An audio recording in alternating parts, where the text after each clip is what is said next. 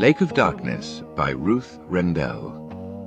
Read by David Suchet. There's a cold wind blowing down my street, carries every promise I couldn't keep. Chapter 1. Scorpio is metaphysics, putrefaction and death, regeneration, passion, lust and violence, insight and profundity, inheritance, loss, occultism, astrology, borrowing and lending others' possessions. Scorpions are magicians, astrologers, alchemists, surgeons, bondsmen, and undertakers. The gem for Scorpio is the snakestone, the plant the cactus. Eagles and wolves and scorpions are its creatures. Its body part is the genitals, its weapon the obligatory pain, and its card in the tarot is death. Finn shared his birthday, November the 16th, with the Emperor Tiberius. He had been told by a soothsayer who was a friend of his mother's that she had met in the mental hospital that he would live to a great age and die by violence. On the morning of his birthday, his 26th, one of Caiaphas's children came round with the money in a parcel. He knocked on Finn's door. Someone downstairs must have let him into the house. They didn't know it was his birthday. Finn realized that. It was just a coincidence. He undid the parcel and checked that it contained what it should contain, £2,500 in £10 notes. Now it had arrived, he'd better get on with things. He might as well start now. It was too early to go up to Lena, though she liked to sleep late in the mornings. Not that she would mind his waking her on his birthday, or she would like it, she would expect it almost. But he wouldn't, just the same. He tucked the money safely away and went downstairs. Finn was very tall and thin and pale. He was near to being an albino, but saved by the watery grey colour which stained the pupils of his eyes. It was remarkable that eyes of such an insipid shade should be so piercing and so bright, like polished silver. His hair, when he was a child, had been white blonde, but had now faded to the neutral greyish beige of cardboard. He had a face that was quite ordinary and unmemorable, but this was not true of his eyes. Under a longish PVC jacket he wore blue denims, a check viola shirt, a black velvet waistcoat, and round his neck one of those long scarves which Greek women wear, black and triangular, and sewn along one side with small gold coins. He carried a toolbox of laminated blue metal. Finn had a smallish head on a thin, delicate-looking neck, and his wrists and ankles and feet were small. But his pale hands were almost preternaturally large, with an extravagant span. His van, a small, pale grey, plain van, was parked in front of the house in Lord Arthur Road. You might call it Kentish Town or Tufnell Park or Lower Holloway. There were some curious houses, mini-Gothic with step gables, fat Victorian red brick, great grey barns with too many bays for grace or comfort, and small, narrow, flat-fronted places, very old, and covered in a skin of pale green peeling plaster. Finn wasn't interested in architecture. He could have lived just as easily in a cave or a hut as in his room. He unlocked the van and got in, and drove up past Tufnell Park Station, up Dartmouth Park Hill towards the southernmost part of Hampstead Heath. It was 9:15. He drove under the bridge at Gospel Oak Station, up into Savernake Road, which skirted Parliament Hill Fields, and on the corner of Medina Road he parked the van. From there he could keep the house that Caiaphas owned under observation. He sat at the wheel watching the three-storey house of plum-coloured brick. The Frasers were the first to go out. They left together arm in arm. Next came Mrs. Ionides, 5 minutes afterwards. Finn didn't care about them. They didn't count. He wanted to be sure of Anne Blake, who quite often took a day off and had told Finn she worked at home. However, she emerged from the front door at exactly 9:30 and set off the way the others had for the station. As a trusty handyman, Finn was in possession of a key to the house in Medina Road, and with this he let himself in. His entering as the agent or servant of the landlord was perfectly legitimate, though some of the things he intended to do there were not.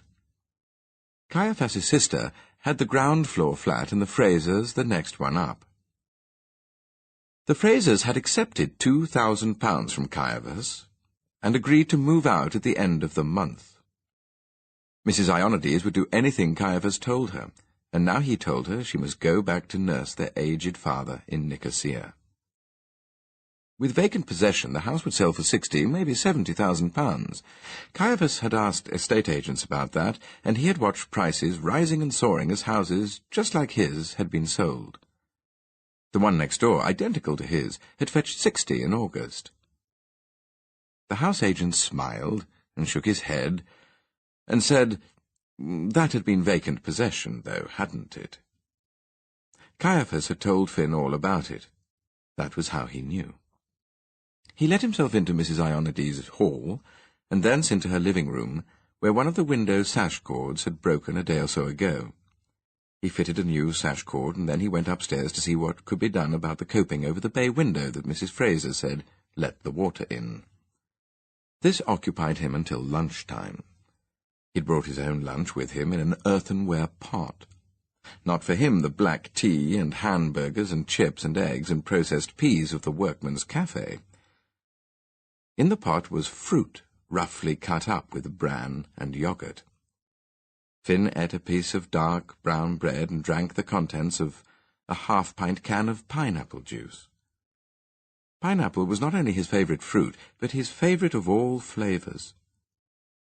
After lunch, he sat cross-legged on the carpet and began his daily session of meditation. Presently he felt himself levitate, until he rose almost up to the ceiling, from where he could look through the top of the Frasers' window at the bright green escarpment of Hampstead Heath rising against a cold, sallow, faintly ruffled sky. Meditation always refreshed him. He could feel a wonderful sensation of energy streaming down his arms and crackling like electricity out of his fingertips. His aura was probably very strong and bright, but he couldn't see auras like Lena and Mrs. Coggerty could, so it was no good looking in the glass. He took his toolbox and climbed the last remaining flight of stairs. Unlike the Frasers and Mrs. Ionides, Anne Blake had given no permission for Caiaphas or his agent or servant to enter her flat that day, but Caiaphas made a point of retaining a key. Finn unlocked Anne Blake's front door, went in, and closed it after him. The hall walls were papered in a William Morris design of king cups and water hawthorn on a blue ground, and the carpet was hyacinth blue Wilton. Anne Blake had been living there since before Caiaphas bought the house, 10 or 12 years now, and she wouldn't leave even for a bigger bribe than Caiaphas was giving the Frasers. She had told Caiaphas she wouldn't leave for 20,000, and he couldn't make her, and the law was on her side.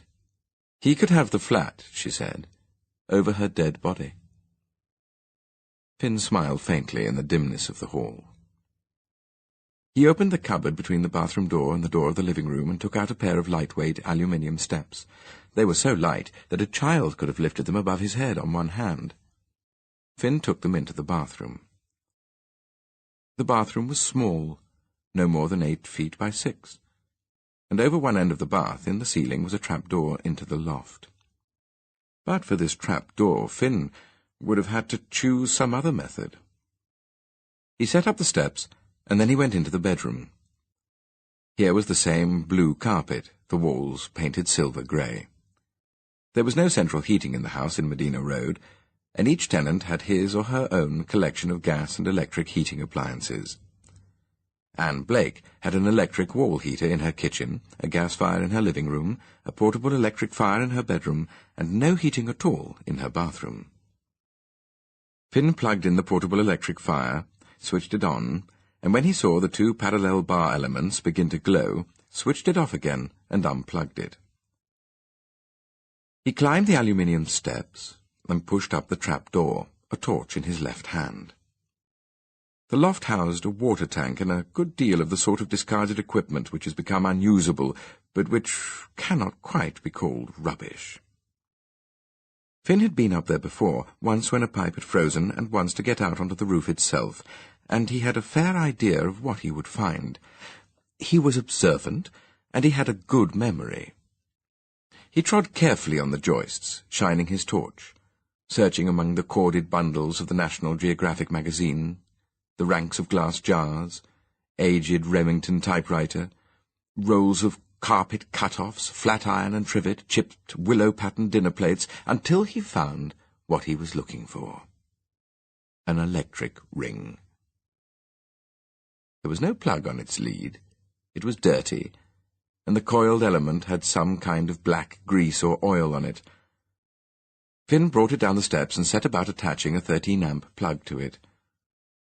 When this was plugged in, however, nothing happened. Never mind. Mending something like that was child's play to him. The time had come to check up on her. He didn't want her coming home because she was starting a cold, or her boss had decided to take the afternoon off. She had been unwise enough to tell him where she worked that time he had been in to mend the pipe, just as she had also told him she always took a bath the minute she got in from work. Finn never forgot information of that sort. He looked up the number in the phone book and dialed it. When he had asked for her, and been put through to some extension, and asked to hold, and at last had heard her voice, he replaced the receiver. An old, long, disused gas pipe ran up the kitchen from behind the fridge into the loft. This Finn intended to utilize. He cut a section out of it about 6 inches from the floor. Then he returned to the loft, this time with a 100-watt light bulb on the end of a long lead. He soon found the other end of the gas pipe and proceeded to cut off its sealed end. While he worked, he reflected on the cowardice of human beings, their fears, their reserve. Finn had a sense of humour, of a kind, though it was far from that perception of irony and incongruities which usually goes by the name, and he had been amused that Caiaphas, in all their dealings, had never directly told him what he wanted doing. It was left to Finn to understand. "Finn," Caiaphas had said, "I am at my wit's end. I say to her, 'Madam, I give you £5,000, 5,000, madam, to quit my house. Please,' I say, please on my knees. And what does she say? That it is a pity I ever come away from Cyprus." "Well," said Finn. "Well, well." It was a frequent rejoinder with him. A look of ineffable slyness and greed came into Caiaphas's face. Finn had already guessed what he was after.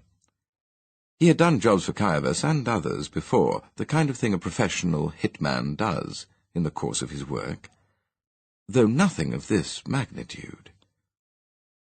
"So I think to myself," said Caiaphas, "I make no more offer to you, madam. I give you no £5,000. I give it to my friend Finn instead." That had been all. Finn wasn't in any case the sort of person to invite confidences. He had merely nodded and said, "Well, well."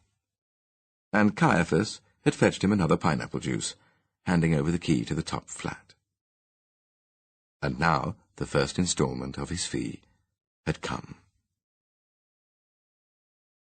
He had inserted a length of electric flex into the pipe from the loft end, its frayed tips protruding ever so little from the cut-out section behind the fridge, but apparent only to a very acute observer. The other end of the flex reached as far as the trapdoor, and with a further 2 yards to spare.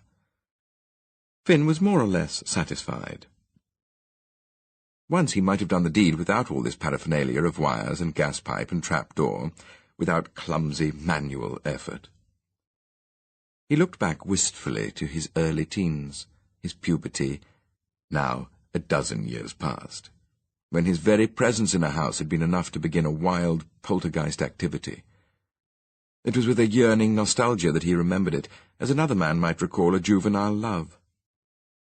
Bricks flying through windows, pictures falling from the walls, a great stone out of the garden which no one could lift suddenly appearing in the middle of Queenie's living-room carpet. The power had gone with the loss of his innocence, or perhaps with the hashish, which a boy at school had got him onto. Finn never smoked now, not even tobacco, and he drank no alcohol. It wasn't worth it if you meant to become an adept, a man of power, a master. He checked that in the electric point behind the fridge there was a spare socket. A certain amount of black fluffy dirt, which always seemed to coat the inside of lofts, had fallen into the bath. Finn cleaned it with the rags he carried with him, until its rose-pink surface looked just as it had done when he arrived. He replaced the aluminium steps in the cupboard and put the electric ring into a plastic carrier bag. It had been a long day's work, for every minute of which Caiaphas was paying him handsomely. The Frasers would return at any moment. That was of no importance, provided Finn was out of Anne Blake's flat. He closed her front door behind him. By now it was dark, but Finn put no lights on. One of the skills in which he was training himself was that of seeing more adequately in the dark.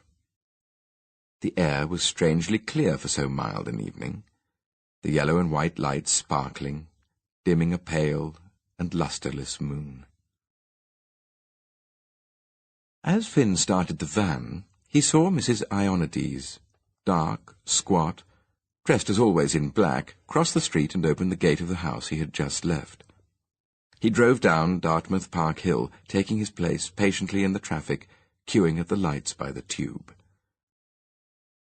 The house where Finn lived was a merchant's mansion that had fallen on evil days almost from the first, and the first was a long time ago now. He climbed up through the house, up a wider staircase than the one in Medina Road. Music came from behind doors, and voices, and cooking smells, and the smell of cannabis smoked in a little white clay pipe. He passed the door of his own room, and went on up. At the top he knocked once, at the first door, and passed without waiting into the room. It was a room, not a flat, though a large one, and it had been partitioned off into small sections, living room, bedroom, kitchen. Finn had put up 2 of the partitions himself. You entered by way of the kitchen, which was a miracle of shelving and the stowing of things on top of other things, and of squeezing a quart into a pint pot. In the living room, 9 feet by 8, where 1,000 little knickknacks of great worth and beauty to their owner were displayed upon surfaces and walls, where a gas fire burned, where a small green bird sat silent in a cage, was Lena, consulting the pendulum. "Well," said Finn, going up to her and taking her free hand. They never kissed. She smiled at him, a sweet, vague smile, as if she couldn't quite see him or was seeing something beyond him. He sat down beside her. Finn could do nothing with the pendulum, but Lena had great ability with it, just as she had with the divining rod. This was very likely one of the consequences of what those people at the hospital called her schizophrenia. The pendulum was a glass bead suspended on a piece of cotton, and when Lena put it above her right hand, it revolved clockwise, and when she put it above her left hand, it revolved widdershins. She had long since asked it to give her signs for yes and no, and she had noted these particular oscillations. The pendulum had just answered yes to some questions which hadn't been revealed to Finn, and Lena sighed. She was old to be his mother, a thin, transparent creature like a dead leaf, or a shell that had been worn away by the action of the sea. Finn thought sometimes that he could see the light through her. Her eyes were like his, but milder, and her hair, which had been as fair as his, had reverted to its original whiteness. She dressed herself from the many second-hand clothes shops in which the district abounded, and derived as intense a pleasure from buying in them as a Hampstead woman might in South Molton Street. Mostly she was happy, though there were moments of terror. She believed herself to be a reincarnation of Madame Blavatsky, which the hospital had seized upon as a casebook delusion. Finn thought it was probably true. "Did you buy anything today?" he said. She hesitated. Her dawning smile was mischievous. It was as if she had a secret she could no longer keep to herself, and she exclaimed with shining eyes, "It's your birthday." Finn nodded. "Did you think I'd forgotten? I couldn't." She was suddenly shy, and she clasped her hands over the pendulum, looking down at them. "There's something for you in that bag." "Well, well," said Finn. In the bag was a leather coat. Black, long, double-breasted, shabby, scuffed, and lined with rotting silk. Finn put it on. "Well," he said. "Well." It was like a storm-trooper's coat. He fastened the belt. "Must be the best thing you ever got," he said. She was ecstatic with pleasure. "I'll mend the lining for you." "You've had a busy day," he said. The coat was too big for the room, or with every movement he made he was in danger of knocking over little glass vases, toby jugs, china dogs, pebbles, shells, and bunches of dried flowers in chutney jars. He took the coat off, carefully, with reverence almost, to please Lena. The green bird began to sing, shrill and sweet, pretending it was a canary. "What did you do this afternoon?" "Mrs. Urban came." "Well?" "She came in a new car, a green one, the kind of green that has silver all mixed up in it." Finn nodded. He knew what she meant. "She brought me those chocolates and she stayed for tea. She made the tea. Last time she came was before you put up the wall and made my bedroom." "Did she like it?" "Oh, yes." Her eyes were full of love, shining with it. "She loved it. She said it was so compact." "Well, well," said Finn, and then he said, "Ask the pendulum something for me. Ask it if I'm going to have a good year." Lena held up the string. She addressed the pendulum in a whisper, like someone talking to a child in a dark room. The glass bead began to swing, then to revolve clockwise at high speed. "Look!" Lena cried. "Look at that! Look what a wonderful year you'll have! Your 27th, 3 times 3 times 3. The pendulum never lies." Chapter 2. On the broad, gravelled frontage of the Urbans' house were drawn up the Urbans' 3 cars, the black Rover, the metallic green Vauxhall, and the white Triumph. In the drawing-room sat the Urbans, drinking sherry, Oloroso for Margaret, Amontillado for Walter, and Tio Pepe for Martin. There was something of the 3 bears about them, though Baby Bear, in the shape of 28-year-old Martin, was no longer a resident of Copley Avenue, Alexandra Park, and Goldilocks had yet to appear. Invariably on Thursday evenings Martin was there for dinner. He went home with his father from the office just round the corner. They had sherry, 2 glasses each, for they were creatures of habit, and had dinner and watched television, while Mrs. Urban did her patchwork. Since she had taken it up the year before as menopausal therapy, she seemed to be perpetually accompanied by clusters of small floral hexagons. Patchwork was beginning to take over the house in Copley Avenue, chiefly in the form of cushion covers and bedspreads. She stitched away calmly, or with suppressed energy, and her son found himself watching her while his father discoursed with animation on a favourite subject of his, capital transfer tax. Martin had a piece of news to impart. Though in possession of it for some days, he had postponed telling it, and his feelings about it were now mixed. Natural elation was mingled with unease and caution. He even felt very slightly sick, as one does before an examination or an important interview. Margaret Urban held out her glass for a refill. She was a big, statuesque, heavy-browed woman who resembled Leighton's painting of Clytemnestra. When she had sipped her sherry, she snipped off a piece of thread and held up for the inspection of her husband and son a long strip of joined-together red and purple hexagons. This had the effect of temporarily silencing Walter Urban, and Martin, murmuring that that was a new colour combination, he hadn't seen anything like that before, prepared his opening words.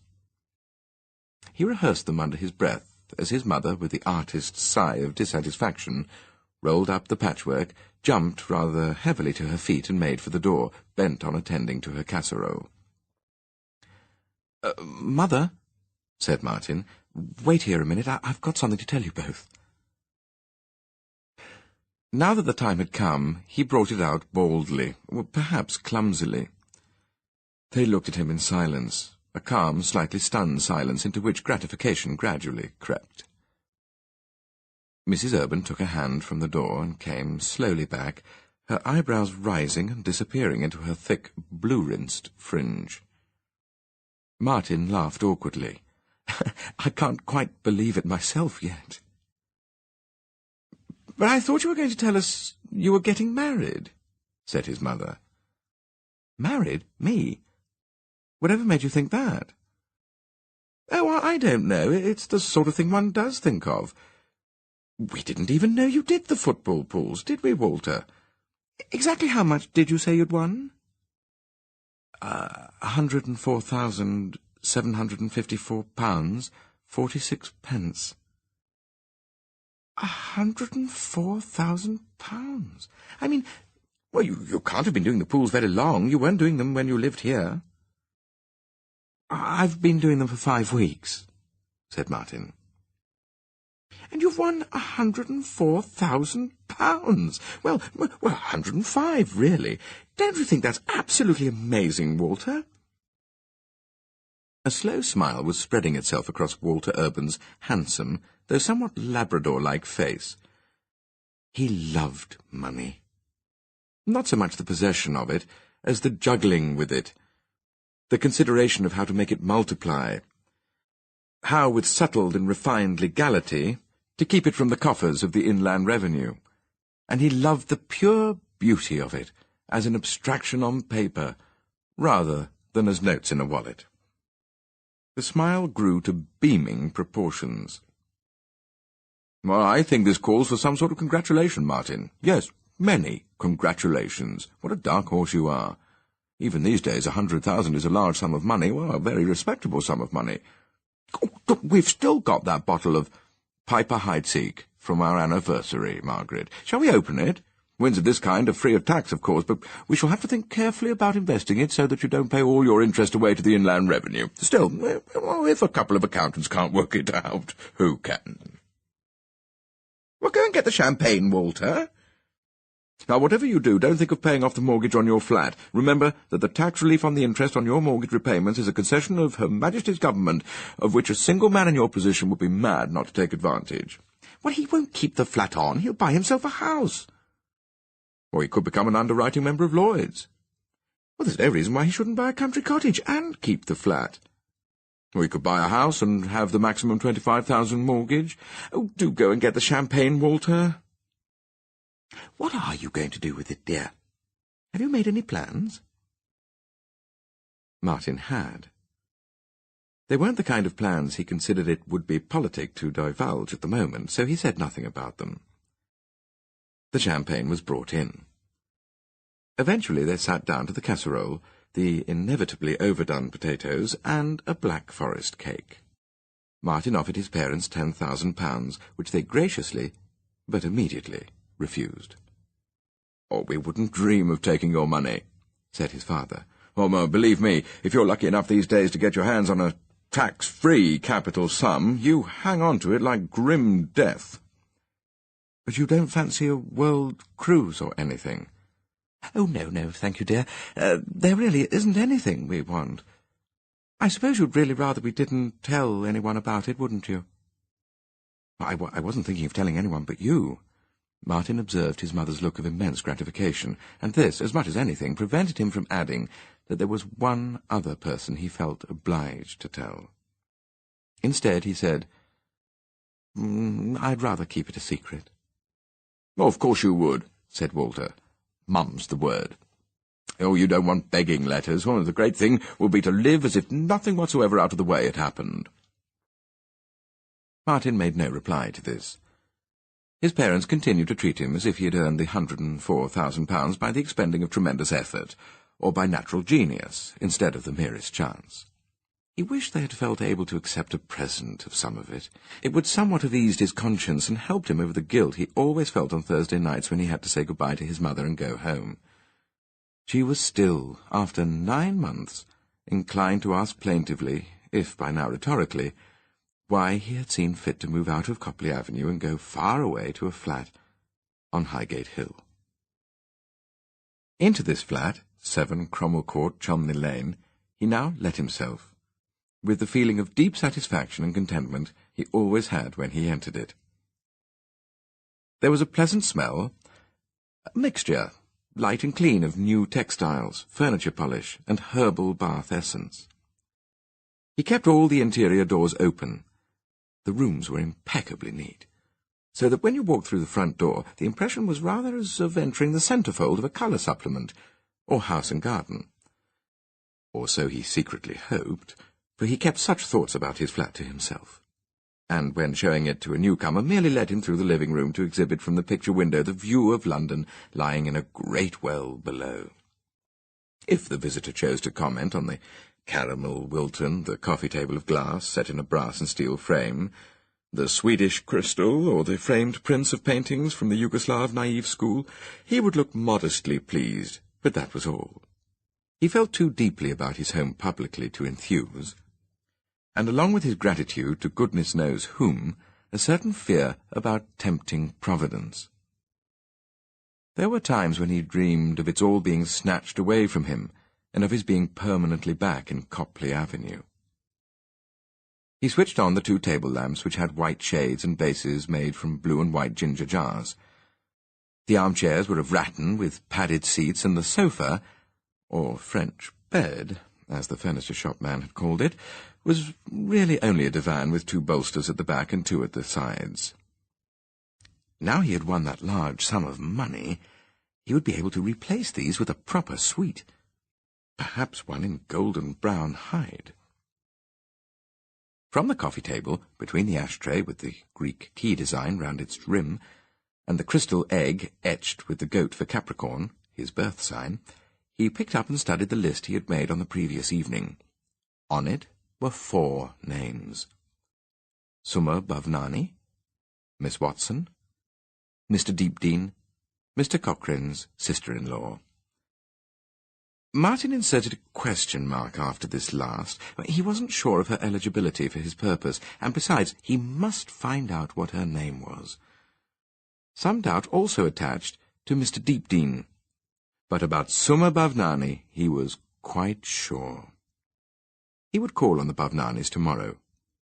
He would call on them after he had seen Tim Sage. Martin went over to the window. The temples and towers of London hung black and glittering from the sky like the backdrop to some stage extravaganza. He pulled the cord that drew together the long dark green velvet curtains and shut it out. Tim Sage. For days, ever since, in fact, he had heard that he was to benefit from a 5th share in the Littlewoods Pool's first dividend, he had avoided thinking about Tim Sage. But he was going to have to think about him now, because tomorrow Tim was coming into the office to talk about his income tax. It would be the first time he had seen Tim for a fortnight, and before 3 tomorrow he had to decide what to do. What to do. He had suppressed that remark to his mother about being obliged to tell one other person, but that was because he had been unwilling to hurt her, not because he was in doubt as to the right way to act. As soon as he allowed himself to think of Tim, he knew without a doubt that Tim must be told. Indeed, Tim ought to have been told already. Martin's gaze travelled speculatively over towards the gleaming dark green telephone. He ought to phone Tim now and tell him. Martin's father always said that one should never make a phone call after 10:30 at night or before 9 in the morning, except, that is, in cases of emergency. Well, this was hardly an emergency, and it was 10 to 11. Besides, Martin felt strange about phoning Tim at home. He had never done so. From Tim's own veiled accounts, his home was a strange one, or not to mention his domestic arrangements, and who, anyway, would answer the phone? Tim didn't live in a place like this where everything was open and above board as well as immaculate, in a more literal sense. He turned his back on the phone and switched off the ginger jar lamps. On second thoughts, he helped himself to a small whisky from the glass, brass and steel cabinet. It would be silly to phone Tim now when he was going to see him tomorrow. As he drank his whisky, he reflected that, of course, it was because he was going to see Tim tomorrow that he hadn't troubled to phone him before. Martin was a well-set-up, healthy man of medium height with rather too broad shoulders. In an overcoat he looked burly and older than his age. He had a big square forehead and a strong square chin, but otherwise his features were shapely and refined, his nose being short and straight and his mouth of the kind that is sometimes called chiselled. His dark brown, curly hair was already beginning to recede in an M shape from that broad and prominent forehead. He had greeny blue eyes, a curious shade, very bright and clear, and even white teeth for the attainment of whose regularity Walter Urban had paid large sums to orthodontists in Martin's early teens. Following in his father's footsteps, he always wore a suit to work. To wash the dishes, he put on an apron. Martin wouldn't have worn an ordinary apron, that would have been ridiculous, but the joke kind made of oilcloth was trendy, and amusing, and perfectly suitable for men. His mother had given him this one, which was orange and brown, and represented a gigantic facsimile of a Lee & Perrins Worcester sauce label. He changed the sheets on his bed, a regular Friday morning task, but he did no other housework because Mr. Cochrane was due at 8:30. That his cleaner was a Mr. and not a Mrs. was due to the Sex Discrimination Act. When Martin put his advertisement in the North London Post, he had been obliged by law not to state that he required female help, and when Mr. Cochrane turned up, similarly obliged not to reject him. Well, he was lucky to get anyone at all, as his mother pointed out. Mr. Cochrane usually arrived just after the postman and before the newspaper delivery, but this morning the newsboy must have been early. It was unthinkable for Mr. Cochrane to be late, and Martin had already glanced at the front pages of the Post and the Daily Telegraph before his help rang the doorbell. Always at this moment he wished that he was about to admit a large, motherly charwoman, an old-fashioned, biddable creature who, well, if she didn't exactly call him sir, yet might treat him with respect and show some consideration for his wishes. He had read about such people in books. However, it was pointless to indulge in daydreaming with Mr. Cochrane outside the door, and likely to appear outside the door every Friday for the next 10 years. He liked his jobs, of which he had several in Cromwell Court. Martin let him in. Mr. Cochrane was about 5'2", and spare and wiry, with a little scrap of dust-coloured hair fringing a bald pate. His face was exactly like a skull, with lampshade material stretched tightly over it and ornamented with a pair of bifocals. He carried the cleaning gear that he didn't trust his employers to provide about with him in a small valise. "Morning, Martin." Martin said good morning. He no longer called Mr. Cochrane anything. He had begun by calling him Mr. Cochrane, and had been called Martin in return, whereupon he asked his Christian name, which Mr. Cochrane, flying into one of his sudden rages, had refused to give. It was about this time that a neighbour and fellow employer told him of his own experience.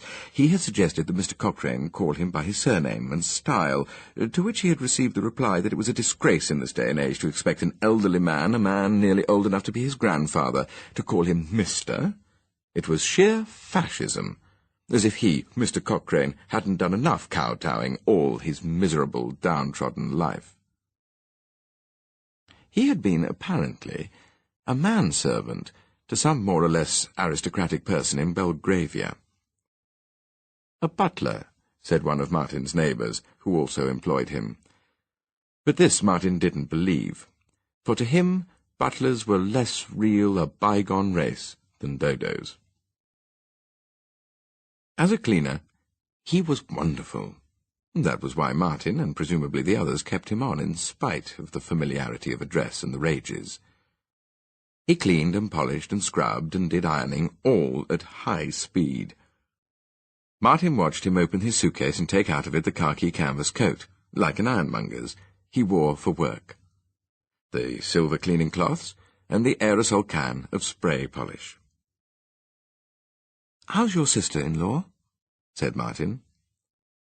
Mr. Cochrane, wearing red rubber gloves, had been taking the top of the stove apart. "Oh, she'll be never better till she gets another place, Martin. The blacks were bad enough, and now they've got the pneumatic drills." He was a ferocious racist. She'll never be better stuck up there, Martin, so you may as well save yourself the trouble of inquiring. 3 hours pneumatic drills in the morning she gets, and 3 hours in the afternoon. The men themselves can't keep it up more than 3 hours, and that tells you something. Oh, but it's no use moaning, is it, Martin? I say that to her. I say to her, what's the good of moaning at me? I can't do nothing. I'm only a servant. "What's her name?" "Whose name?" said Mr. Cochrane, wheeling round from the sink in the sudden galvanic way he had. "You're always wanting to know folks' names. My sister-in-law's name? Well, what do you want to know that for? It's Mrs. Cochrane, of course. Naturally it is. What else would it be?" Martin forbore to ask the address.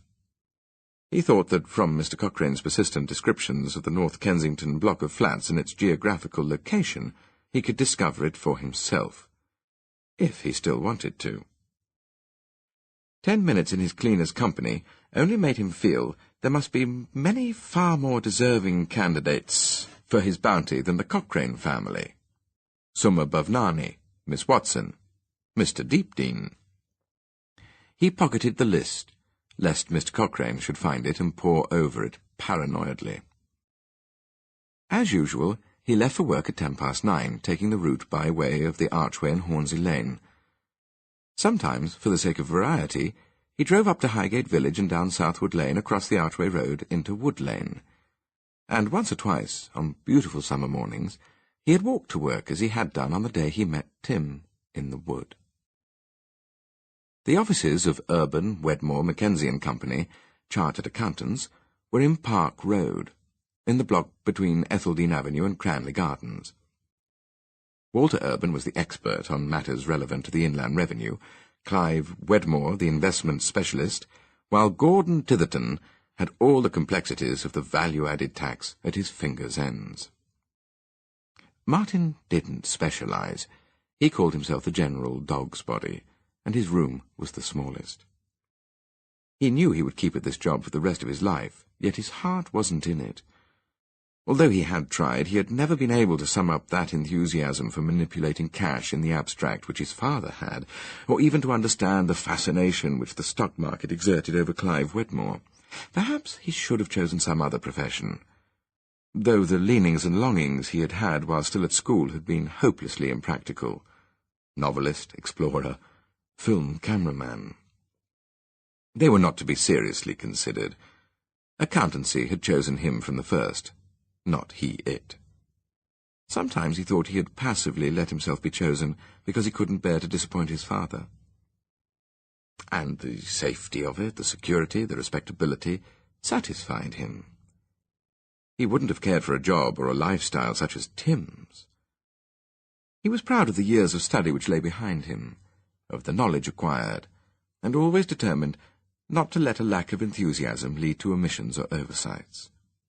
And he liked the room he had here, which looked out across the tree-tops to Alexandra Park, the park and the trees which he had known as a child. Martin had no clients to see that morning, and no phone calls to make or receive. He spent nearly 3 hours unravelling the zany and haphazard accounts of a builder who had been in business for 15 years without paying a penny of income tax. Walter looked in to beam on him. The news of the pool's win was making him behave towards his son much the way he had done when Martin got his A-levels and then his degree.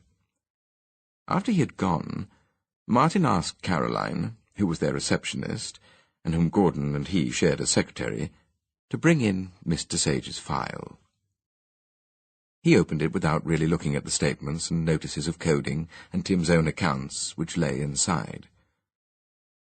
In just over 2 hours' time, Tim would be sitting there opposite him, and he hadn't made up his mind what to do.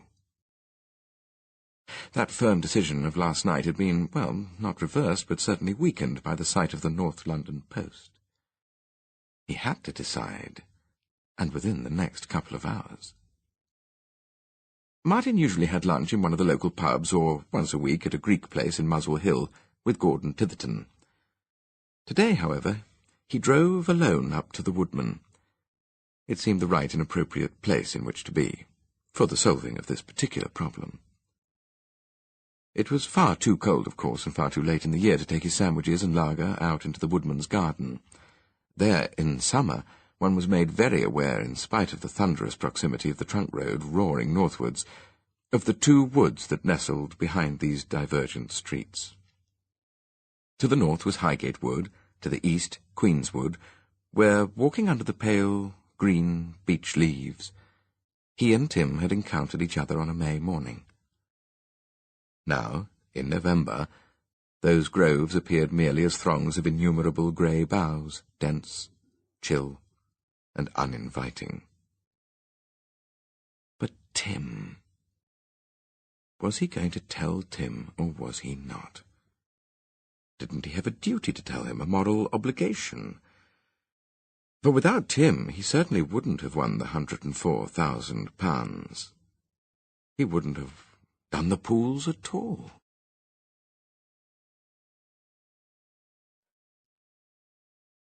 Chapter 3. Martin had first known Tim Sage at the London School of Economics. They had been friendly acquaintances, no more, and Tim had left after a year. Martin hadn't seen him again until that morning in Queen's Wood, 8 years later. It was the kind of morning, misty and blue and gold and promising heat to come, when the northern reaches of London look as if Turner has painted them. It was the kind of morning when one leaves the car at home. Martin had walked over Jackson's Lane and into Shepherd's Hill, entering the wood by the path from Priory Gardens. The wood was full of squirrels scampering, its green silence pierced occasionally by the cry of a jay. Underfoot were generations of brown beech leaves, and above him the new ones, freshly unfolded, like pieces of crumpled green silk. It had been a strange experience, even rather dramatic, walking along the path and seeing Tim appear in the distance over the brow of the hill.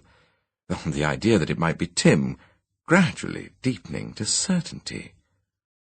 When they were 50 yards apart, Tim had run up to him, stopping sharply like a reined-in horse. "It has to be Dr. Livingstone." Why not? Journalist meets explorer in a wood. It was odd the amount of emotion there seemed to be generated in that moment, and the intensity of pleasure each felt. They might have been brothers long separated. Was it because the meeting took place on a summer's morning and under the greenwood tree? Was it the unlikelihood of the wood as a meeting place? Martin had never quite been able to understand why this chance encounter had brought him a sensation of instant happiness and hope, and why there had come with it a prevision of lifelong friendship. It was almost as if what he and Tim had experienced from each other spontaneously and simultaneously, had been love. But with the utterance of that word to himself, Martin had felt both excited and very frightened. Before parting from him, Tim had briefly put an arm round his shoulder, lightly clapping and then gripping his shoulder, the sort of thing a man may do to another man in comradely fashion, but which no man had ever done to him before. It left him feeling confused and shaken, and 2 days later, when Tim phoned, it took him a few seconds to find his normal voice. Tim had only wanted to know if he could consult him as an accountant. He was worried about the tax he had to pay on his freelance earnings. Martin agreed at once. Well, he couldn't help himself, though he had mental reservations. It was a maxim of Walter Urban's that one man cannot tell if another is attractive. He can only judge in respect of the opposite sex. Martin thought about this, and it troubled him. In his case now it wasn't true, and what kind of a man did that make him? Tim was very handsome, beautiful even, except that that wasn't a word one could use about a man. He had an actor's beauty, dashing, rather flamboyant. One could imagine him as a duellist. His hair was black, short by current standards, though not so short as Martin's, and his eyes a vivid sea blue. There was something Slavonic about his high cheekbones and strong jaw and lips that were full like a woman's. He was tall and very thin, and his long, thin hands were stained leather-coloured, down the forefingers, from nicotine. He had been smoking in the wood, and he lit a Gauloise the moment he entered Martin's office. Tim's affairs were in considerably less of a muddle than Martin was accustomed to with new clients. It impressed him that as he studied the columns of figures, Tim was able to repeat them perfectly accurately out of his head. He had a photographic memory. Martin promised to arrange things so as to save him money, and Tim had been very gratified. Were they going to see each other again, though? Were they going to meet socially? Apparently they were. Martin could no longer remember whether it was he who phoned Tim or the other way about.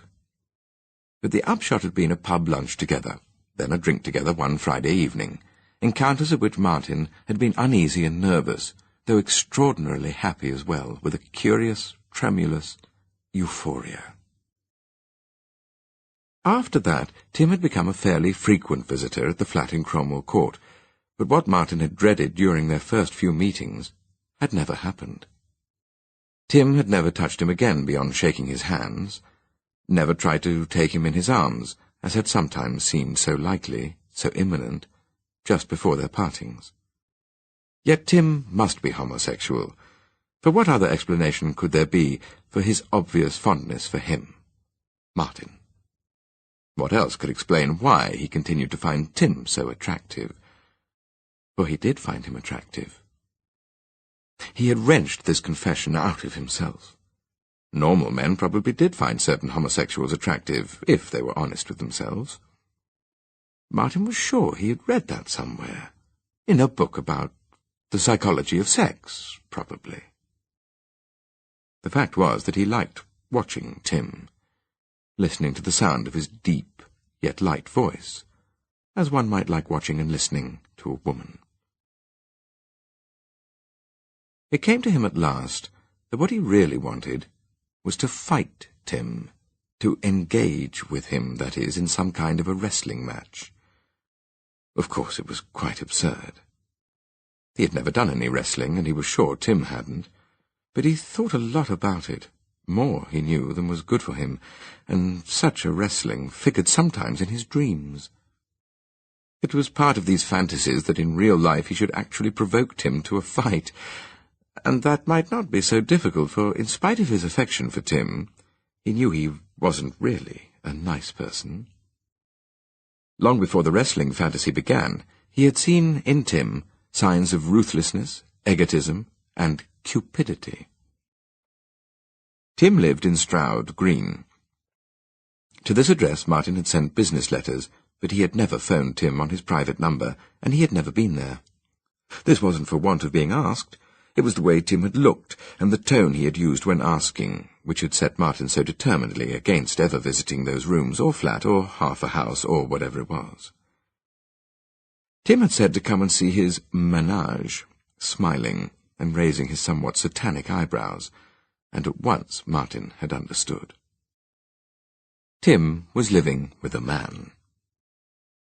Martin had never actually been in company with two men living together in a sexual relationship, but he could more or less imagine it and the fearful embarrassment he would feel in such a situation. He had returned a polite refusal. He always had an excuse ready. And after a time Tim seemed to understand, for there were no more invitations. But had he really understood? Martin hoped Tim hadn't thought he wouldn't come because he disliked the idea of slumming down in Stroud Green. Tim seemed impressed by the flat in Cromwell Court. At any rate, he listened and admired when Martin showed him some new item he had bought, and he enjoyed sitting on Martin's balcony on summer evenings, drinking beer and admiring the view. Martin, like his father, often mixed business with relaxation, and it was on one of these evenings when Tim had expressed his envy of those who own their homes that he suggested he too should buy a flat. He should do so as much for the tax relief on a mortgage as for security. Oh, with your income and the increasing income you're getting from these short stories, I'd say you can't afford not to. My income, as you call it, said Tim, lighting his 20th cigarette of the evening, is the lowest rate the NUJ allows the post to pay me. You know what my income is, my dear, and I haven't got a penny capital. Martin almost shivered when Tim called him my dear.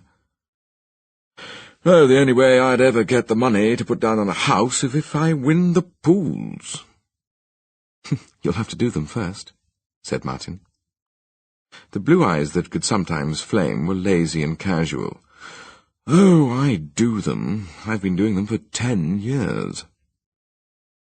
That had surprised Martin. He had supposed doing football pools to be an exclusively working-class habit. He was even more surprised to find himself agreeing to do them too, just to have a go. Well, what had he to lose? I wouldn't know how to start. My dearest old Livingstone, said Tim, who sometimes addressed him in this way, leave it to me. I'll work out a forecast for you. I'll send you a coupon and a copy, and all you've got to do is copy the same one every week and send it off. Of course, he had had no intention of copying it out and sending it off. But it had come, and he had done so. Why? Perhaps it seemed unkind and ungrateful to Tim not to. Martin supposed he had been to a great deal of trouble to work out that curious pattern on the checkered coupon, a pattern which he found himself religiously copying out each successive week. 5 times he had filled in and sent off that coupon, and the 5th time he had won £104,000. He had won it on the permutation Tim had made for him. Tim, therefore, was something more than indirectly responsible for his having won it. Shouldn't he then have gone straight to the phone as soon as the news came to him, to tell Tim? Martin drove back to Park Road by way of Wood Lane. The wood was a crouching grey mass on either side of the road, crusted underfoot with brown leaves. If he had taken the car that morning in May, or if he had walked along Wood Vale instead of Shepherd's Hill, or if he had been 5 minutes earlier or 5 minutes later, he would never have met Tim, and therefore never have won that huge sum of money. In an hour's time, he would once more be confronting Tim. Tim was coming at 3. The purpose of his visit was to bring his tax return for the previous financial year and the fees statements from the various magazines which had used his stories. It wouldn't have crossed Martin's mind to keep the news of his win from Tim if Tim hadn't been a journalist. Once tell Tim, and the story of his acquisition of wealth would be all over the front page of next week's North London Post. Suppose he asked Tim not to use it. It was possible Tim might agree not to, but Martin didn't think it likely. Or rather, he thought Tim would give a sort of half-hearted undertaking and then drop a hint to another reporter. And this story would be even better when he began on his philanthropy. Martin thought deeply about any major action he took, and about a good many minor ones too. He meant to conduct his life on a set of good solid principles, to perform every action as if it might form the basis of a social law. This was his doctrine, though he couldn't of course always live up to it. Plainly, he ought to tell Tim. He owed Tim thanks, and no consideration that publicity would make his life uncomfortable for him for a few weeks should be allowed to stop him. Suppose he received a few begging letters and phone calls? Well, he could weather that. He must tell Tim. And perhaps also, a new idea so alarmed him that he was obliged to stop scrutinizing Mrs. Barbara Bare's investments and lay the file down, offer him something. It might be incumbent on him to offer Tim some of the money. Tim received the lowest possible salary the National Union of Journalists permitted his employers to pay him. He couldn't buy a house because he had no capital. £10,000 would furnish a deposit for Tim to put down on a house, and 10,000, Martin thought, was the sum he ought to give him, a kind of 10% commission. He found the idea not at all pleasing. Tim wasn't a deserving case like Miss Watson or Mrs. Cochrane. Well, he was young and strong. He didn't have to stay working on that local rag. At the back of Martin's mind was the thought that if Tim wanted to get capital, he shouldn't smoke so much. He had an idea, too, that Tim was a fritterer. It would be awful to give Tim £10,000 and then find he hadn't used it to get a home for himself, but had simply frittered it away. Martin continued to present the two sides of this question to himself until 3:15. Tim was late.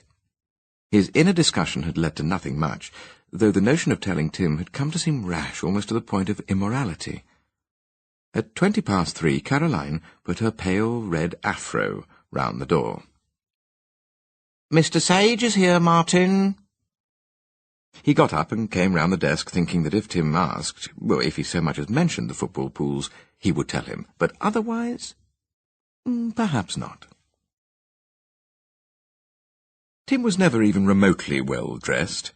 Today he was wearing a pair of black cord jeans, a dirty roll-neck sweater that had presumably once been white, and a faded denim jacket with one of its buttons missing. Such clothes suited his piratical looks. He lit a Gauloise the moment he came into the room, before he spoke. "Sorry I'm late. A court case that rather dragged on." "A story in it?" said Martin, using what he hoped was the right terminology. Tim shrugged. His shoulders were very thin, and his hands, and his narrow, flat teenager's loins. He looked hard, like an athlete, until he coughed his smoker's cough. The only soft, fleshy thing about him was his full, red mouth. He sat down on the arm of the chair and said, "Humanity treads ever on a thin crust over terrific abysses." Martin nodded. He was struck by what Tim had said. That was exactly how he had felt that morning, while recalling all the chances there had been against the meeting in the wood happening at all. "Is that a quotation?" "Arnold Bennett." Humanity treads ever on a thin crust over terrific abysses. Of course, there weren't inevitably abysses. Sometimes only shallow ditches, Martin thought. Novelists were very prone to exaggeration. "Let's have a look at all this bump, then, shall we?" he said. "Now, I've had a demand for nearly £500 tax. That can't be right, can it?" Martin got out Tim's file. He had a look at the demand. Tim wanted to know if he could get an allowance for the use of his car, and if a library subscription he had taken out was tax-free. Martin said no to the car and yes to the subscription, and asked Tim some questions, and said he would lodge an appeal with the inspector against the 500 demand. There wasn't really anything more to say, as far as business went. Tim was on his second cigarette. "And how's life been treating you, love?" said Tim. "All right," said Martin carefully. It was coming now. He felt nervous. He couldn't imagine saying it, couldn't bear to think of Tim's initial disbelief, his dawning wonder, his gleeful congratulations. He said in a tone that sounded in his own head artificially bright, I had that carpet laid in the flat, the one I told you I thought I'd have." "Fantastic." Martin felt himself redden, but Tim's expression was quite serious, even interested and kind. "Oh, well," he said, "I don't lead a very exciting life, you know." "Who does?" said Tim. He sat silent for a moment.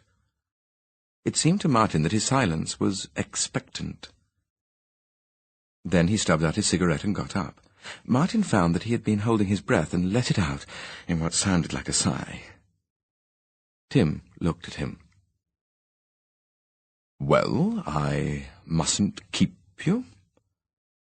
I'm having a party tomorrow week, Saturday the 25th. Any chance you might be free?" This caught Martin unprepared. "A party?" "Yes, you know," said Tim. "A social gathering or entertainment, a group of people gathered together in a private house for merrymaking, eating and drinking, etc. A feast, a celebration. In this case we shall be celebrating my 30th birthday. 30 misspent years, my Livingstone. Do come." "All right. I mean, yes, of course I will. I'd like to." Well, the place is unsavoury, but the food won't be. About 7? Martin felt a lightness and a relief after Tim had gone. He hadn't asked. He hadn't so much as mentioned football or gambling, let alone the pools, and he had hardly mentioned money. Probably he'd forgotten ever having introduced Martin to the pools. "How absurd I've been," thought Martin, telling myself he would be bound to ask, and I'd be bound to reward him, as if I could give money to Tim, as if I could ever offer it. All the time Tim had been there, he felt as if he were walking on that fragile crust over that chasm, and yet he hadn't really. The ice had been inches thick, and perfectly safe to skate on. Caroline came in with a request from Clive Wedmore for the Save-as-you-earn literature he had lent Martin the day before. "Oh, Mr. Sage is very attractive, isn't he?" said Caroline. "He reminds me of Nuriv, only younger." "He wouldn't be much good to you, my dear," were the words that sprang immediately into Martin's head. The vulgarity of this thought was enough to make him blush for the second time that afternoon. "Be a good girl and take that ashtray away, would you?" It smells like being in France." She bore the ashtray away, sniffing it appreciatively, as if it had been a rose. Martin wrestled with the builder's tax for another hour or so, and then he set off down Priory Road to the tobacconist and newsagent's kept by the Bavnanis. He felt rather excited. He tried to put himself in Mrs. Bavnani's shoes, imagining how she was going to feel in 5 minutes' time when she understood that someone cared, that someone was going to give her son life and health and a future. Possibly she would cry. Martin indulged in a full-blown fantasy of what would happen when he made his offer, only breaking off when he remembered that one should do good by stealth, and so that the right hand knoweth not what the left hand doeth. It was an old-fashioned little shop. When he opened the door, a bell rang, and from the back regions appeared Mrs. Bavnani in a green sari with a bright blue knitted cardigan over it. Her face looked dark and wizened and full of shadows in contrast to these gay colours, and when Martin said he wanted to speak to her privately, it grew grim. She turned the sign on the shop door to closed. Martin stammered a little when he explained to her why he had come. She listened in silence. "You are a doctor to operate on Summa?" she said. "Oh, no, certainly not. It's just that... Well, my mother told me about him, and what I'm saying is that if it's a fact you can get this operation on his heart done in Sydney, well, I could help pay for things. It will cost a lot. Yes, I know that. I mean, I could pay. I will pay. I'd like you to let me pay for you and him to fly to Sydney and for your accommodation there and for the operation. That's what I mean. She looked at him, then lowered her eyes and stood passively before him. He knew she didn't understand. Was her husband in? No, not at present. Martin asked the name of their doctor. Dr. Gopal, she said, at Crouch End. The dark, mournful eyes were lifted once more, and Mrs. Bavnani said, as if he were some importunate intruder, as if that munificence had never been offered, "You must go now. The shop is closed. I'm sorry." Martin couldn't help laughing to himself and at himself, once he was out in the street. So much for the philanthropist's reward. Of course, it would have been far more sensible and businesslike to have got Dr. Gopal's name in the first place, and to have written to him rather than make that romantic direct approach. He would write to him tonight. He would also, he thought, as he began to drive home, make the preliminary manoeuvres in his project for using half the money. Summa Bavnani was merely a sideline. The really serious business was his scheme for giving away £50,000. He could concentrate on that, now that Tim Sage was off his conscience. Chapter 4. Dear Miss Watson, I don't know if you will remember me. We met last Christmas at the house of my aunt, Mrs. Bennet. I have since then been told that you have a housing problem, and that when your employer goes to live abroad next year, you expect to be without a home. The purpose of this letter is to ask if I can help you. I would be prepared to advance you any reasonable sum for the purchase of a small house or flat, preferably not in London or the home counties. You could, if you would rather, regard this sum as a long-term loan, the property eventually to revert to me by will. I should then be able to look on this money in the light of an investment. However, please believe that my interest is solely in helping you solve this problem, and I hope that you will allow me to be of assistance. Yours sincerely, Martin W. Urban. Dear Mr. Deepdene, you will not have heard of me, but I am a friend of the Tremletts, who, I believe, are friends of yours. Norman Tremlett has explained to me that the local authority, which is your landlord, intends to pull down the block of flats in which you are at present living, and to rehouse you in a flat which will be of inadequate size to accommodate your furniture, books, etc. The purpose of this letter is to ask if I can be of any help to you. I would be prepared to advance you any reasonable sum for the purchase of a small house or flat, preferably not in London or the home counties. If you would care to get in touch with me as soon as possible, we might meet and discuss this, whether you feel you can accept the money as a gift or would prefer to think of it as a lifetime loan, whether you feel able to consider living outside London, and so on. Yours sincerely, Martin W. Urban. Dear Mrs. Cochrane, you may have heard of me through your brother-in-law. He has told me that you are suffering considerable hardship owing to your housing conditions and are anxious to move. The purpose of this letter... Martin had found these letters very difficult to write. He abandoned, temporarily, the one to Mrs. Cochrane because he still hadn't found out her address. Dr. Gopal must have had his letter by now, though he hadn't replied to it. It was pleasant to think of the incredulous delight of those two elderly people when the post came on Monday morning. They would understand without resentment, wouldn't they, what he meant by asking them to choose homes away from London? If he was to benefit 4 or 5 people, he couldn't rise to London property prices.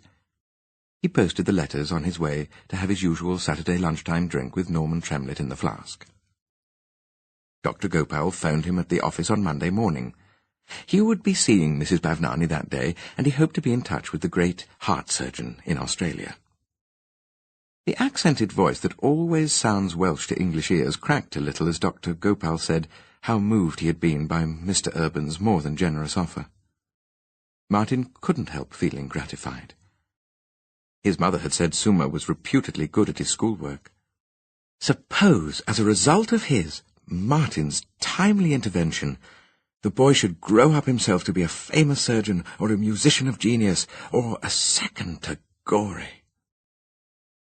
Gordon Titherton came in the middle of this daydream to say that he and his wife had a spare dress circle seat for Evita on Saturday night, and would Martin like it, and to come with them.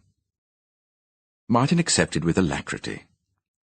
He passed the rest of the day on the crest of a wave, and it was some time before it occurred to him that perhaps he ought to have asked for Dr. Gopal's discretion in the matter of the source of the money. Still, you could hardly imagine a doctor, a general practitioner, telling the press a thing like that. He thought very little more about it until Thursday, when, as he came in from lunch, Caroline told him Mr. Sage had phoned and would call back. Had Tim found out? Maybe from the Bhavnanis? Not that Martin had said anything about the source of his wealth to Dr. Gopal, but Tim was no fool. Tim would put two and two together. If Tim wanted a story for the Post tomorrow, this would be just about his deadline, Martin calculated. He pictured the headlines in 36 point across the front page. If he does call back, tell him I'm not available, will you? What, even though you're really here? I'll be too busy to talk to him this afternoon. Caroline shrugged and pouted her shiny, blackberry-painted mouth. OK, if that's the way you want it. Oh, he's got a lovely voice on the phone, just like Alistair Burnett. Whether Tim had phoned again, Martin didn't bother to inquire. It would now, in any case, be too late for this week's post. He went alone to the house in Copley Avenue, his father having an engagement with a client in Hampstead, and on an impulse told his mother about his £50,000 charity and his offer to Suma Bhavnani. She listened, drinking Oloroso, and Martin could see that she was torn between admiration for his magnanimity and a natural maternal desire to see him spend the whole 104,000 on a house for himself. "I suppose I shouldn't ask why," she said.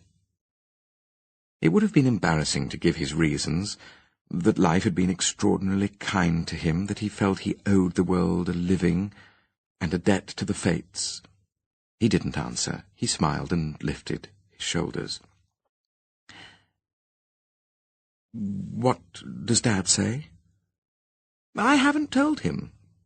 Yet." They exchanged a glance of veiled complicity, a glance which implied that while they could, they would keep this, to him, highly disconcerting information from Walter Urban. Martin refilled their sherry glasses. Later, after they had eaten, Mrs. Urban said, "You know, when you said what you were going to spend that money on, I couldn't help thinking of Mrs. Finn." "Who's Mrs. Finn?" "Oh, Martin, you remember Mrs. Finn? She was my cleaner. It must have been, while you were still at school, when you were a teenager.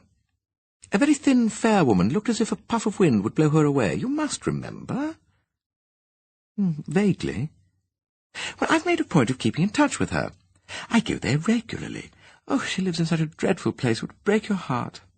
A room smaller than this one, divided into 3, and where the bathroom is, goodness knows. I was dying to spend a penny last time I was there, but I didn't dare ask. There's such strange people in the house. It's a real warren. There's a son who's a bit backward, I think, and he's got a room downstairs. He's a plumber or a builder's labourer or something. Of course, Mrs. Finn herself has had mental trouble. The misery and squalor they live in, you can hardly imagine it." There was a good deal more of this, and Martin put on a show of listening attentively, but he felt that, since Mrs. Finn had a son whose responsibility she was, she hardly qualified for his bounty. Besides, he had 2 elderly women on his list already. Wouldn't it be better to complete it with perhaps a young couple and a baby? It surprised him that he hadn't yet heard from either Miss Watson or Mr. Deepdene. There was nothing from them in the morning. Mr. Cochrane and the newspapers arrived simultaneously, and Martin leafed quickly through the North London Post, looking for a story about Suma Bhavnani, or worse, about Suma Bhavnani in connection with himself. "I said it was a nice morning, Martin," said Mr. Cochrane severely, putting on his ironmonger's coat. I said it was considerably warmer than it has been of late. I suppose you don't think it's worth answering the pleasantries of a mere servant." His eyes bulged dangerously in their bony sockets. "Oh, I'm sorry," Martin said. The newspaper made no mention of the Bavnanis or himself. Its front page was devoted to the murder of a girl in Kilburn, a story which carried Tim's byline. "Yes, it is a nice day. You're quite right. It's a lovely day." He saw that he had just managed to deflect Mr. Cochrane's incipient rage. It was like looking at some kind of meter on which, when oil or water is poured into the appropriate orifice, a needle oscillates, wavers, and finally sinks away from danger level. "How's your sister-in-law?" "Much the same, Martin, much the same." Mr. Cochrane, applying silver polish to the tea and coffee spoons, seemed to brood with suspicion on this question.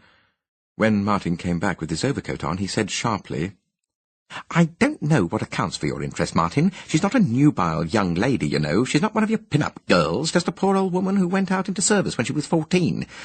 You wouldn't trouble to pass the time of day with the likes of her, Martin." If it hadn't been for the fact that he knew that Mr. Cochrane, by the time he left at noon, would have made the flat more immaculate than even the house in Copley Avenue, would have ironed with exquisite finesse 7 shirts, cleaned 3 picture windows, and polished a whole canteen of cutlery, Martin would have booted him out on the spot. He only sighed and said he was off now. "Goodbye, Martin," said Mr. Cochrane, in the tones of a headmaster taking end-of-term farewell of a pupil whose conduct has been idle, slovenly, violent, and rude. It was rare for Mr. Cochrane to leave messages, but if he did, his notes were in the same disapproving, admonitory style as his conversation. Martin found one waiting for him when he came home just before 6. "Dear Martin, a Mr. Sage phoned 2 minutes after you left. I said I was only the cleaner, and could not account for you going off so early like that. W. Cochrane." Martin screwed the note up and threw it into the emptied and actually polished wastepaper bin. As it struck with a faint clang the side of this, in fact, metal container, the phone began to ring. Martin answered it cautiously. "How elusive you are," said Tim's voice. "You have quite an army of retainers to protect you from the press." "Not really," said Martin rather nervously. And what can I do for the press now it's found me?" Tim didn't answer that directly. There was a silence in which Martin guessed he must be lighting a cigarette. He braced himself for the question and was very taken aback when Tim said, "Just to remind you, you're coming over here tomorrow night, love." Martin had forgotten all about the party. It had gone so far out of his head that he had accepted Gordon's invitation to the theatre. Suddenly he realized how much he hated, and had always hated, Tim calling him love. It was much worse than "my dear." "I'm sorry," he said. "I'm afraid I can't. I've arranged to do something else." "Well, you might have let me know," said Tim. Martin said it again. "I'm sorry." And then, rather defensively, "I didn't think it was necessary for that sort of party." If it were possible to hear someone's eyebrows go up, Martin felt he would have heard Tim's then. "But what sort of party, Martin?" the drawly, now censorious voice said. "This is going to be a dinner party. Surely you understood that when I said to come at 7, just 8 of us for dinner." There was a long, and to Martin awful, pause. "It was to be rather a special celebration." "Well, I'm sure my not being there won't spoil the evening." "On the contrary," said Tim, now very cold. "We shall be desolate." The receiver went down. No one had ever hung up on Martin before. He felt unfairly persecuted. Of course, he had always refused in the past to go to Tim's, but this time, if it had been made plain to him from the first that this wasn't going to be a noisy, drunken get-together in uncomfortable, darkened rooms, he wouldn't have forgotten about it, and he would have gone. If Tim was asking him to dinner, why hadn't he told him so when he had invited him last Friday? Martin felt a sudden, almost fierce dislike of Tim. When he heard from the tax inspector, he would write him a formal letter, not phone this time. He had had quite enough of Tim for the time being. Let a few weeks go by, then maybe at Christmas he'd give him a ring. But that night he dreamt of Tim for the first time for many weeks. They were in a house in Stroud Green which Martin, in waking reality, had never visited. Tim had spoken of it as unsavoury, and in the dream it was more than that. Dickensian in its grotesque squalor, a series of junk-crowded rat-holes that smelt of rot. He and Tim were arguing about something, he hardly knew what, and each was provoking the other to anger, he by a kind of contrived pomposity, Tim by being outrageously camp. At last Martin could stand it no longer, and he lunged out at Tim, but Tim parried the blow, and together, clutching each other, they fell onto a deep, red, dusty, velvet settee that filled half the room. There, though still locked together, elbows hooked round each other's necks, it was impossible to continue struggling, for the red velvet, which had become damp and somehow soggy, exerted an effect of sucking and seemed to draw them into its depths. Or to draw Martin into its depths. Tim was no longer there. The red velvet was Tim's mouth, and Martin was being drawn down his throat in a long, devouring kiss. It was the kind of dream from which one awakens abruptly, and to a kind of rueful embarrassment. Fortunately, it was 8:30 when Martin awoke, as he could hardly have remained comfortably in bed after visions of that sort. Once recovered, he saw the day floating invitingly before him, a rather better-than-usual Saturday. It was warmish, a damp, misty November day, with the sun like a little puddle of molten silver up there over the dome and cupolas of St. Joseph's, jade-green and gleaming in that sun's pale glow. By lunchtime the mist had melted and the sun brightened, and Martin wondered whether to walk to the flask for his drink with Norman Tremlett. It took him about 1/4 of an hour to walk there, 2 or 3 minutes to drive. But walking there meant walking back, too. He often thought of that in the weeks to come, that if he had decided to walk, he wouldn't have been there when the doorbell rang, and he would never have met Francesca. Why hadn't he? There'd been no reason but laziness. A spurt of energy had prompted the walk that led to his meeting Tim. Laziness had cancelled the walk, which would have prevented the meeting with Francesca. He felt there must be some significance in this, though he was never able to say what it was. He thought his caller must be Miss Watson. She had never called on him before, but he had never offered to buy her a home before, and he was convinced it must be she. He opened the door, a kindly and welcoming smile already on his lips. Outside stood a boy holding a bunch of enormous bright yellow, incurved chrysanthemums. The boy had thick, smooth, black eyebrows and big dark brown eyes and very pink cheeks. He was wearing jeans and a kind of tunic of dark blue cotton or canvas and a close-fitting woolly cap that covered all his hair. He said, "Mr. Urban?" in a voice that sounded to Martin very like a woman's. "Yes, that's right," said Martin, "but those can't be for me." "Well, you are Mr. Martin W. Urban, and this is 12 Cromwell Court, Cholmondeley Lane, Highgate?" "Yes, of course, but I still can't—" "Well, they certainly are for you, Mr. Urban."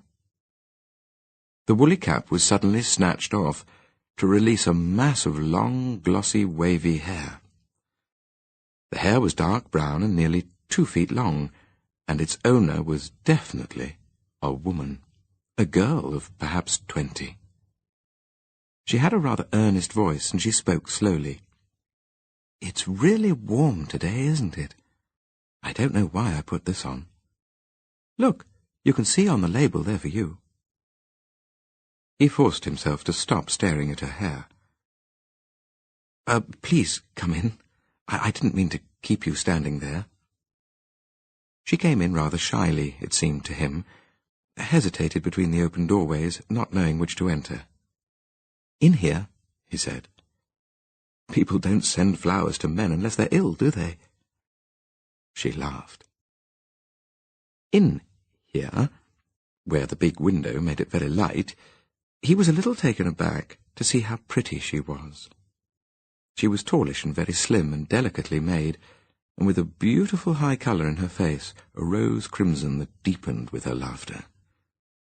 How awful if he had betrayed to her that at first he had taken her for a boy. It was her slimness, those strongly marked eyebrows, her earnest look, the boyishness, in fact, about her which only made her more attractive as a woman. He was suddenly aware of the strong, aggressive, bitter scent of the chrysanthemums. "Is there a card with them?" He took the flowers from her and found the card wired onto the bunch of coarse damp stems. The message on it was printed, the signature, an indecipherable scrawl. "Thanks for everything," he read aloud. "I will never forget what you have done." "Oh, the name is just a squiggle. I expect whoever it is came into the shop and wrote that themselves." She looked distressed. "Could it be Ramsay or Borsey? No? I could try and check if you like." He was standing by the window, and he could see the van she had come in parked on the drive-in to the flats. It was a dark blue van, lettered on its side in pink, Floreal, 416 Archway Road, N6. "Is that your shop on the corner of the Muswell Hill Road? I pass it every day on my way to and from work." "Well, on weekdays we don't close till 6. You could call in on Monday." Or I could phone," said Martin. And it would be difficult to park the car, one of the worst places he could think of. Was it his imagination that the girl looked slightly hurt? "You're 28, he told himself, and you're fussing like some old pensioner about where you're going to park a car 2 days hence. He could put it in Hillside Gardens, couldn't he? He could walk 100 yards. "I'll come in about 5:30 on Monday," he said. From the window he watched her drive away. The mist had gone, and the puddle of sun and the sky had become leaden. It was 25 to 1. Martin put on his jacket and went off to the flask to meet Norman Tremlett. When he got back, the first thing he had to do was put those flowers in water. He didn't know anyone called Ramsay or Borsey or anything like that. He didn't think he knew anyone who would send him flowers. There were far too many chrysanthemums for one vase, and there were too many for two. He had to use a water jug as well as the Swedish crystal vase and the Copenhagen china jar with a spray of brown catkins on a blue ground. Fleetingly, he thought of not putting them into water at all, but of taking them with him as a gift for Alice Titherton. And have Alice think he had chosen them? Oh, no, it seemed awful to say so, but they were very ugly flowers. Martin had always believed that flowers were beautiful. All flowers, as by definition, and his feeling about these slightly shocked him. But it was no use pretending. They were very ugly, hideous, more like vegetables than flowers, really, like a variety of artichoke. You could imagine them cooked and served up with butter sauce. He began putting them into water, and in doing so looked again at the card. Not Ramsay, but yes, surely Bavnani. What more likely than Mrs. Bavnani should send him flowers as a token of her gratitude?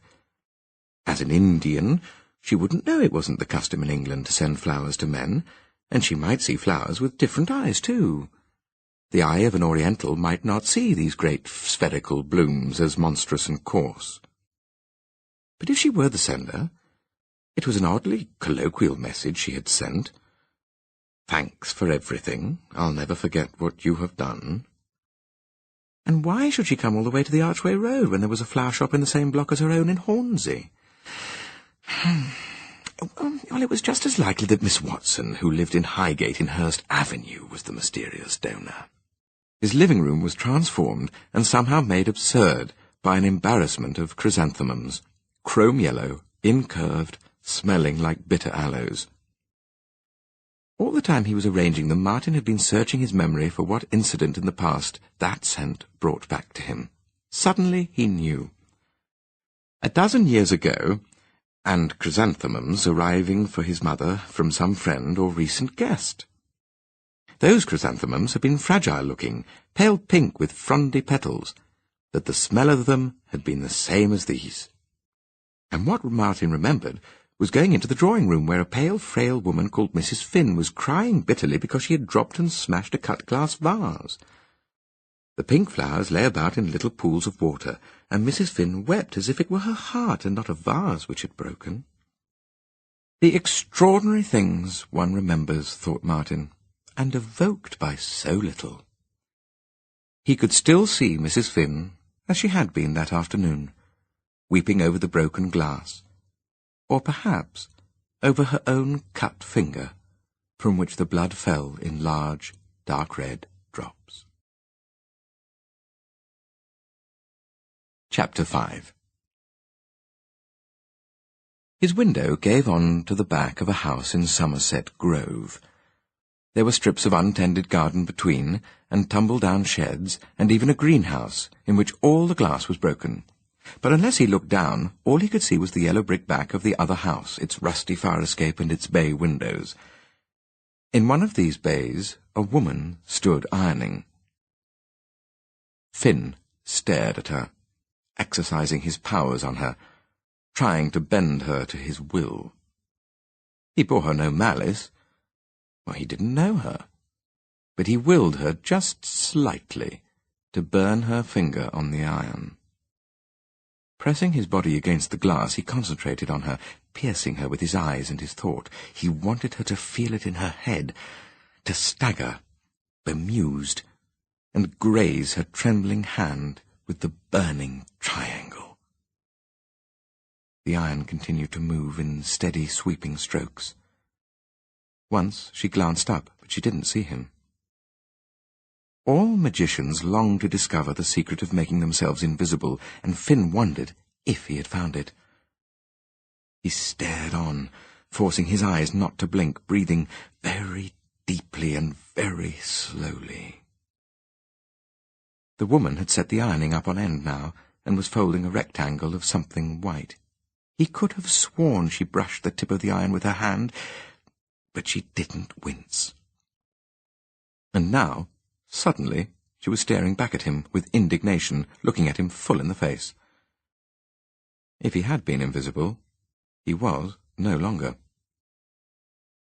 He saw her move the ironing board away from the window to another part of the room, and he turned back to what he had been doing before, screwing the cover back on the hot plate. His room was on the second floor. It contained a single mattress, a three-legged stool, and a bookcase. There had once been more furniture, but gradually, as he mastered himself and his energies increased, he had disposed of it piece by piece.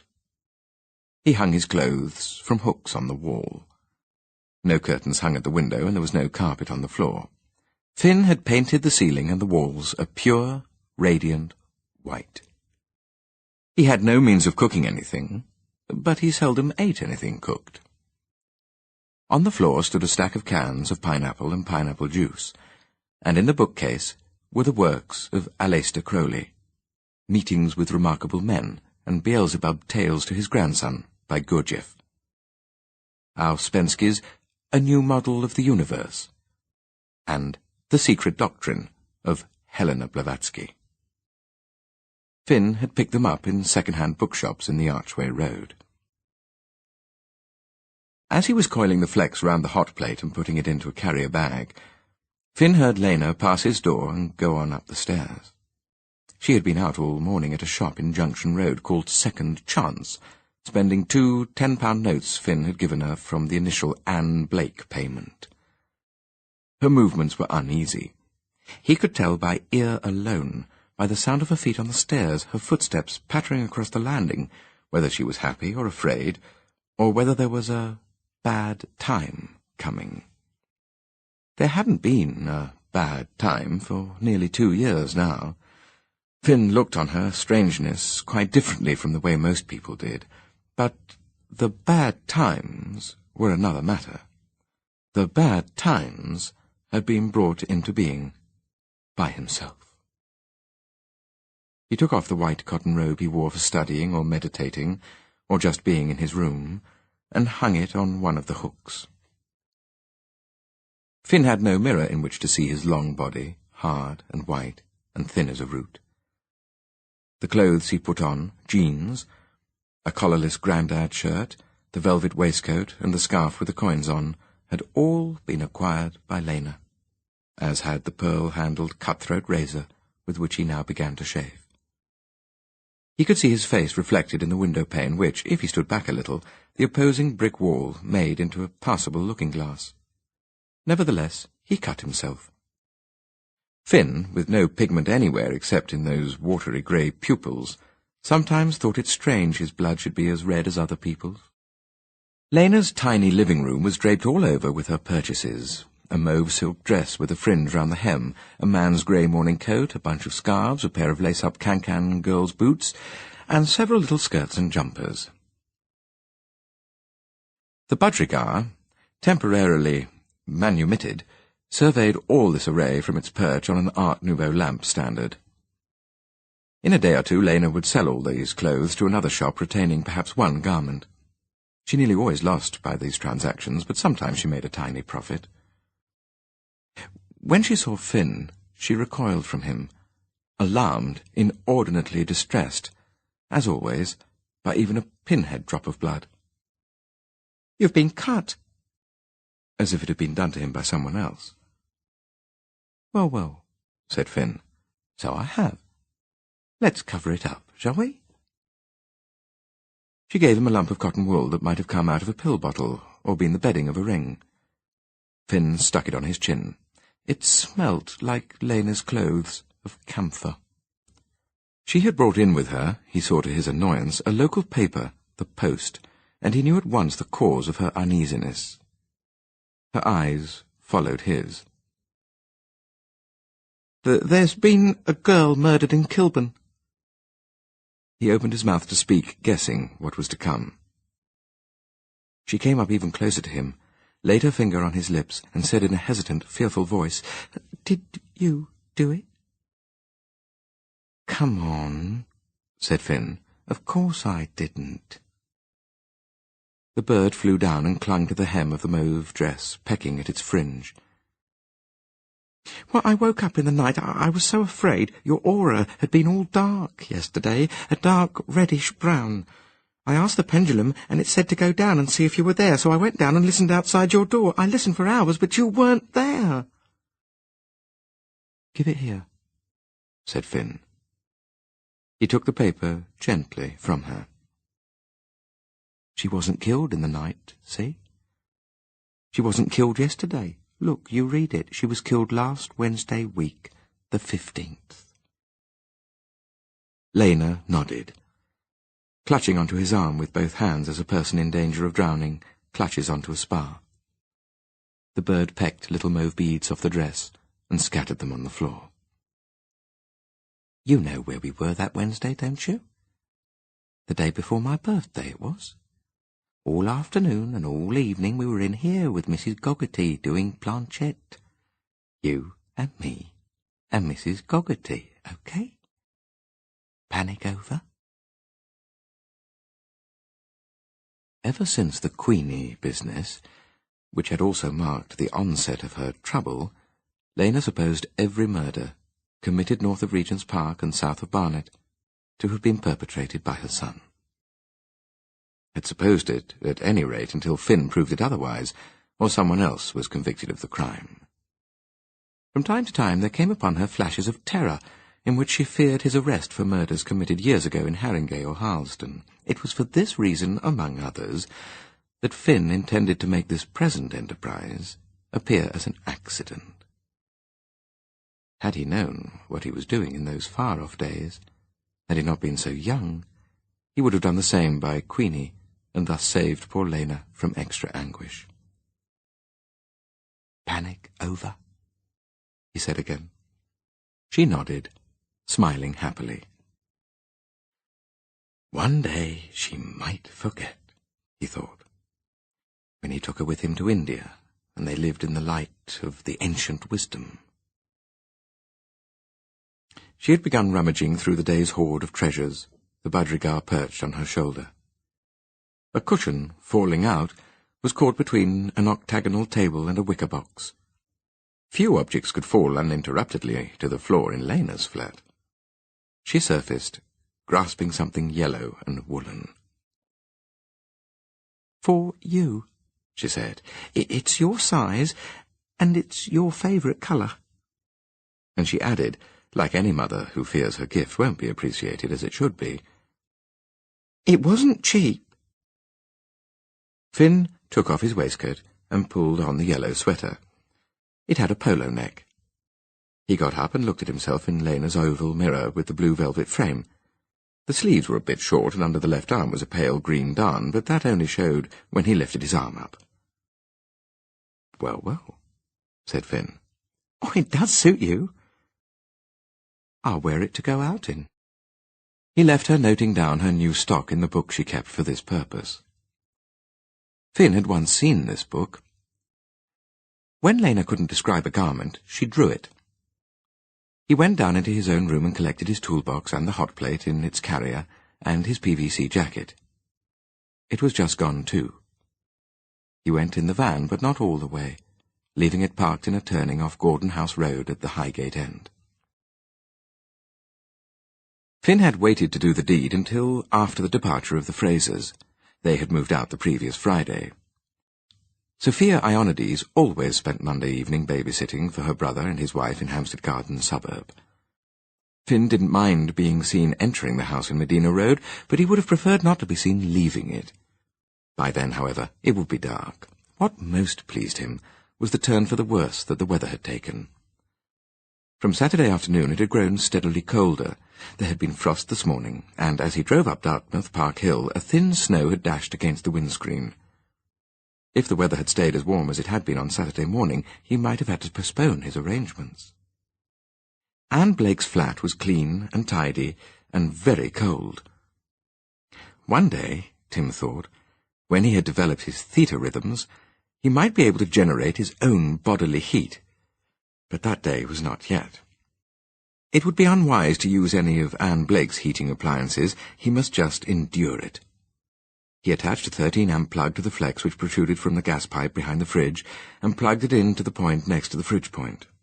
Then he put up the steps and climbed into the loft carrying the hot plate. Up there it was even colder. Finn joined the flex on the hot plate to the flex, some 5 or 6 yards of it, that came out of the gas pipe. Down the steps again to test if it worked. It did. Watching the coiled element on the electric hot plate begin to glow red, Finn checked over his plan for the perfect accident. She would come in at 6, turn on the heaters, including the electric fire in her bedroom, maybe have a drink of some sort, then her bath. She might bring the electric fire into the bathroom, or she might not. It mattered very little either way. Finn would be lying up in the loft on the joists between the trapdoor and the water tank. When he heard her in the bath, he would lift up the trapdoor and drop the hot plate down into the water. Electrocution would take place instantaneously. The hot plate he would then dry and replace among the glass jars and the National Geographic magazines. Once more broken and unusable, what more suitable place for it? When all the arrangements of flex and plug had been dismantled, nothing remained but to plug Anne Blake's bedroom electric fire into the bathroom point, switch it on, and toss it into the bathwater. Accidental death. Misadventure. The fire had very obviously, a complacent coroner would say, slipped off the tiled shelf at the end of the bath. Finn felt no compunction over what he was about to do. There was no death. He would simply be sending Anne Blake on into the next cycle of her being, and perhaps into a fleshly house of greater beauty. Not for her, this time, the human lot of growing old and feeble, but a quick passage into the void before giving her first cry as a newborn child. Strange to think that Queenie, too, was a child somewhere now. Unless, instead, her unenlightened soul still wandered aimlessly out there in the dark spaces. Clambering across the loft, he peered out through a gap between roof strut and tile to watch the fluttering snow. In the wind on the top of Parliament Hill, grey trees waved their thin branches as if to ward off the cloudy blizzard. The sky was the hard, shiny grey of new steel. It was because he was at the extreme edge of the roof, lying down to look under the eaves, that he was able to hear nothing in the depths of the house below him. Soft-soled shoes treading the carpeted stairs made sounds too low to reach him. He heard nothing at all until there came the scrabbling of a key in the front door lock. Finn might have just managed to pull the steps up in time and close the trap-door, but he wouldn't have been able to push the fridge back against the kitchen wall or remove his open toolbox from the middle of the kitchen floor. She had come home more than 2 hours early. He came across the loft and looked down through the aperture in the ceiling as Anne Blake opened the bathroom door and stood, looking up startled and annoyed. There were snowflakes on her bushy, dark grey hair. "What on earth are you doing up there, Mr. Finn?" "Lagging the pipes," said Finn. "We're in for a freeze-up." "I didn't know you had a key. It's the first I've heard of it." Finn didn't answer. He never went in for pointless explanations. But what now? She would never have her bath with him up there, otherwise she might have proceeded as planned. He must try again tomorrow. Nevertheless, it wouldn't be quite safe to leave that mysterious lead proceeding from the gas pipe still plugged in. Finn descended. He wrenched off the plug, went back into the loft and disconnected the hot plate. It would be a good idea, actually, to lag those pipes, an excuse for being in the roof again tomorrow. He would go down and tell her he would return tomorrow with fiberglass wrap for the pipes. Finn put the hot plate with the iron and trivet, packed up his toolbox and came down the steps, pulling the trapdoor closed behind him. He was sitting on the side of the bath, about to close the lid of the box, when, across the blue and yellow papered hall, through the open doorway to the bedroom, he saw Anne Blake crouched down, her back to him, as she struggled to open the lowest drawer of the tallboy. Lying on the top shelf of the box was the largest and heaviest of his hammers. How easy it would be now. In just such a manner had he struck Queenie down. He shut the box, slipping the hammer into his right-hand pocket. Then the box was on the bathroom floor, and Finn was moving swiftly across the blue carpet towards her.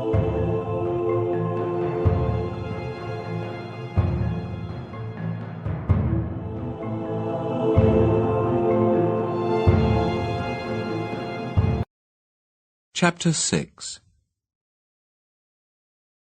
She was on her feet, clutching to her the 2 or 3 garments she had been groping for in the drawer, before Finn had so much as entered the bedroom. He stood still on the threshold, and she seemed to find nothing untoward in his looks or his behaviour. Well, she said rather ungraciously, "Have you finished whatever you were doing up there?" Finn nodded, fixing her with his pale eyes. He knew that she was uneasy in his presence, but there was nothing new in that. Most people were. Quite alone in the house with him for the first time, she was probably afraid of rape. Finn smiled inwardly. He wasn't much interested in sex.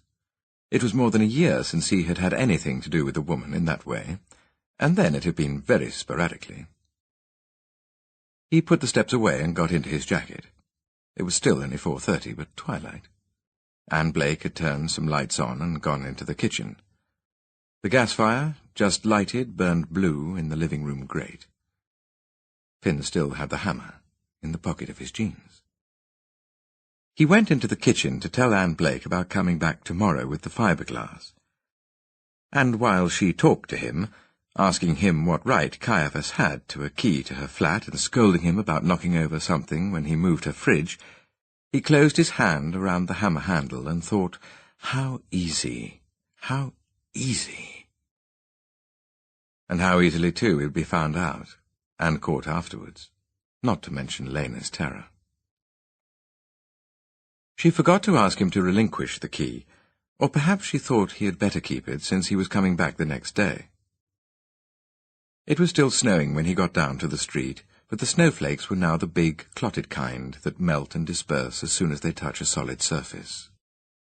Finn walked along Mansfield Road and under the railway bridge at Gospel Oak and got into the van. Immediately, it seemed, he had closed the door, the blizzard began. The wipers on his windscreen weren't what they had been, and Finn decided to stay put until the snow stopped. It flopped onto the roof and windows of the van and streamed as water down its sides. After about 20 minutes the snow had almost ceased, but there was a big build-up of rush-hour traffic headed for Highgate West Hill. Finn couldn't stay parked where he was, and he couldn't turn around, so he started the van and drove back the way he had walked.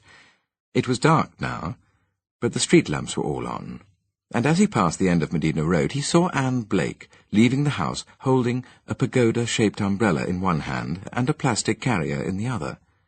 She turned in the direction of Hampstead Heath. Finn turned right at the next turning into Sherlock Road, and came out into Savernake Road by the great porridge-coloured pile of All Hallows Church. Anne Blake had just reached the corner of Medina Road and Savernake Road and was now crossing the road towards the footbridge. Finn parked the van among all the other parked cars and vans. The snow had changed to a thin, sleety rain. It was very dark, though not yet 5:30. Finn supposed that Anne Blake had gone to call on some friend, who lived on the other side of the railway line in Nassington Road, maybe, or Parliament Hill.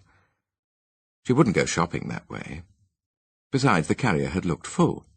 He debated whether to go back into the house in her absence. She would very likely be absent for a couple of hours. He wondered if she had had her bath. There had been quite enough time for her to have had it, but would she go out into the cold immediately after having it? She might intend to have it immediately she got in. It would take him a few minutes, say 10, to reconnect those plugs. But if she'd already had her bath, he might find himself stuck up there in the loft all night. Perhaps a dozen people, coming singly or in pairs, had appeared from the approach to the footbridge while he sat there. Its only real use was to take one on to the heath or into the streets to the east of Southend Road. No one living here would use Hampstead Heath Station when Gospel Oak was just as near. She hadn't gone to the station. At last, Finn got out of the van, crossed the road, and let himself once more into the house in Medina Road. The rain had been lashing down by the time he got there. He went upstairs without turning any lights on, and at the top he entered Anne Blake's flat in darkness. A street lamp lit the living room, and so, with a richer orange glow, did the gas fire which she had left on. She wouldn't have done that, Finn thought, if she had intended to be out for long. He went into the bathroom and ran his hand along the inside of the bath. It was wet, and so was one of the towels that hung on the chromium towel rail. There was no point in his remaining. He padded softly, although there was no one to hear him, across to the bedroom window. The rain was now coming down in the kind of deluge that no one would venture out in unless he had to. Finn had to. He opened one of the doors of Anne Blake's wardrobe. Inside, among her clothes, were 2 or 3 garments still sheathed in the thin polythene covers in which they had come back from the dry cleaners. Finn selected one of these, slipped it off the hanger, and the long black evening dress it covered, and pulled it over his head, splitting its sides open a little way down for his arms to go through. It made a kind of protective tunic, impervious and transparent. The rain began to let up a little as he came up to Savernake Road. There was no one about. He felt drawn by the heath, by its wide green emptiness, and he walked up the steps and onto the footbridge.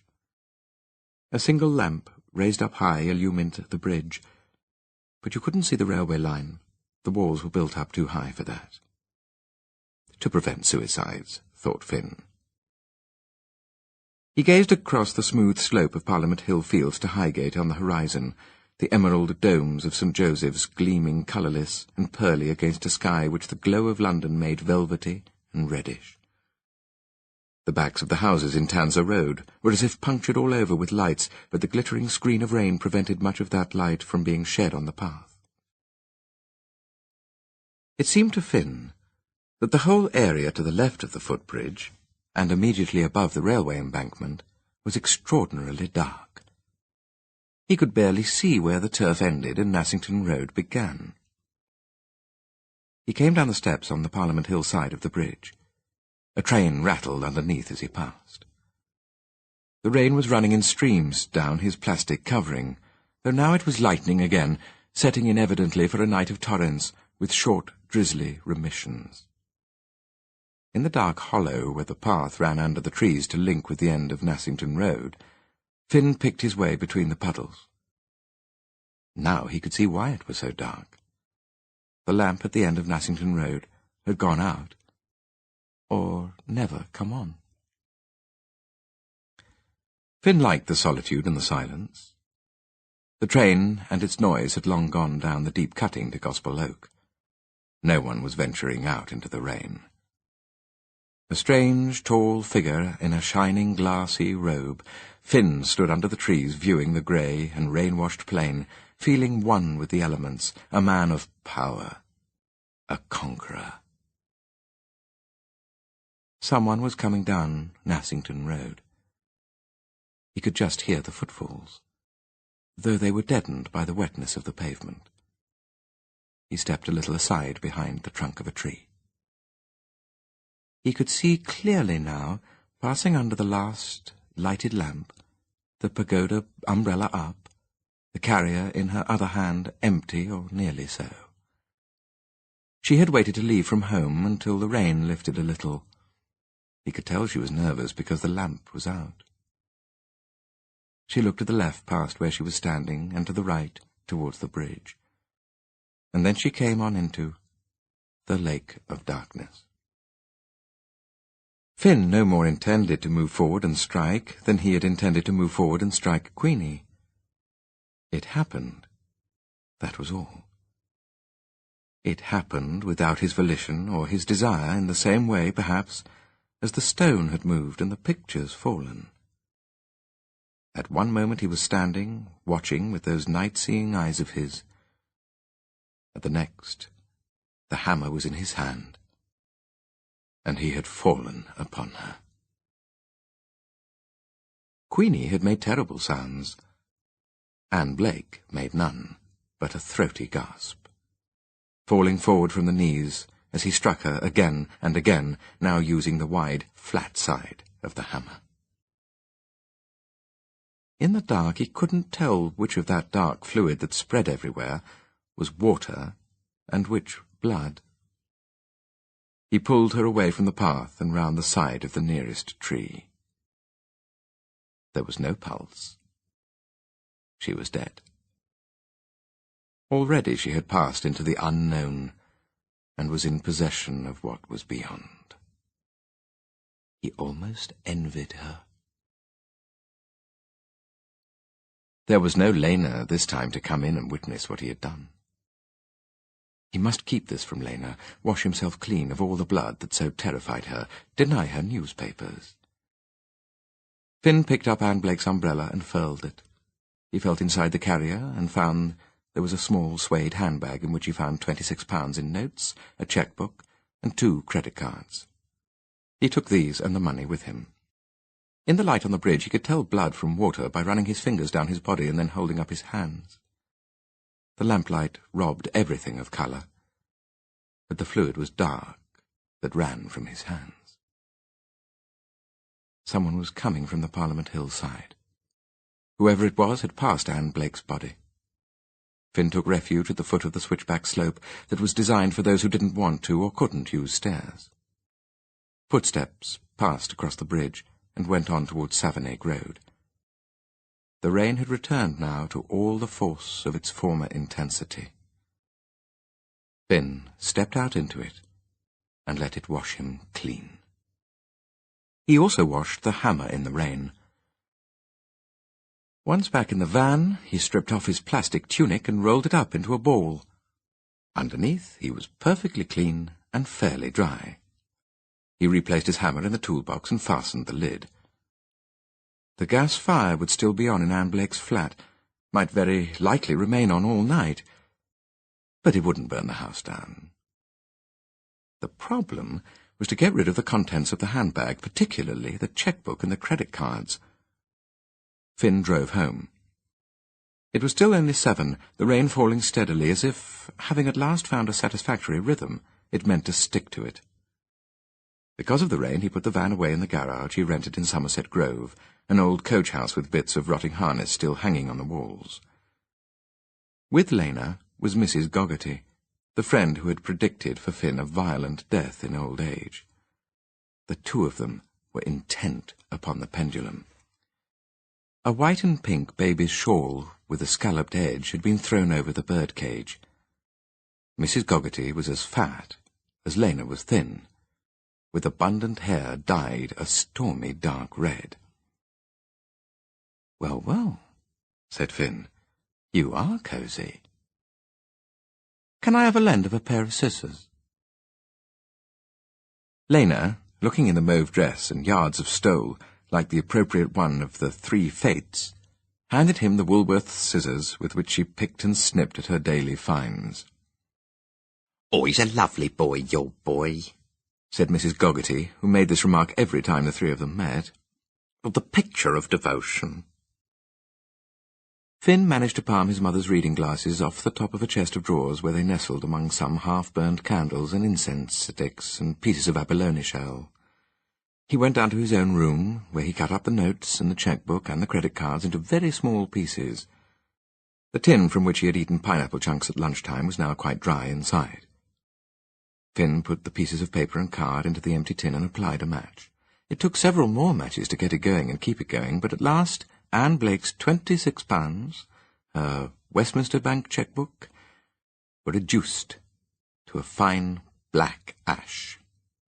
The American Express and Access cards were less distractable, but they too went black and emitted a strong chemical smell. Re-entering his mother's room, Finn dropped the glasses and trod on them. This made Mrs. Goggerty scream out, and she jumped up and down, jerking her arms, which was what she did whenever anything the slightest bit untoward happened.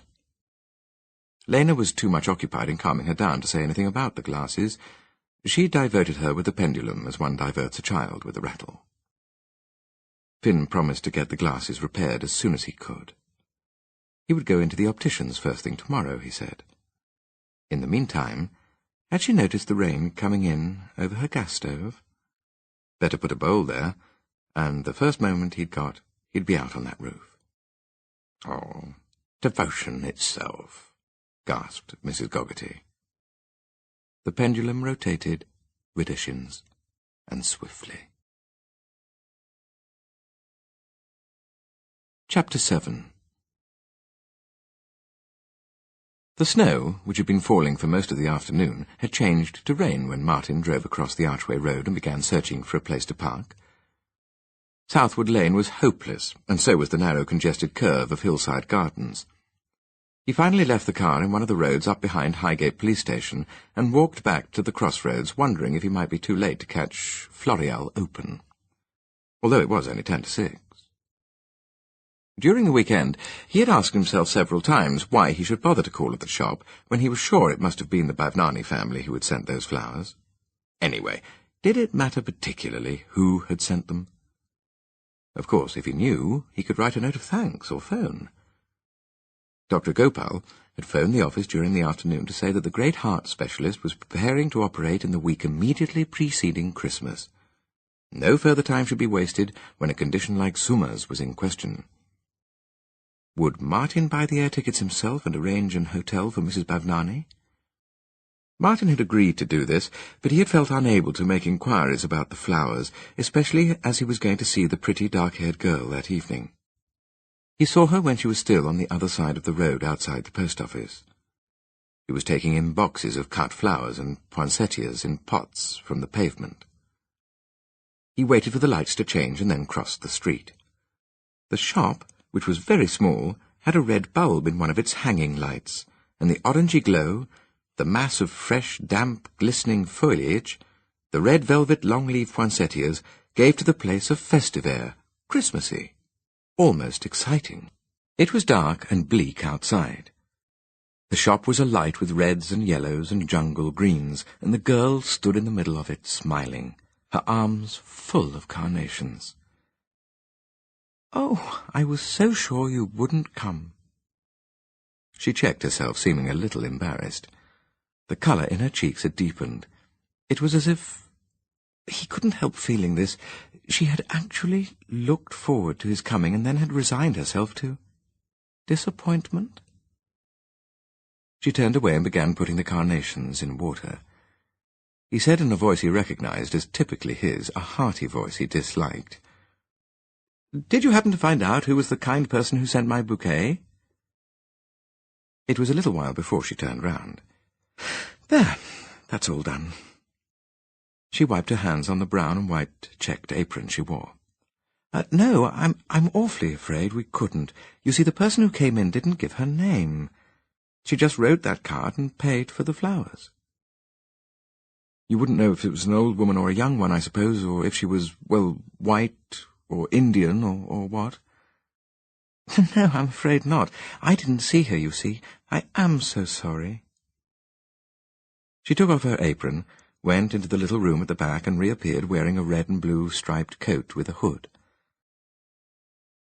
"If you're worrying about thanking them," she said, "I'm sure you needn't. After all, the flowers were to thank you, weren't they, for something you had done? You can't keep on thanking people for thanking you, backwards and forwards. The next thing would be they'd have to thank you for your thank-you letter." She added, the pink once again bright in her cheeks. "Oh, of course, it's nothing to do with me. I don't mean to interfere." "No, you're quite right," he went on quickly. "If you're going to close the shop now, I mean if you're leaving, can I give you a lift anywhere? I have my car." "Well, you can. Oh, would you? Oh, but you're going home, and I have to go to Hampstead. I always go to see my friend in Hampstead on Monday evenings, and you've no idea how awful it is getting from here to Hampstead if you haven't got a car. You have to go on the 210 bus, and they either don't come at all or they hunt in packs." Martin laughed. "Well, I'll go and get the car and pick you up in 5 minutes." To make it as fast as that, he had to run. When he pulled up at the lights, she was waiting, scanning the street, looking lost. "You're very, very kind," she said. "Not at all. I'm glad I happened to mention it." He was already aware that she was the kind of girl who makes a man feel manly, protective, endowed with virile power. Sitting beside him, she smelt of the flowers she had been with all day. She pushed back her hood and felt in her hair to release some slide or comb which held it confined, and the dark, silky mass fell down over her shoulders like a cape. At Highgate High Street, waiting in the traffic queue to turn up past the school, he turned to speak to her. She had been talking artlessly, charmingly, about transport difficulties between Highgate and Hampstead, how there ought to be a new tube under the Heath, a station called the Vale of Health. He didn't speak. He was suddenly conscious that she was not pretty, but beautiful. Perhaps the only truly beautiful person who had ever been in his car or sat beside him. Except, of course, for Tim Sage. She told him her name as they were driving along the Spaniards Road. "It's Francesca," she said, pronouncing it in the Italian way. "Francesca Brown." It turned out that the friend, who had a flat in Frognall, wouldn't yet be home from work. Martin suggested a drink in the holly bush. The rain was lashing against the windows of the car, but Martin had an umbrella on the back seat. He put up the umbrella and held it out over her, but to his surprise and slightly to his confusion, she put her arm through his and drew him towards her so that they were both protected from the rain. There weren't yet many people in the bar.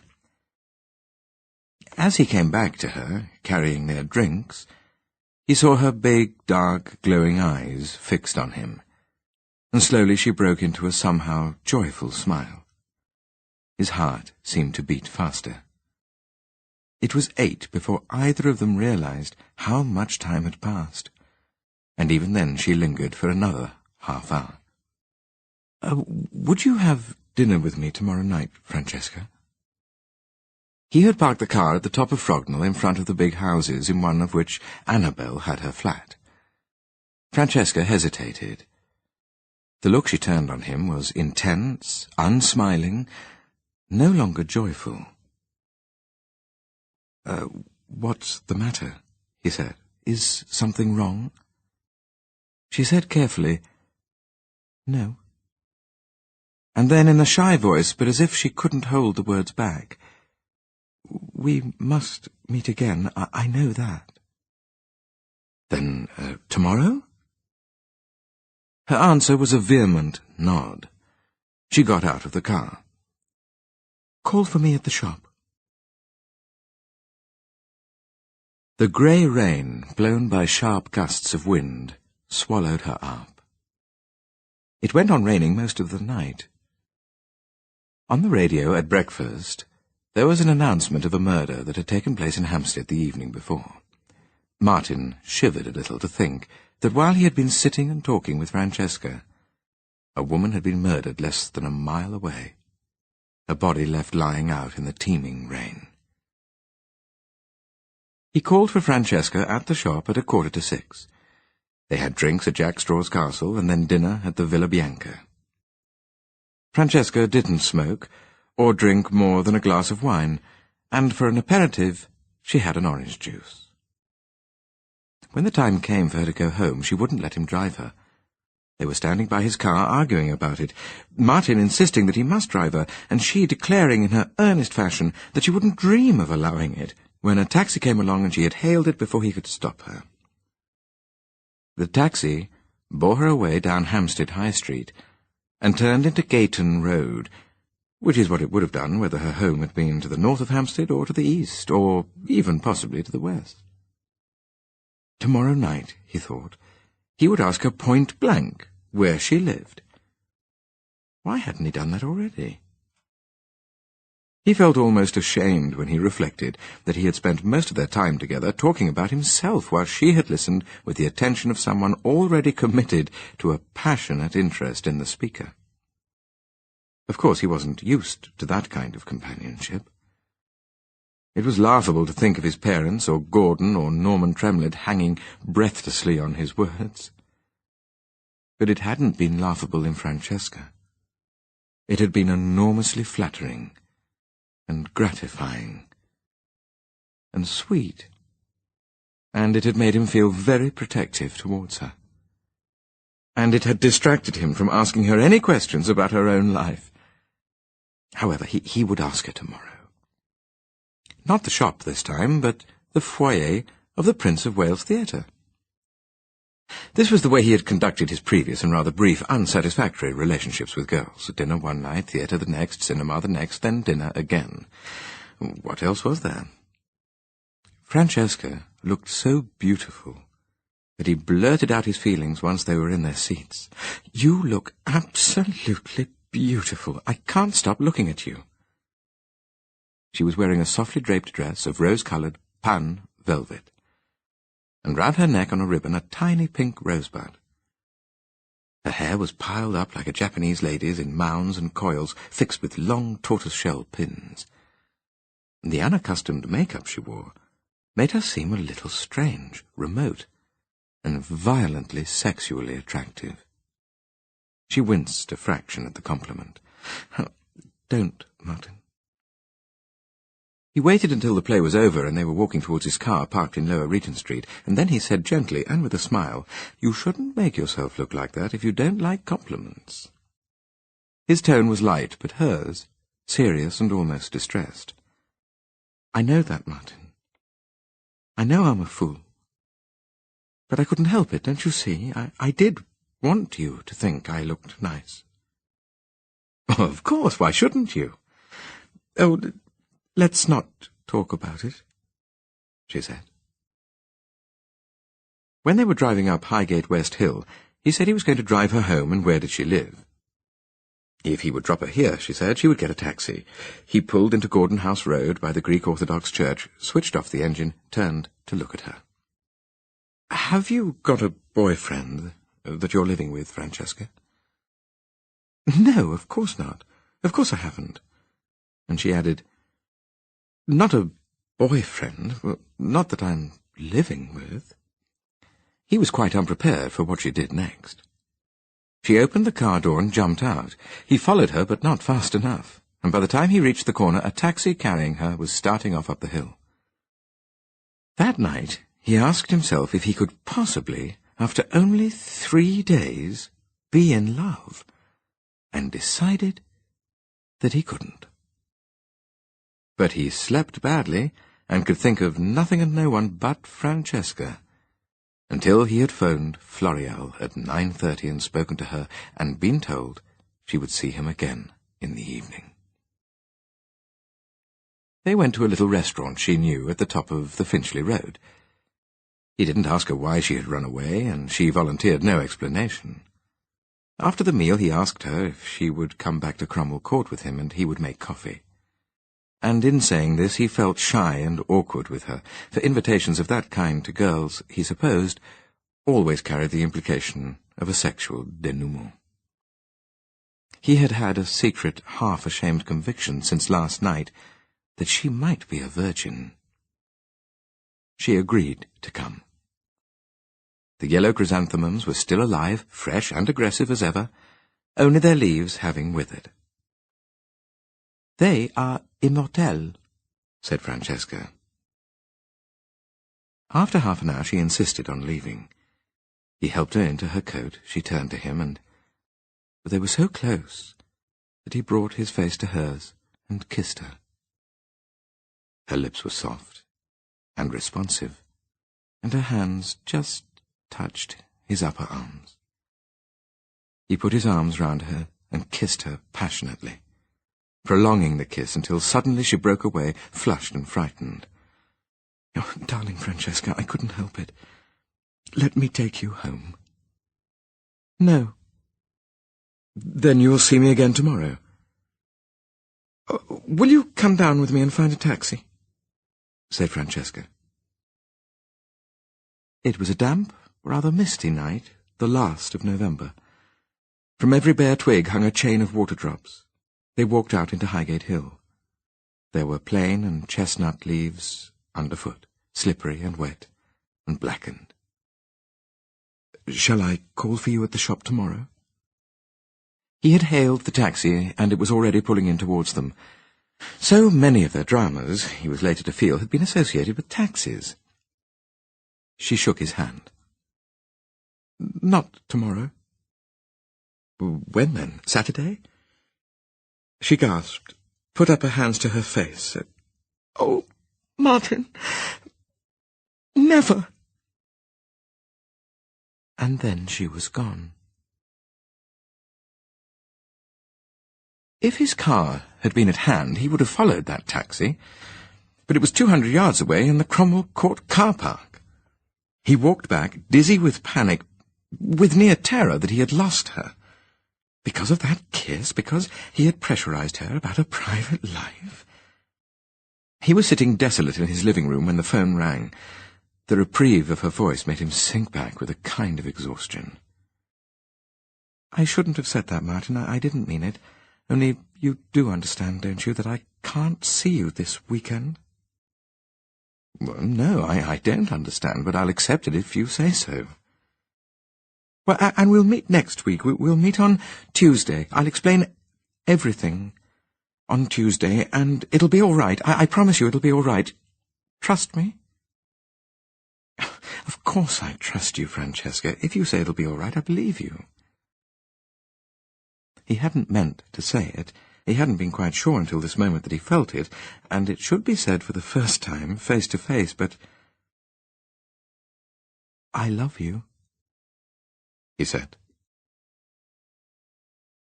"Martin. Oh, Martin," she said, and the phone clicked, and the dialing tone began.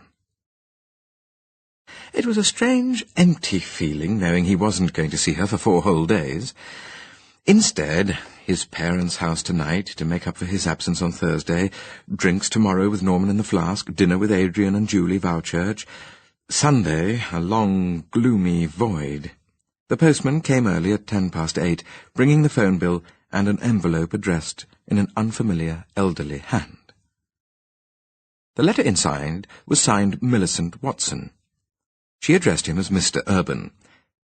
"Dear Mr. Urban, though he remembered having been introduced to her as Martin, and hearing her call him by his Christian name. She hadn't quite understood his letter she wrote.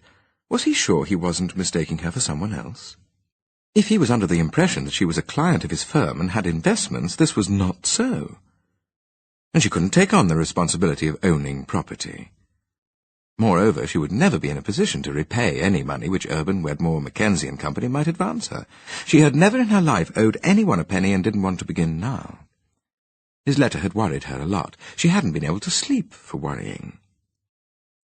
Martin was reading this in some dismay when Mr. Cochrane arrived.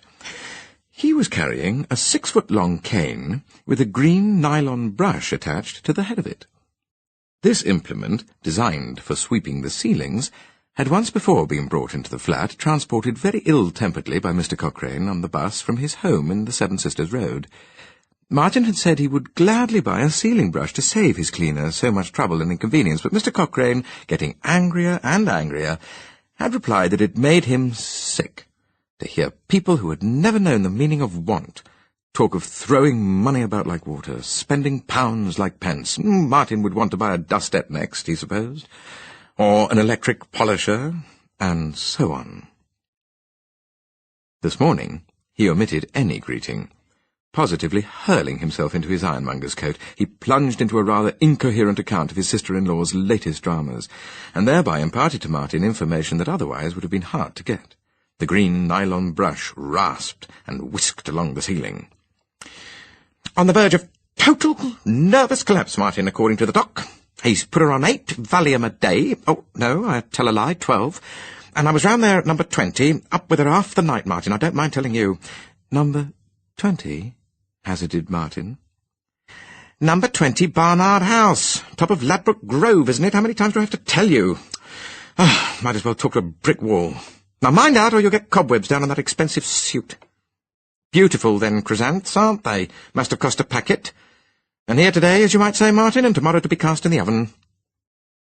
If only that were true, Martin thought. But the yellow chrysanthemums still looked aggressively fresh on Monday morning. On his way to work, he posted the now-completed letter to Mrs. Cochrane. He drove by way of Highgate High Street and Southwood Lane, so that he passed the flower shop, but at 9:20 it wasn't yet open.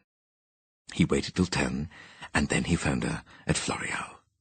The other girl answered, the one who owned the shop.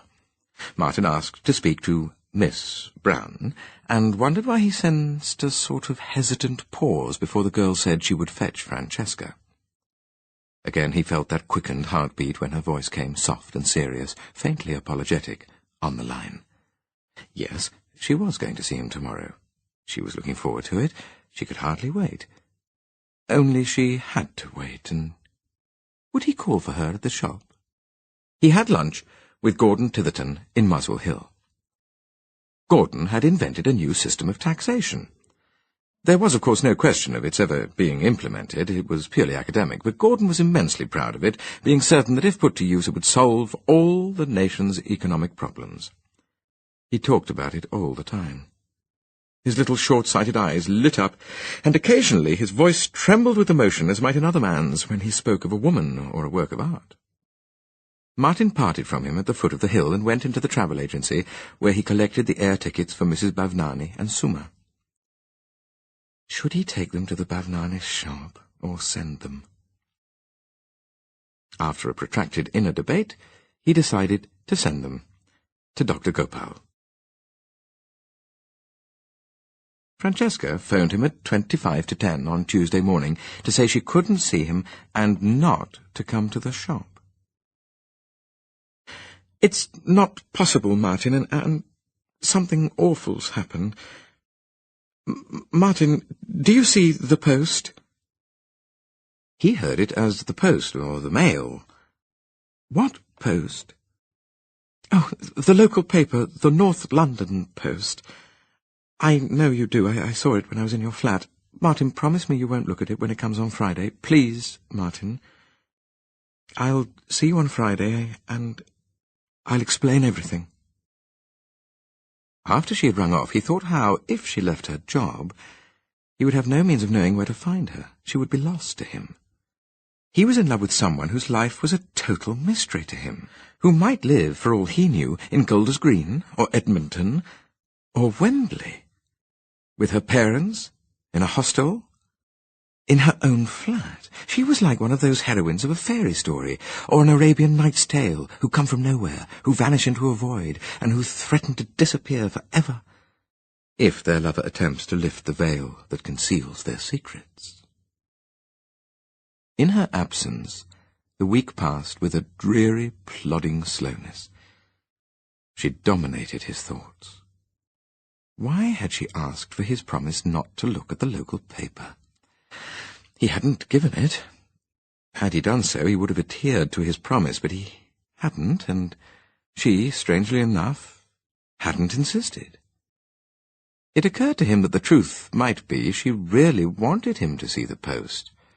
Half feared it, half desired it, because it was to contain some story about herself, flattering to herself. Francesca was very modest and diffident. Could it be that she was shy of his seeing praise of her? She might have been taking part in some contest, he thought, or succeeding with honours in some examination. And he indulged in a little fantasy in which a photograph of Francesca covered the paper's front page with a caption underneath to the effect that this was London's loveliest flower seller. The postman and Mr. Cochrane arrived simultaneously. Mr. Cochrane greeted Martin dourly, said nothing about his sister-in-law, got to work at once on the windows with the chamois leather and soapy water. Martin opened the letter with the Battersea postmark. It was from Mr. Deepdene. Here was no misapprehension, no paranoia, no getting hold of the wrong end of the stick. Mr. Deepdene wrote that he had never known such kindness in all his 74 years. He was overwhelmed. It was unbelievable. At first he had thought of refusing Martin's offer. It was too generous, but now it seemed ungrateful, even wrong, to turn it down. He would accept with a full heart. Martin shut himself in his bedroom away from Mr. Cochrane, wrote a rapid note to Mr. Deepdene, and put into the envelope, with it, a cheque for £15,000. Then he wrote to Miss Watson, asking her to phone him at his office, so that they might make an appointment to meet. The sun was shining on the white frosted roofs that hung like a range of glittering Alps beneath his window. It was going to be a fine day. It was Friday. Tonight he was going to see Francesca. He stood at the bedroom window, looking down at the white roofs, the long shadows, the occasional spire of whiter smoke rising through the bright mist. Coming across the car park was the paper boy with his canvas satchel.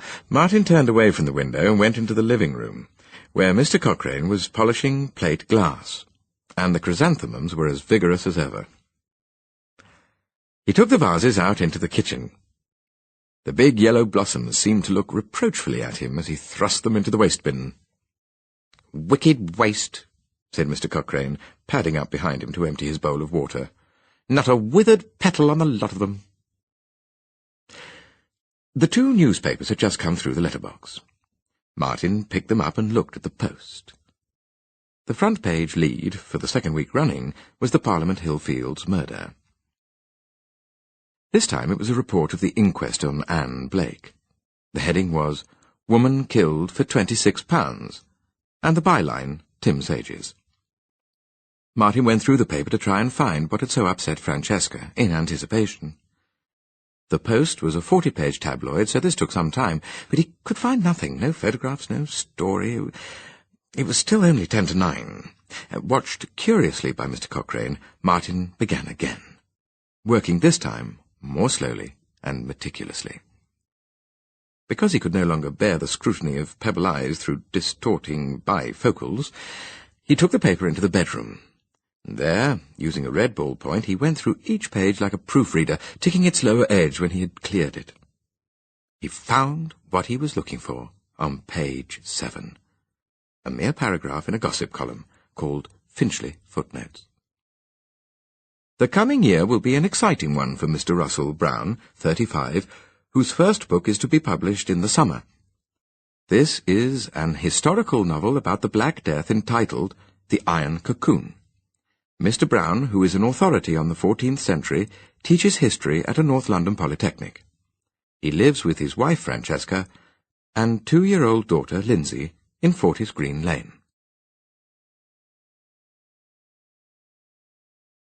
Chapter 8. Since this is going to be our last meeting, said Martin, I should have liked to take you somewhere nice. He glanced around the Greek taverna in the Archway Road, where she had insisted on coming. It smelt of cooking oil, and over the glass-fronted case of raw kebabs trailed the fronds of a plastic tradescantia. Still, I don't suppose it matters. An unpleasant thought among so many struck him. Where does he think you are? Come to that, where did he think you were all last week? He had flu, she said, and the doctor said to take a week off to convalesce, so he went to his parents in Oxford and took Lindsay with him. I can't believe you have a child, he said miserably. A child of 2. The waiter came to their table. Martin ordered lamb kebab, a salad, for both of them. She passed across the table to him something she had taken from her handbag. He looked without enthusiasm, with dismay, at the photograph of a dark-haired, wide-eyed baby girl. But where is she? What happens to her when you're at work? It was as if he doubted the very truth of it, as if by questioning her closely he might break her down and make her confess that she had lied and the newspaper had been wrong. In a day nursery. I take her there in the mornings, and Russell fetches her. He gets home before me. I looked him up in the phone book, said Martin. I take it he's the H.R. Brown at 54 Fortis Green Lane. She hesitated momentarily and then nodded. His first name, she said, is Harold, only he prefers his second name, and Russell Brown sounds better for an author. And I used to wonder all the time why you wouldn't let me take you home. I thought you might be ashamed of your home, or even have an angry father. I thought you couldn't be more than 20. I'm 26. Oh, don't cry, said Martin. Have some wine. Crying isn't going to help. Neither of them could eat much. Francesca picked at her kebab and pushed it away. Her deep brown, glowing eyes held a kind of feverish despair, and she gave a little sob. Up till then, he had felt only anger and bitterness. A pang of pity made him lay his own hand gently on hers. She bit her lip. I'm sorry, Martin. I shouldn't have gone out with you last week, but I did want to. I wanted some fun. I'm not going to indulge in a lot of self-pity, but I don't have much fun, and then it wasn't just fun anymore. He felt a tremor of delight and terror. Hadn't she just admitted she loved him? Russell came home on Friday, and on Monday he said he'd had this phone call from the Post about his book. I knew they'd put something in the paper, and I knew you'd see it. I suppose you love him, don't you? You're happy, you and Russell and Lindsay and the Black Death? Wretchedness had brought out a grim wit in him, and he smiled a faint, ironical smile. Let's go, she said. Let's go back to your place, Martin. In the car he didn't speak to her. So this is what it's like, he thought. This is what it had been like for all those men he had heard of and read about and even known who had fallen in love with married women. Clandestine meetings, deception, a somehow dirty feeling of being traitorous and corrupt, and at the end of it a bitter parting with ugly recriminations, or else divorce and remarriage in some high street registrar's office to an experienced, ravaged girl with a ready-made family. He knew he was old-fashioned. He had been a schoolboy when the word square was current slang, but even then he had known he was and always would be square. A thick-set, square-shouldered man with a square forehead and a square jaw and a square outlook on life. Rectangular, tetragonal, square, conventional, conservative, and reactionary. The revolution in morals which had taken place during his adolescence had passed over him and left him as subject to the old orders, as if he had actually spent a lifetime under its regime. He would have liked to be married to a virgin in church. What he certainly wasn't going to do, he thought as he drove up to Cromwell Court, was have an affair with Francesca, with Mrs. Russell Brown, embroil himself in that kind of sordidness and vain excitement and disgrace. They must part, and at once.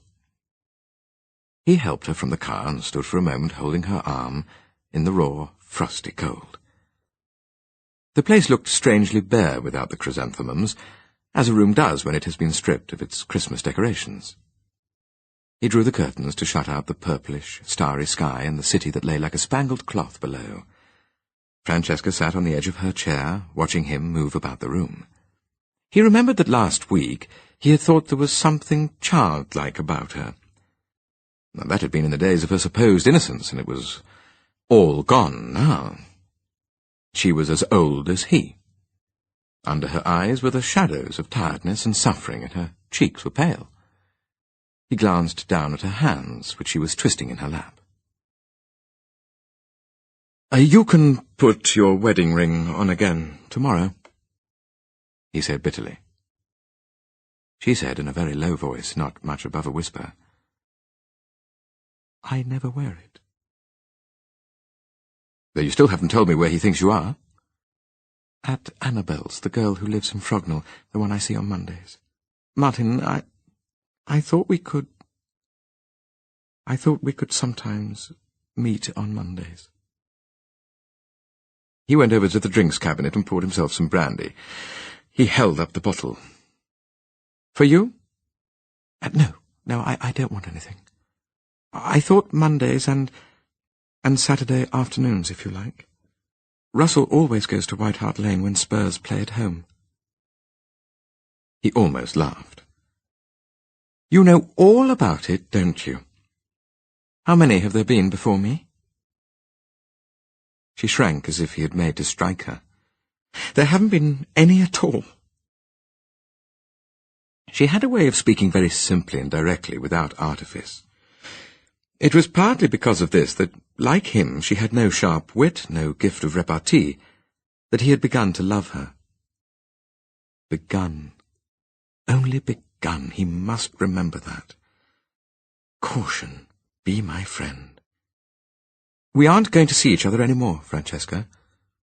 We've only known each other 2 weeks, and that means we can part now without really getting hurt. I think I must have been a bit crazy with the way I went on last week, but there's no harm done, is there? I'm not going to come between husband and wife.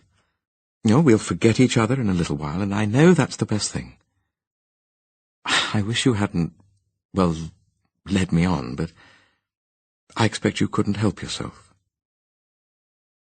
Martin came breathlessly to the end of this speech, drank down the rest of his brandy, and recalled from an ancient film a phrase he had thought funny at the time. He brought it out facetiously with a bold smile. "I was just a mad, impetuous fool."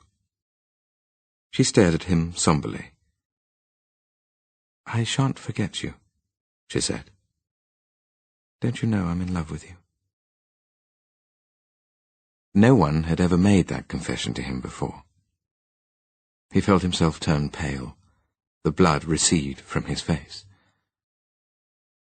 "I think I loved you the day I brought those horrible flowers, and you said," her voice trembled, "that no one sends flowers to men unless they're ill." "We're going to say goodbye now, Francesca, and I'm going to put you in a taxi, and you're going home to Russell and Lindsay. And in a year's time I'll come and buy some flowers from you, and you'll have forgotten who I am." He pulled her gently to her feet. She was limp and passive, yet clinging. She subsided clingingly against him so that the whole length of her body was pressed softly to his, and her hands tremulously on either side of his face. "Don't send me away, Martin. I can't bear it." He was aware of thinking that this was his last chance to keep clear of the involvement he dreaded. Summon up the strength now, and he'd be a free man. But he longed also to be loved, not so much for sex as for love. He was aware of that, and then of very little more that might be said to belong to the intellect. His open lips were on her open lips, and his hands were discovering her. He and she had descended somehow to the cushions of the sofa, and her white arm, now bare, was reaching up to turn off the lamp. Martin hadn't much experience of love-making. There had been a girl at the LSE, and a girl he had met at a party at the Vow Churches, and a girl who had picked him up on the beach at Sitges. There had been other girls too, but only with these three had he actually had sexual relations. He found it, he brought himself to confess, and to himself only, disappointing. Something was missing, something that books and plays and other people's experience had led him to expect. Surely there should be more to it than just a blind, unthinking need beforehand, and afterwards nothing more than the same sense of relief as a sneeze gives, or a drink of cold water down a thirsty throat. But with Francesca, it wasn't like that. Perhaps it was because he loved her, and he hadn't loved those others. It must be that. He had done nothing different, and it couldn't have been any great skill or expertise on her part. She had whispered to him that he was the only man apart from Russell. Before Russell there had been no one, and for a long time now Russell had scarcely touched her. She was married, and she had a child, but still she was nearly as innocent as Martin would have had her be. She slept beside him that night. At 11 she phoned Russell and told him she would be staying the night with Annabel because of the fog. Martin heard the murmur of a man's voice answering her truculently. It was only the second time in his life he had been in bed all night with a woman. On an impulse he told her so, and she put her arms around him, holding him close to her. In the morning he looked once more at that copy of The Post with its cover photograph of the path from the railway bridge to Nassington Road, and on the inside the paragraph about Russell Brown. It seemed 100 years since he had first read it, had underlined that emotive name, and inserted, after a feverish scanning of the phone book, the number of her house in Fortis Green Lane. He put the paper on top of the neat pile of tabloids on the floor of the kitchen cupboard, and the Daily Telegraph on the pile of broadsheets. Later, walking up the hill with Francesca, she refused to let him drive her, he called into the newsagents and cancelled The Post. Why had he ever bothered to take a local paper? Only surely because of knowing Tim Sage. Martin hadn't expected to see Francesca again that weekend. Well, he didn't even really mind that. But he had somehow taken it for granted that now they would meet every evening. He was very taken aback when she phoned him on Monday morning to say she wouldn't be able to see him that night. Lindsay had a bad cold, and perhaps they could see each other in a week's time. He was obliged to wait, phoning her every day, very aware of that other life she led with a husband and a little child, yet scarcely able to believe in its reality. Nothing could have brought that reality more forcefully home to him than Lindsay herself. On the first Saturday afternoon, Russell went off to football, and she was able to get away. She brought Lindsay with her. "Oh, Martin, I'm so sorry. I had to bring her. If I hadn't, I couldn't have come myself." She was a beautiful little girl. Anyone would have thought that. She was dark, like her mother, but otherwise not much like her, their beauty being of two very distinct kinds. Francesca had a high colour and fine pointed features, hair that waved along its length and curled at its tips, and her eyes were brown. Lindsay's eyes were bright blue, her skin almost olive, her mouth like the bud of a red flower, a camellia or azalea perhaps from her mother's shop. And because her straight, almost black hair was precociously long, she looked older than she was. To Martin it seemed for a moment as if the face beside Francesca's smiling, apologetic face was that of an aggressive adolescent. And then Francesca was stripping off coat and woolly scarf, and it was a baby that emerged. A walking doll not 3 feet high. Lindsay ran about examining and handling the Swedish crystal. Martin's heart was in his mouth, but he scolded himself inwardly for turning so young into an old bachelor. If he was like this now, how would he be when he had children of his own, when he and Francesca had children of their own? Lindsay began turning all his books out of the bookcase and throwing them on the floor. It surprised Martin that Francesca kissed him in front of Lindsay and let him hold her hand and sat with her head on his shoulder. It surprised and slightly embarrassed him, too, for Lindsay had so far only uttered one sentence, though that frequently, and in a calm, conversational tone. "I want to see my daddy." Martin looked at Francesca to see how she took this, but even when Lindsay had repeated it at least 10 times, Francesca only smiled vaguely, and she continued to give Martin butterfly kisses. It's because she doesn't mind Russell knowing, Martin thought, and he felt elated. It's because she knows now that her marriage is over. Then a rather curious thing happened. Martin had been saying rather gloomily that he supposed they wouldn't be able to meet much over Christmas. "No, but I've got something nice to tell you, darling." Francesca's eyes sparkled. "I'll be able to come and stay the whole New Year weekend with you, if you'd like that." "Oh, if I'd like it! It's the most wonderful Christmas present you could give me." "Well, Russell's taking her to his parents in Cambridge for the weekend." Lindsay came over and climbed on her mother's knee, and put her hand over her mother's mouth and said, "We'll go home now." Martin said, "Oh, I thought you said his parents lived in Oxford. That week we met, I thought you said he had taken Lindsay to his parents in Oxford." Francesca opened her mouth to speak, and Lindsay pinched her lips together. "We'll go home now, we'll go home now," Lindsay chanted. "I want to see my daddy." Lifting Lindsay, Francesca stood up. "I'll have to take her home, Martin, or we could all go for a walk." Oh, don't do that, Lindsay. Don't be so awful." She turned on Martin her direct and transparently honest gaze. "Russell's parents live in Cambridge, Martin. I'm afraid it's you who got it wrong. One always does associate those two places, don't you think? That's why you got confused." She wouldn't let him drive them home, but insisted on a taxi. On Saturday, December the 16th, Mrs. Bavnani and Suma flew to Sydney, and Martin, after drinks in the flask with Norman Tremlett, did his Christmas shopping. He bought 6 rose bushes for his father, My Choice, Duke of Windsor, Peace, Golden Showers, and Superstar twice, Eau de Toilette Rive Gauche for his mother, a box of handkerchiefs embroidered with blue and yellow flowers for Caroline, and for the Bowchurches, who had invited him on Boxing Day, a macrame hanging plant container. Mr. Cochrane would get a £10 note.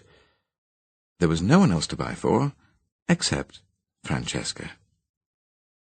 This was difficult. He had never seen her wear jewellery, so presumably she didn't like it. He couldn't buy her clothes when he didn't know her size, or perfume, since he didn't know her taste. At last he found 2 cut-glass scent bottles with silver stoppers in an antique shop, and paid £30 for them. On Sunday he had lunch with his parents. Secretly, so that his father shouldn't observe them, his mother showed him the current North London Post. The front page lead was headed Miracle Op for Hornsey Boy, and there was a photograph of Mr. and Mrs. Bavnani with Suma. The 3 of them posed, evidently several years before, in a very Victorian way, in a photographer's studio. Mrs. Bavnani, wearing a sari, was sitting in a carved chair with the boy standing at her knees and her husband behind her. "It's some relative told the paper," whispered Mrs. Urban. "Look, it says the money was raised by a customer of the shop who wants to remain anonymous." Martin saw that the byline was Tim's. It was a month now since he had seen Tim. Ought he to give him a ring and arrange to see him at Christmas? He would be going for a drink with Norman Tremlett on Christmas Eve and to supper with Gordon and Alice Titherton on Christmas night. Christmas was a time when you made a point of seeing your close friends, and Tim had seemed a closer friend than either Norman or the Tithertons. Had seemed. Martin couldn't remember that there had ever, since that encounter in the wood in May, been such a long time go by without their seeing each other. He had read somewhere that we dislike those whom we have injured, but that seemed absurd to him. Surely we should dislike those who injure us. Perhaps both were true. Anyway, you couldn't say he had injured Tim by not going to his dinner party. No, it was he who had taken rightful offence at Tim's sarcasm and reproaches. So what if they had made him come to dislike Tim? Tim was a dangerous companion anyway, and not likely to get on with Francesca. Mr. Cochrane didn't come on the Friday before Christmas.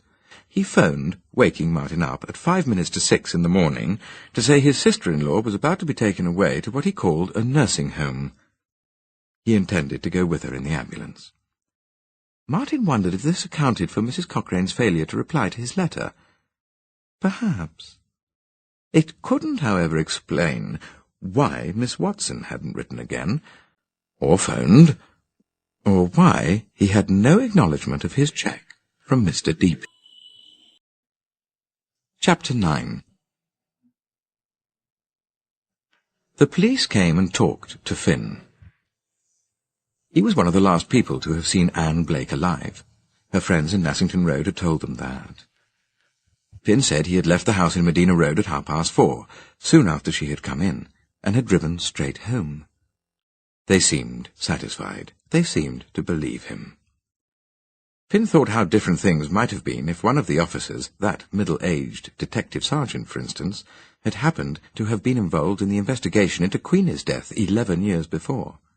But no one connected the carpenter and electrician of Lord Arthur Road with the 15-year-old white-headed boy who had been in the house in Hornsey when another woman was beaten to death. Finn wasn't frightened of the police anyway. His fear was for his mother. Lena's reading classes were ready for her within a week. By that time the Parliament Hill Fields murder had retreated to the inside pages, but Finn was afraid of some old copy of a newspaper falling into her hands. Such a one might be stuffed into the toes of a bargain pair of shoes, or used to wrap a scented candle. When Lena set off for the shops, made stout by layers of coats and lagging of stoles, a Korean straw basket in one hand and a greengrocer's net in the other, he watched her with a pang. He couldn't understand the impulse that had made him slaughter Anne Blake out there in the open, when he might so easily have waited till the next day and achieved an accident. How was he going to master others and control destinies, when he couldn't yet master himself? He had waited in daily expectation for the balance of the payment to come, for one of those olive-faced children to appear with a parcel. It was Christmas before that happened.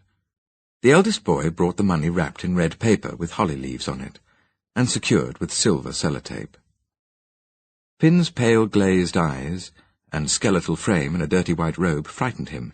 He muttered something about Dad having had flu and now pneumonia, and fled.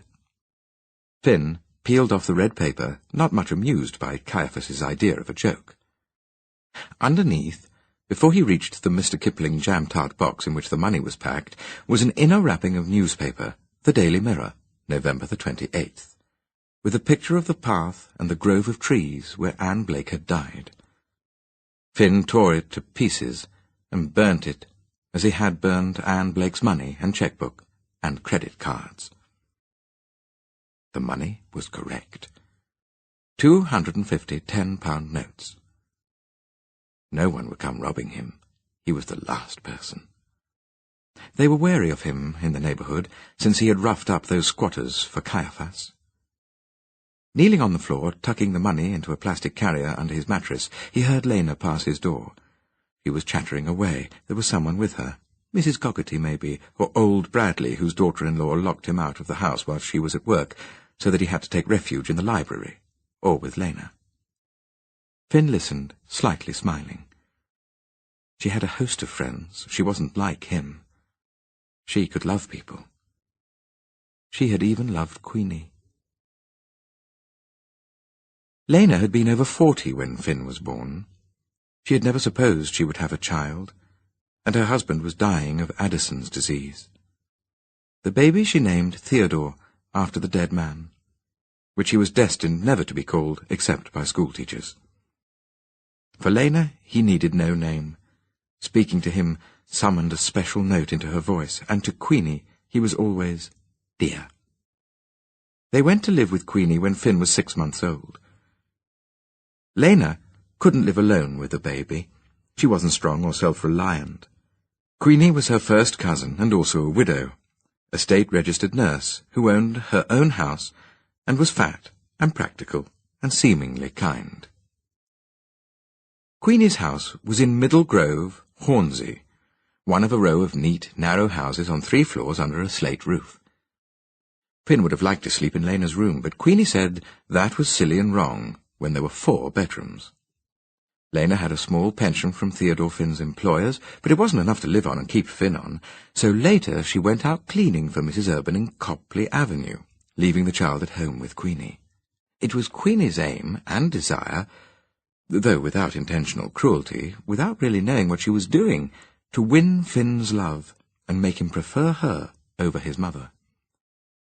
She knew she would be a better influence on him. She read to him out of Thomas the Tank Engine, and gave him banana sandwiches for tea, and wheeled him around the shops, and when people said, "Your little boy," she didn't contradict them. Lena observed it all with speechless anguish. There was no fight in her.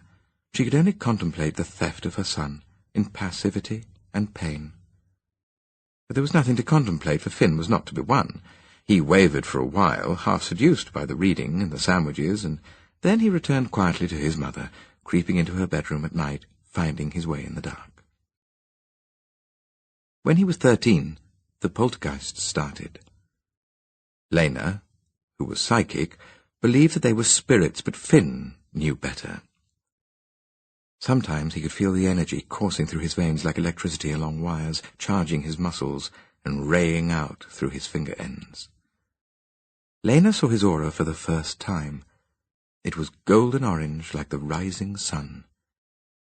He was aware of his brain waves, of a surplus of power. One day, all the plates in Queenie's china cupboard rattled down off the shelves, and a lot of them smashed. Another time, a brick came flying through the kitchen window, and in the same hour, the framed photograph of Queenie in her staff nurse's uniform, wearing her SRN badge, fell down off the wall, and the glass cracked. Queenie said Finn was responsible. He was doing it himself, though even she couldn't explain how he had brought into the house a rockery stone no one could lift an inch off the ground. The poltergeists went away soon after he started smoking the hashish, and when they were gone he regretted them bitterly, praying for their return to any god or spirit or seer he came across in his reading. But they had deserted him. He decided to kill Queenie. There were a number of reasons for this. He was afraid of her mockery and alarmed at her distaste for his pursuits. She had burned a book of his about the Rosicrucians. He also wanted to know how it would feel to have killed. And he saw killing as a fire baptism into the kind of life he wanted to lead and the kind of person he wanted to be. Queenie was the obvious choice for victim. Ugly, stupid, unsympathetic, one who had never begun to see the light, a young soul. And she had a house, which she had said over and over again she would leave to Lena. Brenda, her daughter, who lived in Newcastle, she never saw and got nothing from but a card at Christmas. Finn couldn't understand why his mother wanted a house of her own, but she did want one, and Finn thought she had a better right to one than Queenie. He carried the dream of killing her about with him for 2 years, but when he actually did the deed, it happened spontaneously, almost by chance. One night, Queenie awakened him, and Lena, saying she had heard someone in the house downstairs. It was springtime, 3 in the morning. Finn went down with Queenie. There was no one there, though a window was open, and some money, about £7 in notes and change, had been taken out of a tin in one of the kitchen cupboards. Queenie was carrying the poker they used for riddling out the slow-burning stove in the living room. "Give me that," Finn said. "What do you want it for?" "Oh, just to try something out." She handed it to him and turned her back to look for her rings, the wedding band and the engagement ring, which each night she took off and dropped into a glass dish on the mantelpiece. Finn raised the poker and struck her on the back of the head. She made a terrible sound, an unnerving, groaning wail. He struck her again and again until she was silent and lying in a big, huddled, bloody heap. He let the poker fall and turned round slowly and saw Lena standing in the doorway. Lena was trembling at the sight of the blood. Her teeth were chattering, and she kept making little whimpering, whistling sounds. But she took hold of him with her shaking hands and made him wash himself. And she took away his pyjama trousers and his vest, which were all he had been wearing, and stuffed them into the stove among the glowing nuggets of coke. She washed the poker herself. She made Finn put on clean pyjamas and get into bed and feign sleep, and then she went out and got the people next door to phone the police. When they came, Finn was really asleep. He was never even suspected. It pushed Lena over the edge of sanity, though she had been teetering there for long enough. Spontaneous schizophrenia was what Finn heard a doctor say. That was in the hospital, where they had taken her after she had been found going into butchers' shops and crying out that they sold human flesh. She went into the shops, and then she walked into the archway road and lay down in the middle of the road and cried out to the motorists to kill her. And they hadn't got the house after all. There was no will. So it went to Brenda, who let them go on living there for just 6 months. Finn never went back to school after Queenie died, and in the depths of the winter after his 16th birthday, they moved into Lord Arthur Road. She into her top-floor warren, he into his room. He stood inside the door listening to the ascending steps and to Mr. Bradley's thin, broken voice croaking over and over, "God bless your kind heart, my darling, God bless your kind heart." After a while, Finn went down to the street where he phoned Caiaphas at home from the call box on the corner of Somerset Grove. He needed employment. He hadn't done a job of work since patching up the Fraser's Bay. Caiaphas suggested a meeting at Jack Straw's castle. That was halfway between their homes, he said, and he coughed piteously into the phone. The meeting was for a long way ahead, 2 days after Christmas, but Finn couldn't argue, for Caiaphas claimed still to be bedbound. The air was charged with frost, and the melted snow had frozen again when he went off to Hampstead to keep his date with Caiaphas. Lena wasn't yet back from some trip she had gone on with Mrs. Goggerty.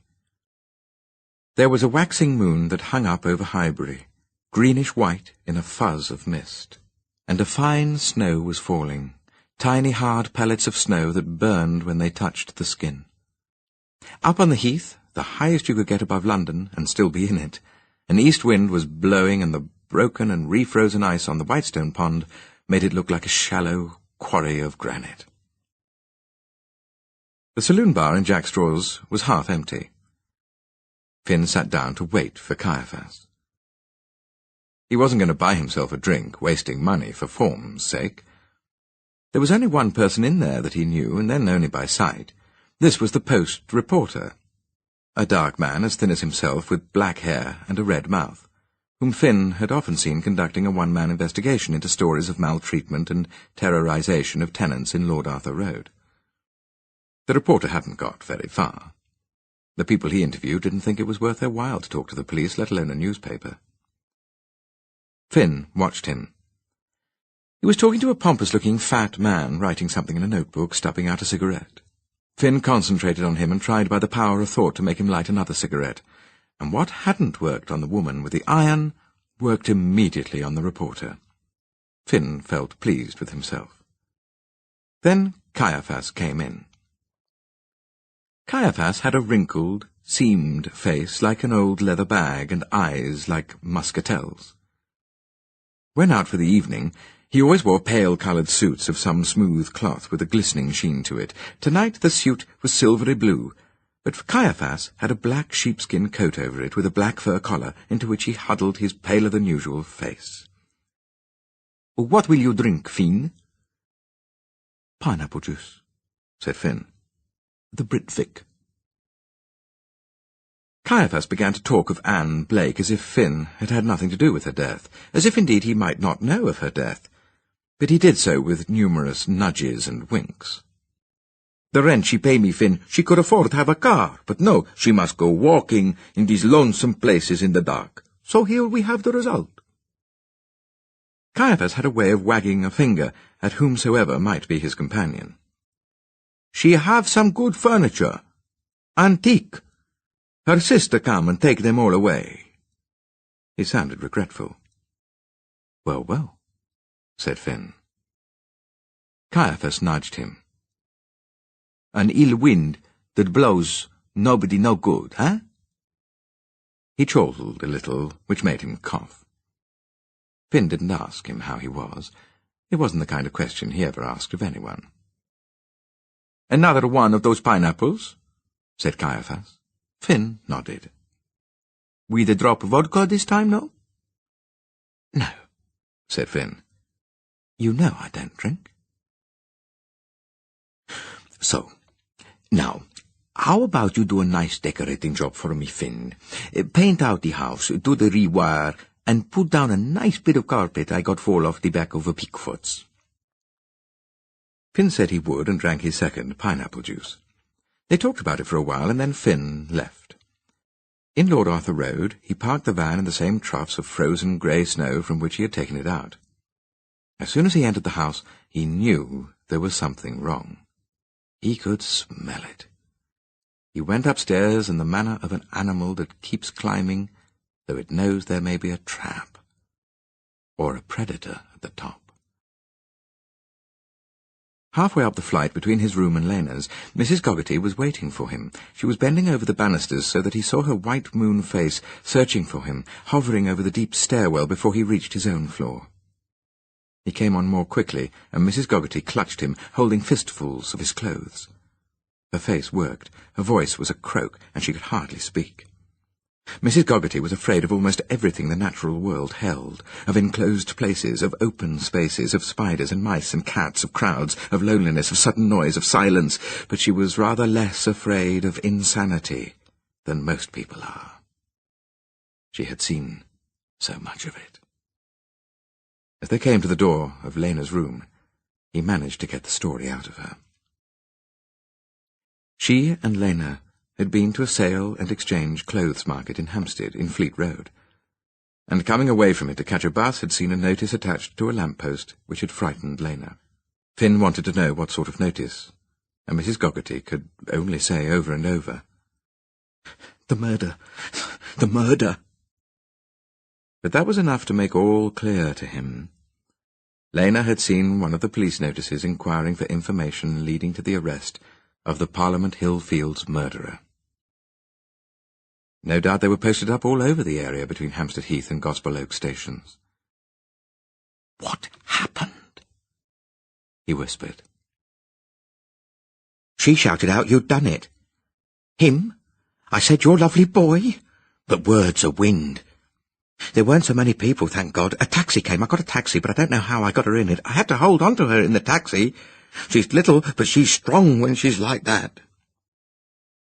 "Where is she now?"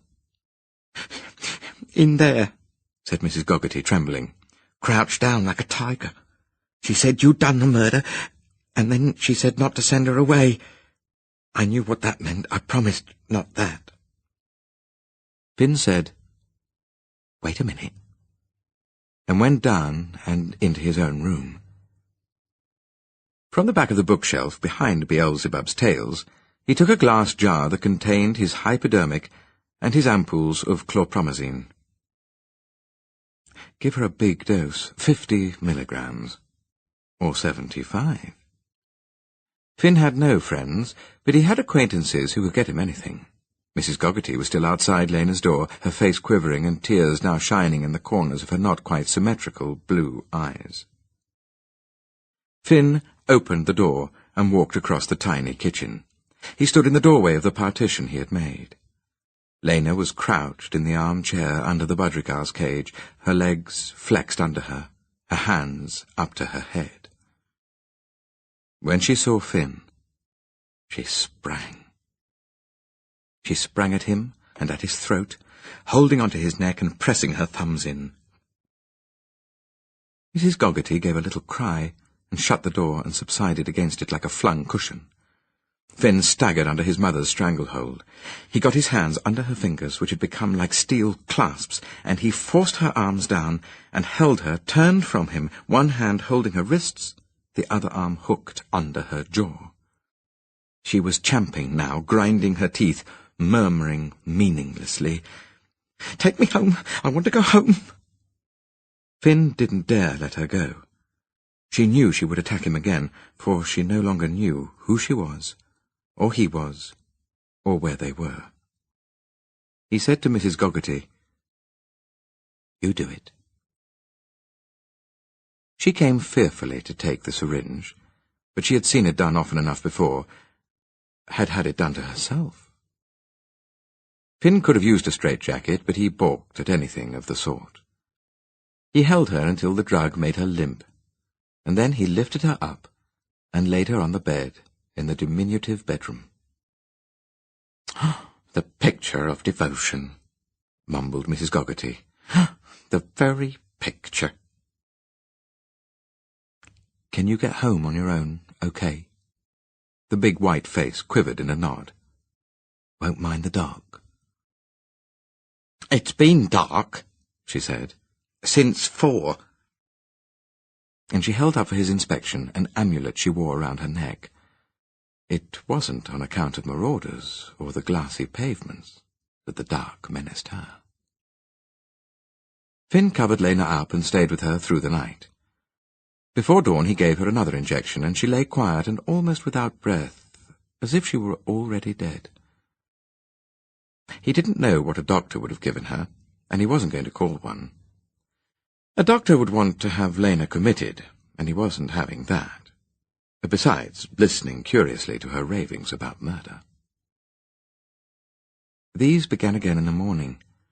It was far too late for Finn to produce any trumped-up proofs to exonerate himself. She didn't know him. He wasn't her son, but the fiend who had killed Queenie, and who had killed since then 100 women. She screamed so loudly that one of the people from downstairs came up and said he was calling the police if it didn't stop. Finn got hot milk with phenobarbital in it down her throat. And because it didn't work at once, he forced brandy into her. He was terrified he might overdo it and kill her. But he had to silence those cries. They had been through so much together, he and she, fighting the world, exploring the unseen, approaching strange spiritual agents. She cried herself to sleep, and he sat beside her, looking inscrutably at that pale, twisted face, holding her big-veined hand in his big hand, the nearest he'd ever got to tenderness with a living creature. On the Sunday, she walked round and round the room, feeling up the walls with her fingertips as if she were blind, lifting every ornament and feeling it and sniffing it. When she was asleep, he took the bird and birdcage down to his room. Well, she would kill the bird, twist it to death in her strong hands, as she had the last one, and then break her heart over its death. He gave her phenobarbital every day until her eyes focused again and rested on him, and a voice that was more or less normal came out of her cracked and swollen lips. "Don't let them take me away." "Come on," said Finn. "Would I?" She cried, and she couldn't stop.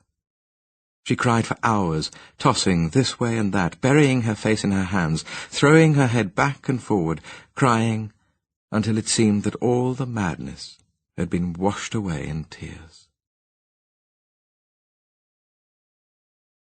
Chapter 10. 3 cheers for the 3 Musketeers, said Norman Tremlett, waving and slightly spilling his gin and tonic. He had said this every Christmas for the past 10 years, and probably would say it every Christmas for the rest of his life if given the opportunity. He referred, of course, to himself, Martin, and Adrian Vowchurch. Adrian smiled his thin, tolerant, resigned smile at Norman, and handed him a dish of Japanese rice crackers. Although these had been available as cocktail snacks almost as long as Martin, and therefore Norman too, could remember, Norman affected to find them an extremely avant-garde novelty, examined them clownishly, and expressed, as his opinion, that they were really made out of insects. Everyone knew the Japanese ate insects. His own father had been offered chocolate-covered ants while in Tokyo on a business trip. Norman always behaved like this at parties. Nobody minded because he was basically so kind and good-natured. He and Adrian and Martin had been at school together, and each in his particular field had later entered his father's firm. Norman was a surveyor and Adrian a solicitor. Norman, as well as his 3 Musketeers joke, sometimes called them the Triumvirate. It gave Martin considerable deep pleasure and a feeling of power to think that his closest friends were his solicitor and his surveyor, and he was sure they felt the same about him being their accountant. He handled the Tremlett and Vowchurch financial affairs, and when he had bought his flat, Norman had made the preliminary survey, and Adrian had handled the conveyance. Of the 3 of them, only Adrian had so far married. Because of Francesca, Martin felt closer to him this year than he had done for a long time. Adrian had married a girl with a lot of family money, and they lived in a smart little house in Barnesbury. They gave the sort of parties Martin liked. Not too many people, and nearly all people one knew. Proper drinks, not plonk. Not a buffet meal, but a real one, with courses. There wasn't any loud music or dancing, and the guests stood around in groups talking. Martin couldn't help thinking that Tim would probably be having a Christmas party, and that it would be very different from this one. Dark, noisy, and with goings-on. No, it was better not to think of. Finding himself briefly alone with Adrian, Martin said on an impulse, "There's a girl I'd like to bring to meet you and Julie, next time you have a party." "Oh, well, that'll be for Julie's birthday in March." His thin face taking on the sharp, intense look it did when he was pleased. "It's serious?" "About as serious as could be." Martin looked over his shoulder. "She has to get a divorce. She'll want to." He was breaking their rule about never consulting each other on social occasions. "Well, I'll get her to come along and see you, shall I?" Adrian said very sympathetically, "Anything I can do to help, you know that. And Martin, congratulations, I'm awfully glad." Congratulations seemed a bit premature. They had only known each other for a month. But he was sure, he was certain, that no one else would ever suit him as Francesca did. And if, before he could get her entirely as his own, there had to be a divorce and sordidness and haggling over property and maybe trouble with his family, well, he must go through with it and endure it, knowing it was all worthwhile, with Francesca at the end of it. Russell was to take Lindsay to Cambridge by train on Friday evening, having first collected her from the nursery. Martin was going to pick Francesca up at the shop. He had wondered several times why he had queried her, saying that Russell's parents lived in Cambridge. Of course she must know where her own parents-in-law lived. It must have sounded to her as if he doubted her, as if he thought she had been lying. When he phoned her at the shop, he apologized for what he had said. He couldn't imagine why he had thought they lived in Oxford. He didn't want her to think he was accusing her of any sort of deception. Francesca only laughed and said she had forgotten all about it. She hadn't been in the least upset. The weather had been growing steadily colder since Christmas. It had snowed and thawed and frozen. Mr. Cochrane, wearing a fur hat that made him look like a bespectacled Brezhnev, arrived late for him at 9:25, announcing bitterly that he had fallen over on the ice and thought he had broken his arm. However, since he had intercepted the postman and was holding a letter in his right hand and his attaché case in his left, Martin decided he must be exaggerating. Mr. Cochrane made a sling for his arm out of his woolly scarf. He didn't mention his sister-in-law beyond uttering the single word, "Terrible," when Martin asked after her. He made a disgusted reconnaissance of the flat, running his fingers through dust on the woodwork and muttering that some folks were useless when they had to look after themselves. Martin took no notice. He was reading the letter. "Dear Mr. Urban, I am very sad to have to tell you that my father died on December the 11th. He seemed quite well and in good spirits the previous evening, but was found dead in his armchair when the home help came in at 9. Apparently, he had just been going through his post and your cheque was found beside him. I am at a loss to know why you should have sent my father a cheque for what seems an enormous sum to me, but I am returning it with apologies for not having sent it back sooner. Yours sincerely, Judith Lewis." Martin was horrified. Had he, in effect, killed poor Mr. Deepdene with kindness? It rather looked like it. Mr. Deepdene had been 74, and perhaps his heart hadn't been very sound, and although he had known the money was coming, the actual arrival of the cheque would be a different matter from hopeful, perhaps doubtful, anticipation of it. Martin imagined him opening the envelope, taking out the brief one-line note, then the cheque, and his aged, tired heart suddenly— What exactly did happen in a heart attack? Well, whatever it was, his heart failing and stopping with the wonderful, unbelievable shock of it, his body falling back into the armchair, the cheque fluttering from his lifeless hand. "You want to mind how you go on that ice, Martin?" shouted Mr. Cochrane above the vacuum cleaner. "You want to watch your step. It's very treacherous. Look at my arm. I reckon I've dislocated something, put something out, so don't be surprised if I don't turn up next week, Martin." The death of Mr. Deepdene troubled Martin for most of the day. A client, an up-and-coming country singer, took him out to lunch, but he didn't really enjoy himself, and he didn't feel he was being very lucid as he tried to explain, over coffee, why the cost of setting up a music room in the singer's Hampstead home might be tax-deductible, while a swimming pool certainly would not be. He kept imagining Mr. Deepdene, whom he saw as small and bent and frail, reading the sum delineated on that cheque, and then the pain thundering up his arm and his chest. Was he wrong to do what he was doing, or attempting to do? Was he playing God without the wisdom and experience essential to a God? All he had done with his philanthropy so far, it seemed to him, was to frighten an old woman into insomnia and shock an old man to death. But there was, of course, Summa Bhavnani. But, for all he knew, Summa Bhavnani might have died on the operating table.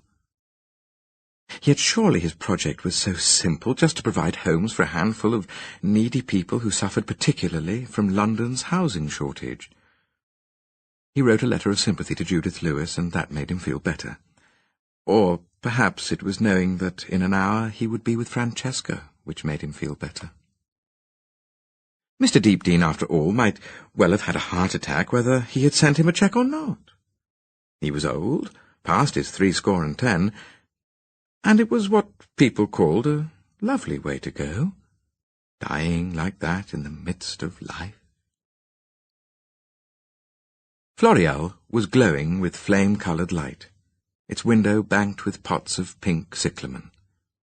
Francesca came out to him, wearing the rose-velvet dress. She must have just changed, after the other girl had gone, especially for him. If it could be said that Martin disliked anything at all about Francesca, it was her clothes. Most of the time she wore jeans, flounced skirts with hems that dipped, shapeless tunics, antique blouses, shawls, big loose cardigans, scarves with fringes. She dressed like the hippies used to, a pair of scuffed 7-league boots poking out under a skirt of wilted flower-sprigged cotton. These things couldn't spoil her beauty, they merely disguised it. But in the pink velvet, her beauty was enhanced. You could see the fragile wand-like shape of her tiny waist, her long legs, and the rose colour was exactly that of her cheeks. She put her arms around him and kissed him with tenderness. As soon as they were in the flat, he gave her Christmas present. The cut-glass bottles with the silver stoppers had come to seem inadequate somehow, so, after lunch with the country singer, he had bought some Margrief cologne with which to fill them. It was odd, but although she admired the bottles and said they were pretty, beautiful really, she had never seen anything so delicate, he sensed that she was disappointed. He asked her directly, but she said no, not a bit. It was just that she hadn't got anything for him, and, well, she felt bad about that.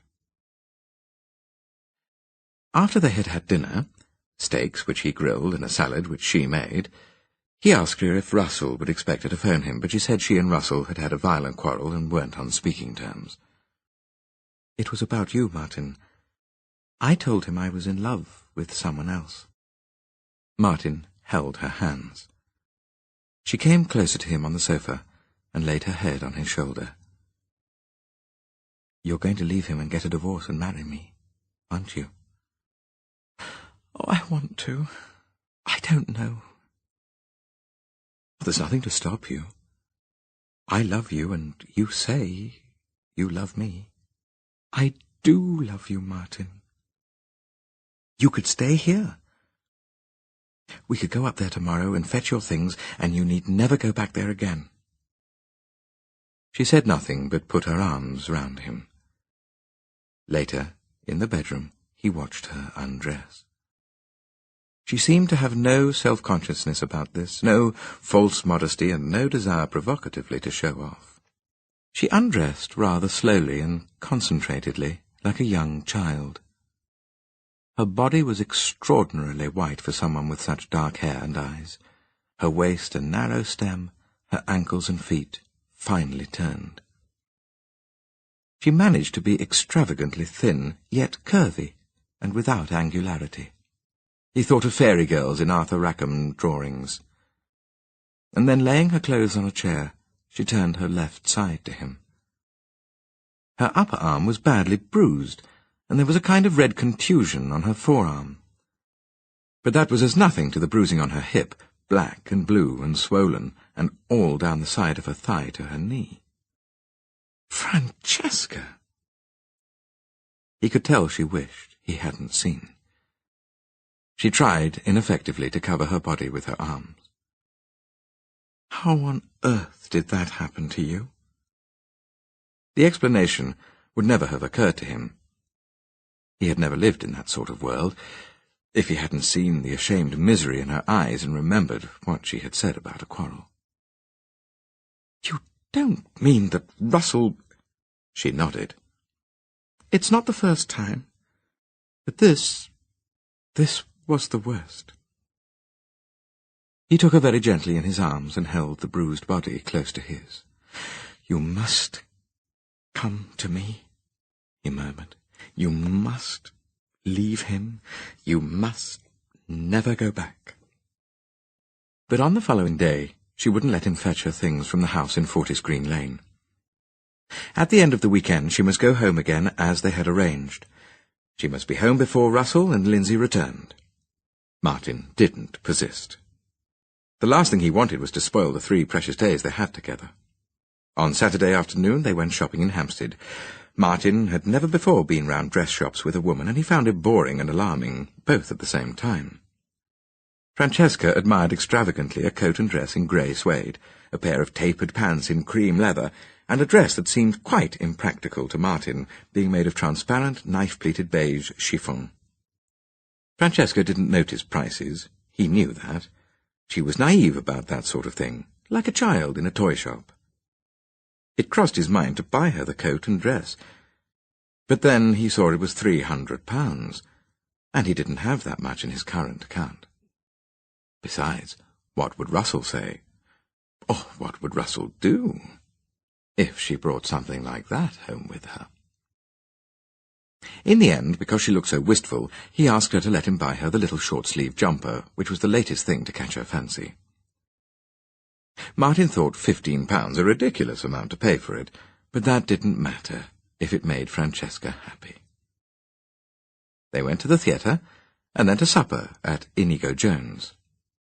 Norman Tremlett called in unexpectedly in the morning at about 10:30. Francesca had only just got up, and she came out of the bathroom in her dressing gown. It was very obvious she had nothing on underneath it.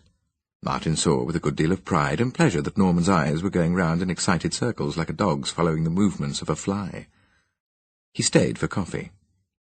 Francesca didn't bother to go and dress. She was quite innocent of the sensation she was causing, and sat there talking earnestly about the play they had seen, as if Norman were her brother, or she wearing a tweed suit and a pair of brogues. "You're a dark horse," Norman whispered admiringly as Martin saw him out. "I never would have thought it of you. Do you often do this sort of thing?" Deep down, Martin rather loved being treated as a Casanova, but it wasn't right to allow it. It was a reflection on Francesca, on her, well, virtue, if that term still had any meaning today. "We're going to be married." Are you really? But that's perfectly splendid." Norman hesitated on the doorstep. "At the wedding," he said, I suppose you'll have Adrian for your best man?" Martin laughed.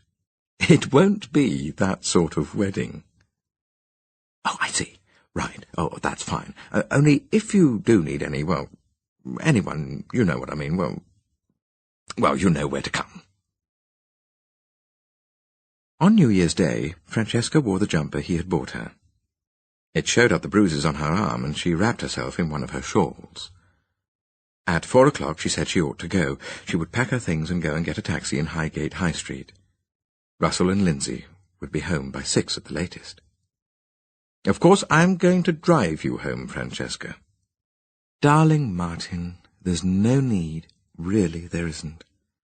It's been snowing again, and it's bound to freeze tonight, and you might have a skid. You don't want to damage your nice car." "Well, the taxi might skid and damage nice you. Anyway, I insist on taking you. I'm not going to be put off this time. Russell won't be there to see us arrive, if that's what worries you.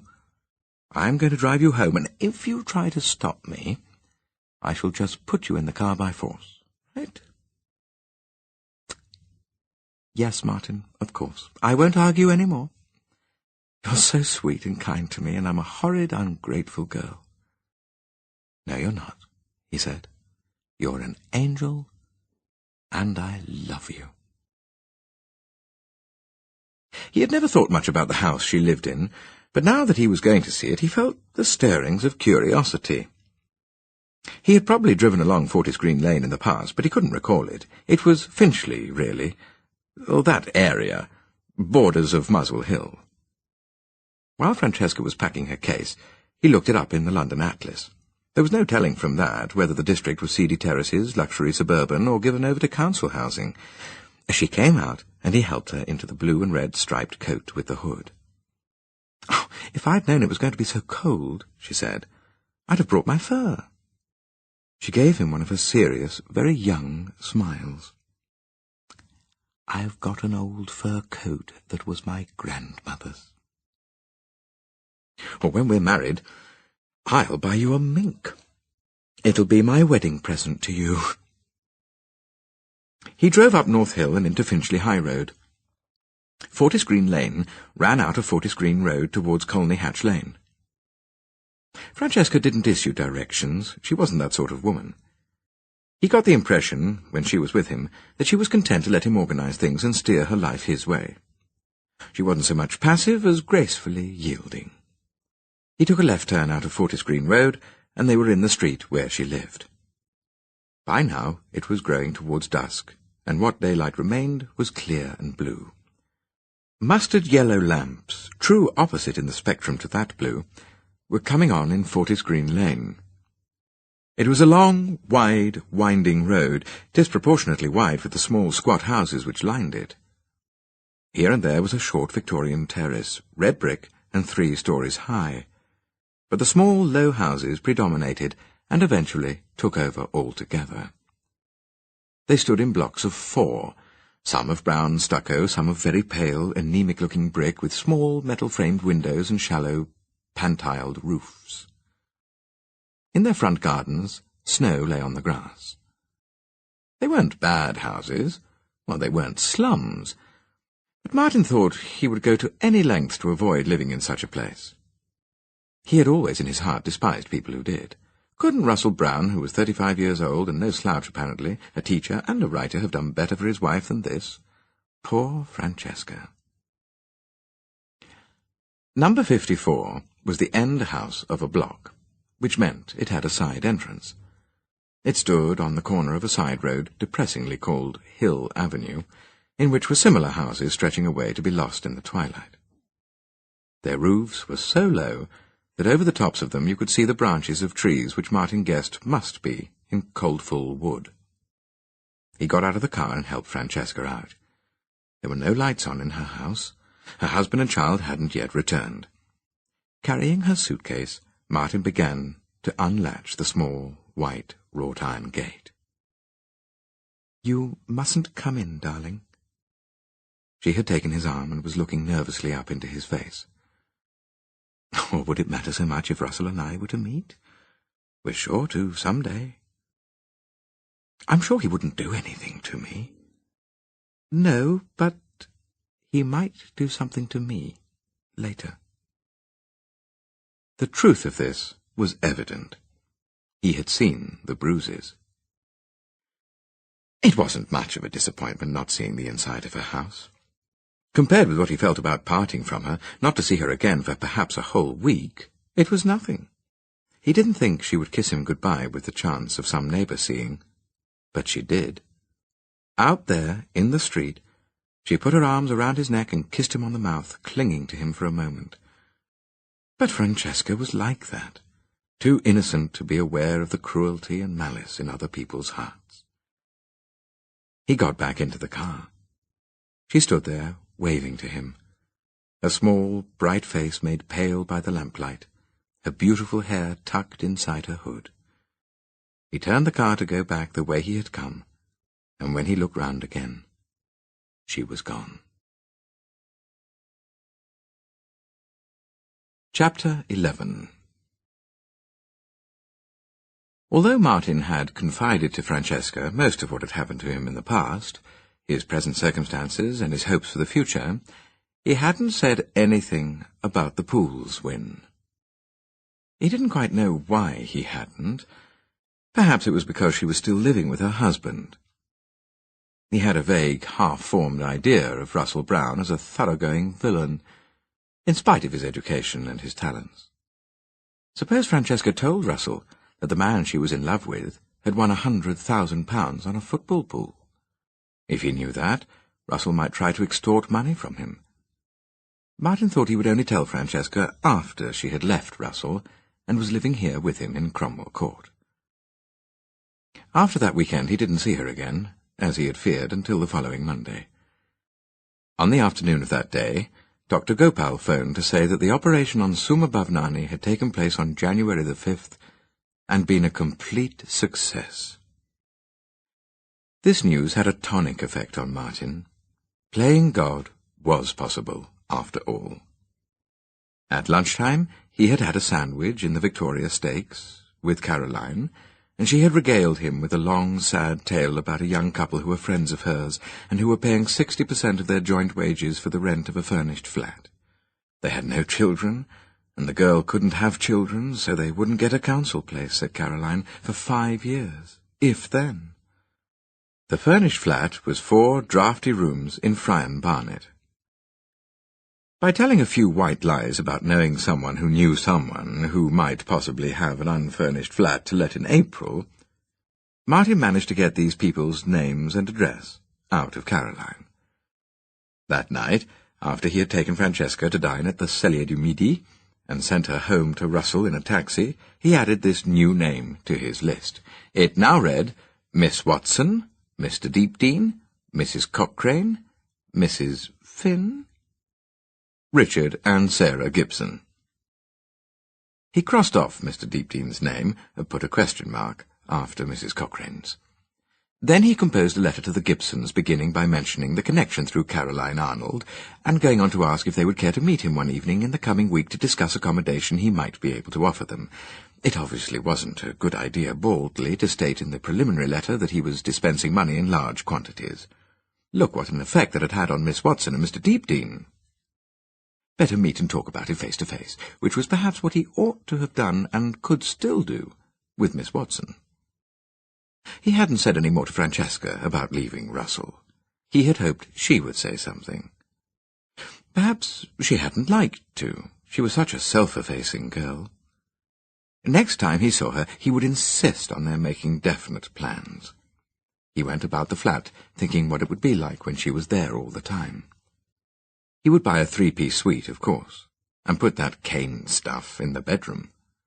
Or they could go out on the balcony. They would be an improvement on his 2 shabby deck chairs. The bathroom ought to be recarpeted. Francesca would like that, a white carpet with a long pile. And maybe he should buy a wardrobe. The cupboard was full of his own clothes. And a dressing table. Mr. Cochrane would probably make a terrific fuss once he found out Martin was living with a woman. Martin could just imagine his face and his comments. They could always pretend to be married, or, come to that, Mr. Cochrane could be told to go, and Francesca do the housework. Martin didn't want her to work in that flower shop or anywhere else once she had left Russell. It could only have been a couple of hours after he got Martin's letter that Richard Gibson phoned. He was forthright, and he sounded suspicious. "Look, Mr. Urban, Sarah and I have been badly let down about this sort of thing before. If you're really making us a firm offer, but that's fine, and, well, I'm grateful. But if it's just a possibility, or someone else is likely to step in and get the place over our heads, well, we'd rather not know. And I'd better tell you here and now, we can't pay key money, or a premium, or anything. We haven't got it." Martin said the offer was firm, and there was no question of key money, but he'd rather talk about it when they met. Richard Gibson said any evening in the following week would suit him, and the sooner the better, so Martin agreed to go up to Fry and Barnet on Monday.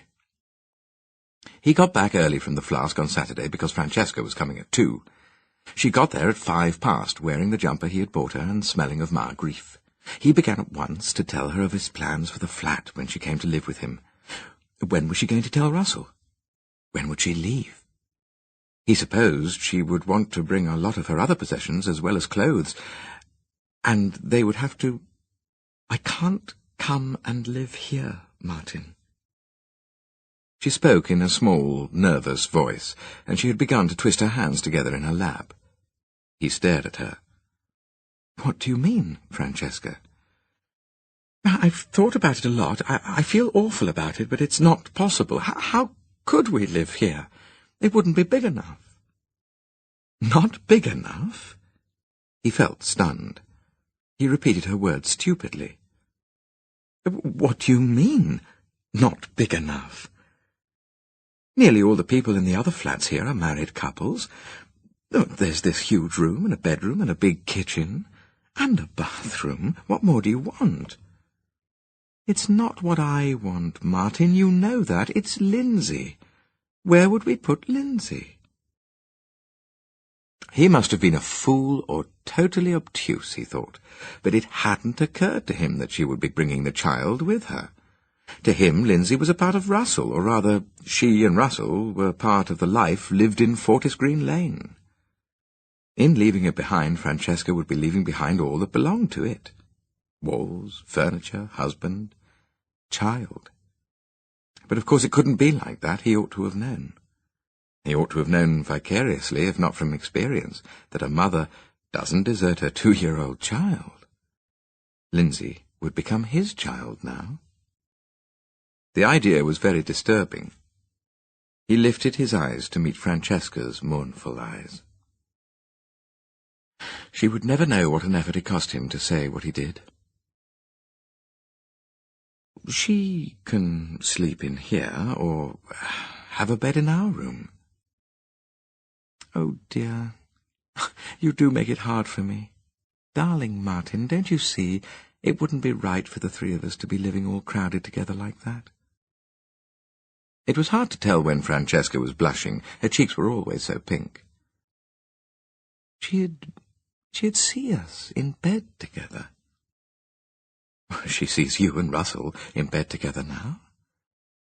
He's her father. I can't take my little daughter away from her father and her home and her own room and bring her here, where she'll have to sleep in a living room or on a couch or something.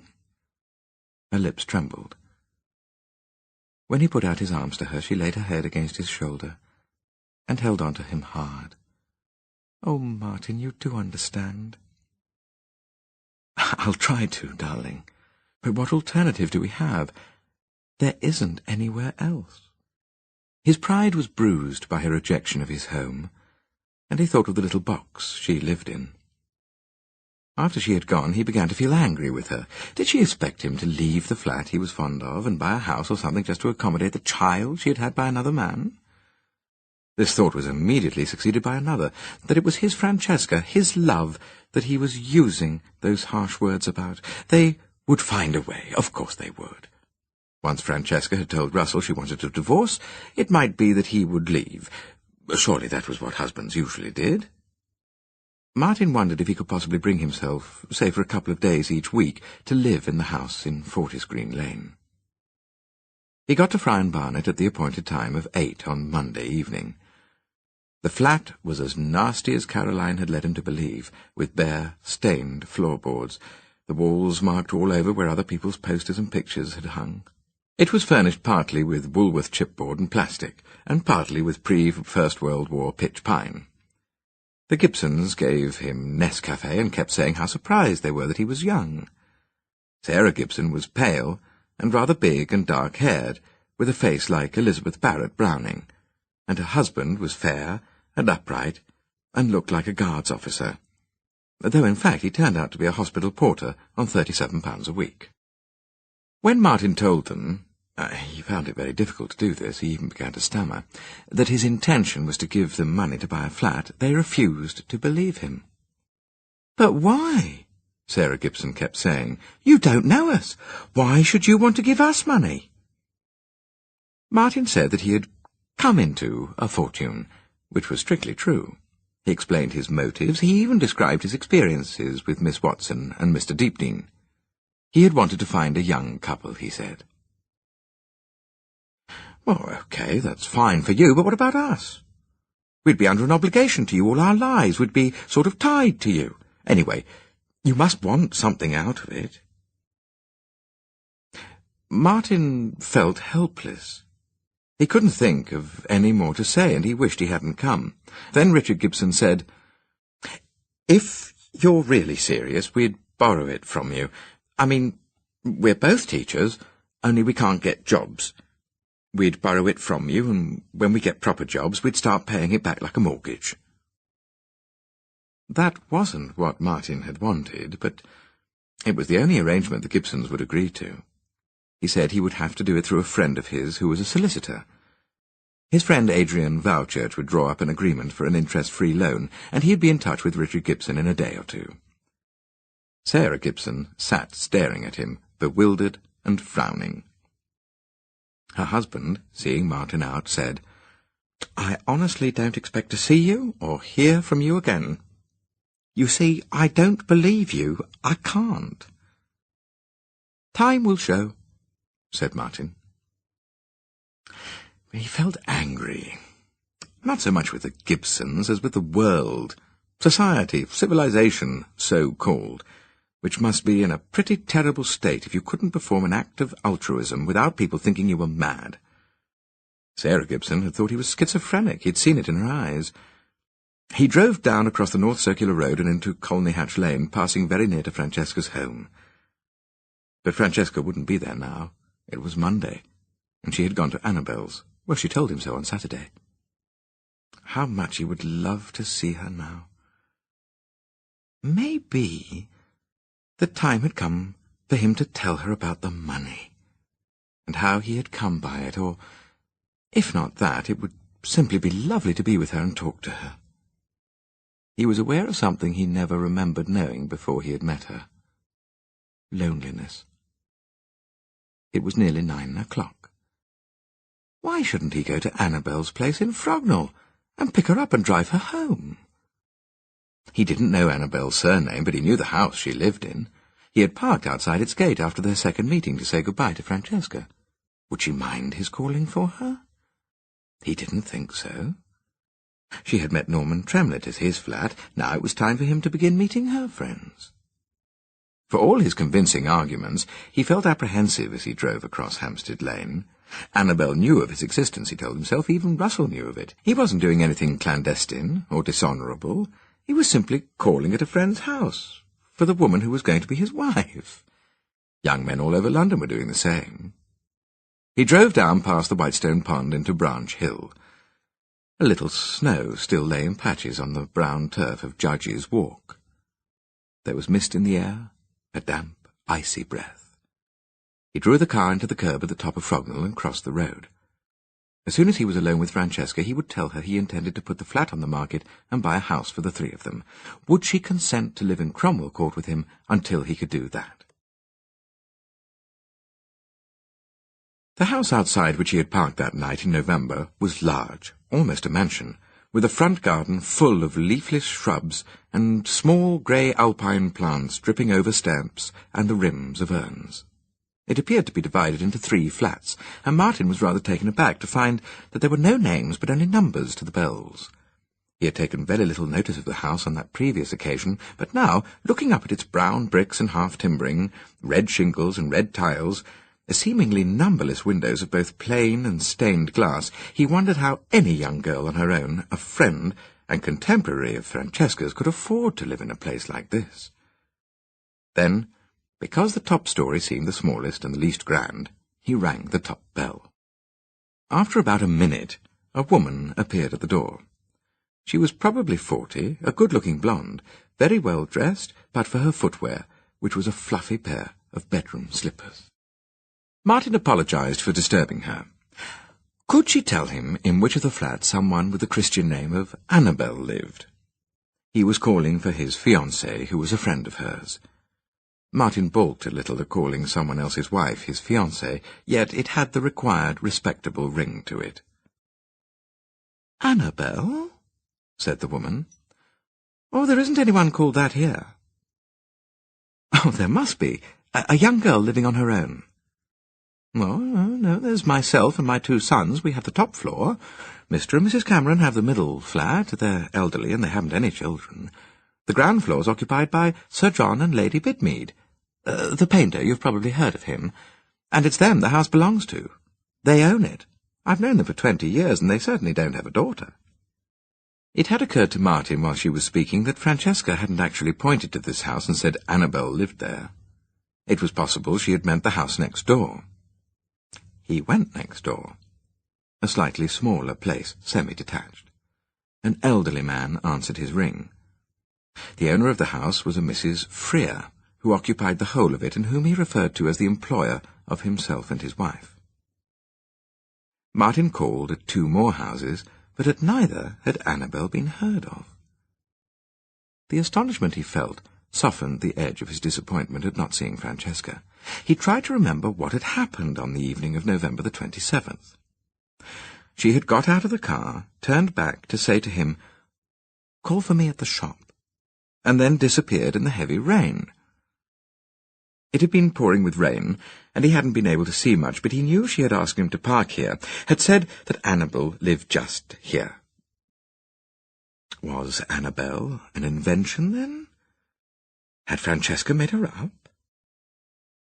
There came into his mind the confusion over where Russell's parents lived. She had said Oxford that first time. He knew she had.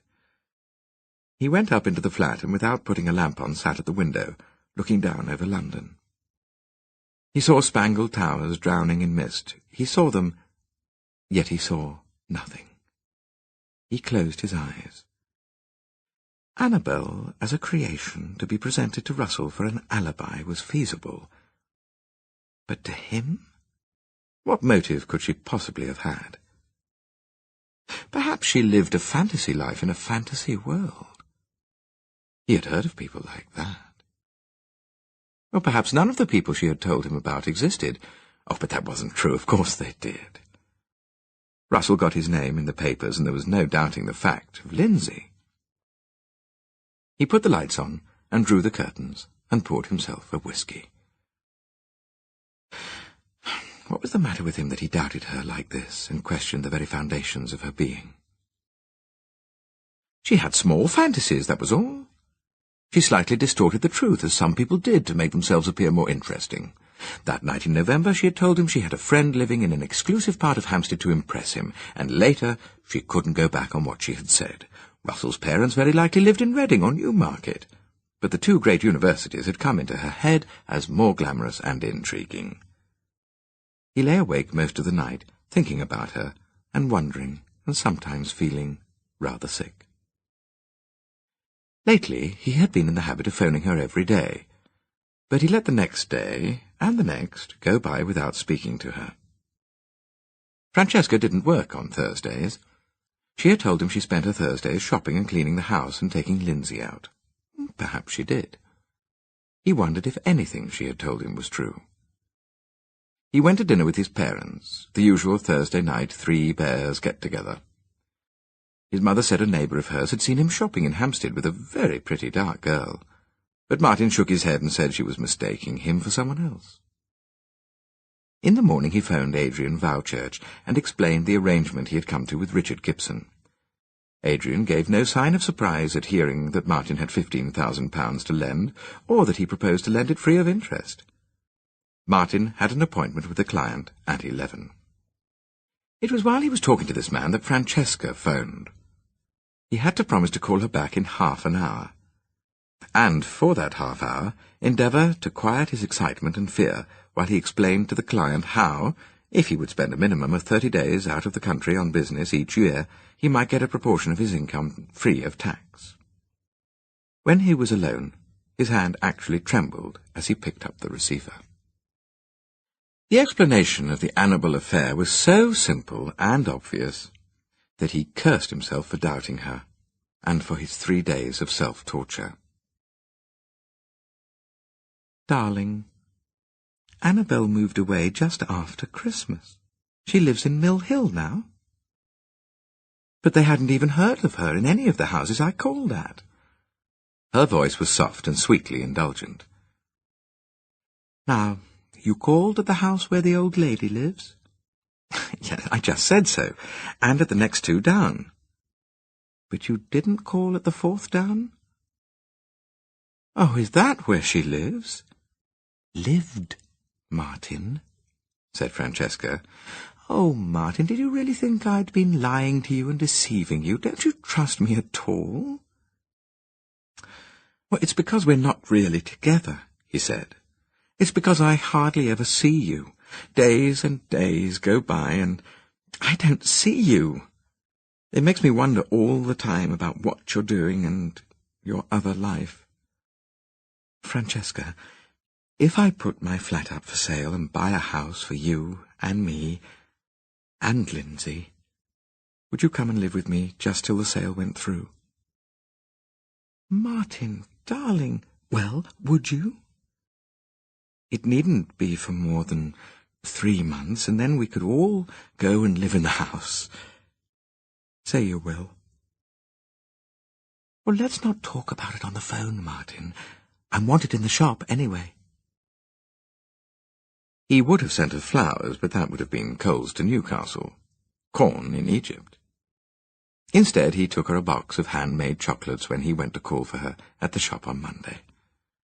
He parked the car in Hillside Gardens at 6:15 and walked down through the cold, misty dark to the shop. The grey fog, in which its orange light gleamed fuzzily, gave it the mysterious look of an enchanted cavern. Francesca wasn't alone. Lindsay was with her, perched up on the counter and occupied in pulling the fronds off a head of pampas grass. "The nursery was closed," Francesca said. "The heating's broken down. I thought of phoning you, but I did want to see you, even if it couldn't be for long." He held her in his arms. "You've had a hard day. Come to me, and you needn't work. You can be at home with Lindsay all the time. I'll buy us a house." "Listen," she said, "I had a long talk with Russell. He says he'll divorce me after 2 years' separation, but the trouble is, Lindsay. Russell adores her, you have to understand that, and he says... Her lips trembled, and she had difficulty in bringing out her next words. "He says that if I take her to live with you, he'll ask the divorce judge for custody of her, and he'd get it." "Francesca, I think that's nonsense. Why would he?" "Why, he knows about these things, Martin. He studied the law." "Yes, I thought he was a history teacher." "Well, of course he is, but he studied the law as well. He says he's been as much a mother to Lindsay as I have, fetching her from the nursery and getting her tea and putting her to bed, and he says the judge would see he could look after her on his own, like he often has, and he'd be leading a moral life, while I'd be taking her to live in 2 rooms with my lover." Lindsay threw the pampas grass onto the floor and began whimpering. Francesca started to say more about what Russell would do if she took his child to live under Martin's roof, but Lindsay stamped across the counter and pinched her mother's lips together. She said to Martin, though not in a friendly way, "We're going home in a taxi." "Francesca, let me drive you home. You'll never get a taxi out there, and the fog's getting thicker." "Really, no, Martin." Francesca struggled and mumbled like Papageno with his padlock. "Stop it, Lindsay. I'll put you on the floor." "But why won't you let me drive you? We'll be there in 10 minutes. Martin hesitated. "Anyway, think of me. It would give me 10 minutes of your company." "I want to see my daddy," said Lindsay. "Is it Russell seeing me that worries you? I promise to drop you 100 yards from the house. How's that?" "All right, Martin," said Francesca, in the sweet, meek voice he loved. "You drive us home. I don't mean to be ungrateful. It's very, very kind of you."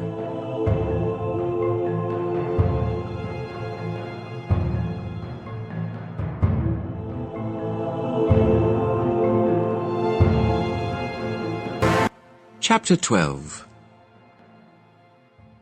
The drive took much longer than 10 minutes because of the dense fog. The sky itself, smoky, choking, gloomy white, seemed to have fallen through the dark onto the upper reaches of Highgate. Each car was guided by the tail lights of the one in front, lights that looked as if their feeble glow came through cloudy water. Lindsay sat on Francesca's knee, helping herself to chocolates out of the box Martin had brought. She liked most of the flavours, but not the violet cream or liqueur cherry, and when she had taken a bite out of these, she pushed the remains into Francesca's mouth. Silver paper went all over the floor of Martin's nice, clean car. Francesca could see Martin was offended at this cavalier treatment of his present, but she didn't care about that. He didn't like Lindsay, and he showed it, and to Francesca this was so monstrous that whenever she felt like giving the whole business up and just getting out or telling the truth, she thought of how he looked at and spoke to Lindsay, and she hardened her heart and went on. He was looking at her like that, now, while they were stopped at a red traffic light. It was the kind of look a polite host gives to a guest's uninvited dog. "You see, Martin, she'd soon make a mess of your lovely, tidy flat." "Maybe, but things would be different if we had a house. We could have a big kitchen and a playroom. We'd have a garden.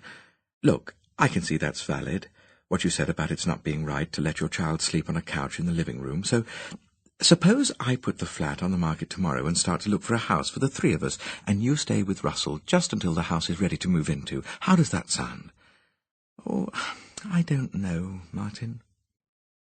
Well, darling, will you think about it? Will you, please? Because I ask you, and I want it so much. You see, I don't know what else to suggest. You do want to come and live with me, don't you? It was so cold and foggy, and she had a long, awkward journey ahead of her. She hadn't the nerve to say no. She touched his arm and smiled. Well, then, you won't live with me at the flat, and you won't come and stay there with me till we can get a house, so I'm asking you to think about this idea. Will you think about it, darling? I really don't think I'll ever... Francesca started to say when Lindsay clamped a chocolate, smeary hand over her mouth. She didn't have to finish because Martin was parking the car. They had arrived. She put Lindsay out onto the pavement and got out herself. It was very cold and wet out there, rain penetrating the fog in large icy drops. Martin wanted her to kiss him, so she put her head back in through the window and held up to him red lips that a raindrop had already splashed. I'll phone you in the morning, Francesca. Yes, do, said Francesca vaguely. She was holding on to Lindsay with one hand and clasping the chocolate box against herself with the other. Lindsay was pulling and stamping. And you'll have come to a decision? You'll decide it's yes, won't you? Francesca had more or less forgotten what she was meant to be deciding. Again she said she didn't know, but she managed a radiant smile, keeping her options open. Martin drove off, waving, though with that hurt look on his face which so exasperated her. When the car was out of sight, she started to walk along Fortis Green Lane in the opposite direction to that which Martin had followed. He had put them down outside number 26, and when they reached 54, Francesca stopped for a moment and looked curiously at the house. It was unlit. On its doorstep was a bottle of milk with a cover over it to stop birds pecking at the cream. "Mummy Carrie," said Lindsay. "Must I?" "Must. Lindsay Carrie Sweeties." "That's an offer I can't refuse." Francesca picked her up, and Lindsay gave her a wet, sticky kiss on the cheek and waved the chocolate box about. Perhaps it would be a good idea to turn up Hill Avenue. Francesca rejected it and tramped on. The pavement was coated with greyish-black, soupy, liquid mud that splashed up her legs. She realized what she had thought was rain was in fact condensed fog dripping from the tall bushes in front gardens. She felt like one of those women who abound in Victorian fiction, women who are discovered at the beginning of a chapter wandering over heaths or stumbling along city streets at night, and in the most inclement weather with a child in their arms. Very likely she looked like one of them too, in her lace-up boots and long skirt and woolly shawl wound round her head, and her grandmother's old fur coat, spiky and dewed with drops of fog. In spite of the cold, and the heavy weight of the little girl and her own tiredness, Francesca suddenly laughed out loud. "Not funny," said Lindsay crossly. No, it isn't. You're quite right. It isn't a bit funny. You'll find out when you're grown up that we don't always laugh just because things are funny. There are other reasons. I must be mad. Why did I let him bring us up here, Lindsay? I suppose I was so utterly pissed off with seeing that look on his face. One thing I do know, I'm not going to see him any more. I'm not going on with it. This is the end. This is it. And Daddy can go jump in a pond. Lindsay wants Daddy.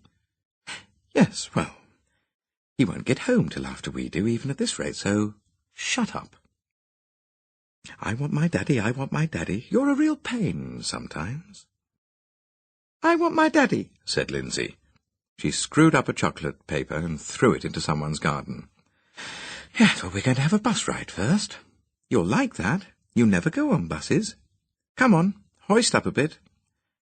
Oh, can't you sort of sit on my hip?" Lindsay replied by dropping the box and pinching Francesca's lips together. Francesca picked up the box, which was now much splashed with mud, and growled through Lindsay's fingers and pretended to bite. Lindsay screamed with laughter, took her hand away an inch, and clamped it back again. "Come on, you crazy kid. We'll freeze to death." By now they had come out into Coppet's Road, and Francesca was looking about for her bus stop when a taxi, which had perhaps dropped an inmate or visitor, came out of the gates of Coppet's Wood Hospital with its lights on. The driver didn't seem to know the whereabouts of Samphire Road, N4, even when Francesca said it wasn't far from Crouch Hill Station, but he agreed to let her direct him. Lindsay started screaming that she had been promised a bus. She wanted a bus. And she made so much noise that Francesca could tell by the back of his neck that the driver was wincing. He stuffed Lindsay with more chocolate to shut her up, and then they played the growl and snap game most of the way home. The fare was £2, which Francesca could ill afford. The pavements here were even stickier and more slippery than in Finchley. It was a depressed, semi-derelict region to which the taxi had brought them, a place where whole ranks of streets had been demolished to make way for new council building. Acres of muddy ground stood bare between half-dismantled ruins, and some of the streets had become mere narrow lanes running between temporary fences 10 feet high. Even in the driest weather the roads were muddy, smeared with clay from the tyres of tractors and lorries. There was an air of impermanence, of dull, unhopeful expectancy, as of the squalid old giving place to a not much more inviting new. But Samphire Road was sufficiently on the borders of this resurgent neighbourhood for it and the streets which joined it, and ran parallel to it, to be left alone. Samphire Road, with its rampart-like houses of cardboard-coloured brick, its grave-sized front gardens, its ostentatious treelessness, was to be allowed to live out its century, undisturbed, and survive until at least 1995. Sulphur-coloured lamplight turned the fog into just such a pea-souper as Samphire Road had known in its youth. Francesca unlocked the front door of number 22, painted, some years before, the shade of raw calf's liver, and let herself and Lindsay through an inner door into the hall of the ground-floor flat. Inside it was as cold as only an old house can be which has no central heating, which has been empty for 10 hours, and when the month is January. It was damp as well as cold, with a damp to make you cringe. Francesca put lights on and humped Lindsay into the kitchen, where she lit the gas oven and switched on an electric wall heater. Breakfast dishes were still stacked in the sink. She unwrapped Lindsay's layers of clothes, and then her own layers, spreading her fur coat over the back of a chair to dry. The two of them squatted down in front of the open oven, and held out their hands to the pale, bluish-mauve flames.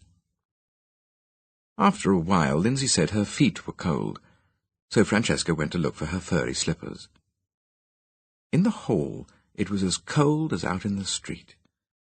There were only 2 other rooms in the flat, the front room, where there were 2 armchairs and a dining table and a piano and a sofa that converted into a double bed, and the bedroom at the back, where Lindsay slept. Francesca drew the curtains across the huge, draughty, stained-glass French windows and lit the gas fire. The gas fire had to be on for at least an hour before she could put Lindsay to bed in that icebox. The slippers were nowhere to be seen, so Francesca went into the other room, known as the sitting room, but where no one could have borne to sit between November and April, and found the slippers under the piano. The bed wasn't made. It hadn't been for several days, and it hadn't been used as a sofa more than 6 times since Lindsay was born.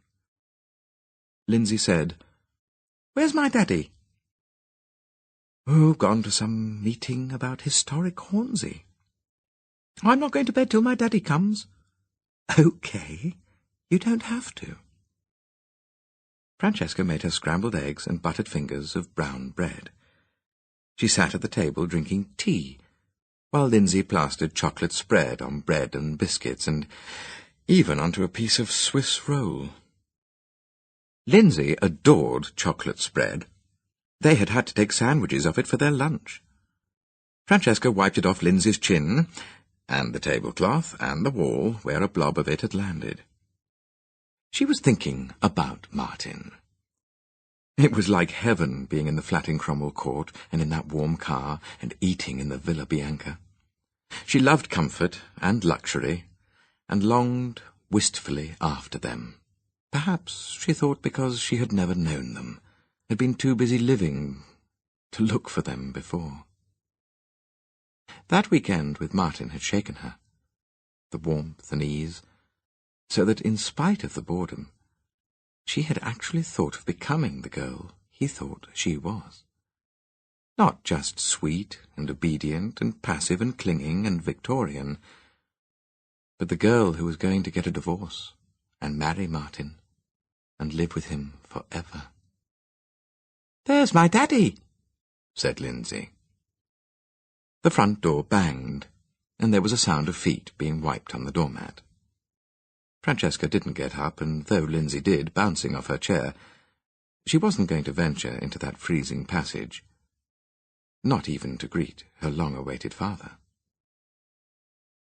He opened the kitchen door and came in, throwing back a lock of wet hair out of his eyes.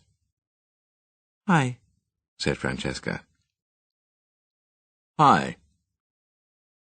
He picked up the little girl, held her in the air, then hugged her to him. "And how's my sweetheart? How did you get on in Mummy's shop? I bet they made you manageress." He sang to the tune of the Red Flag.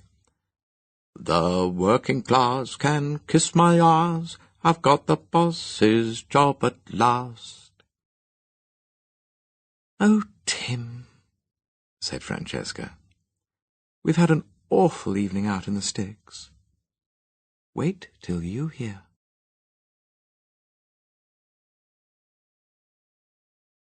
Chapter 13. "So I just don't see the point of carrying on with it," said Francesca. She and Tim confronted each other across the kitchen table and across the greasy pieces of paper and copy of the Post, which had wrapped the fish and chips brought in by Tim for their supper.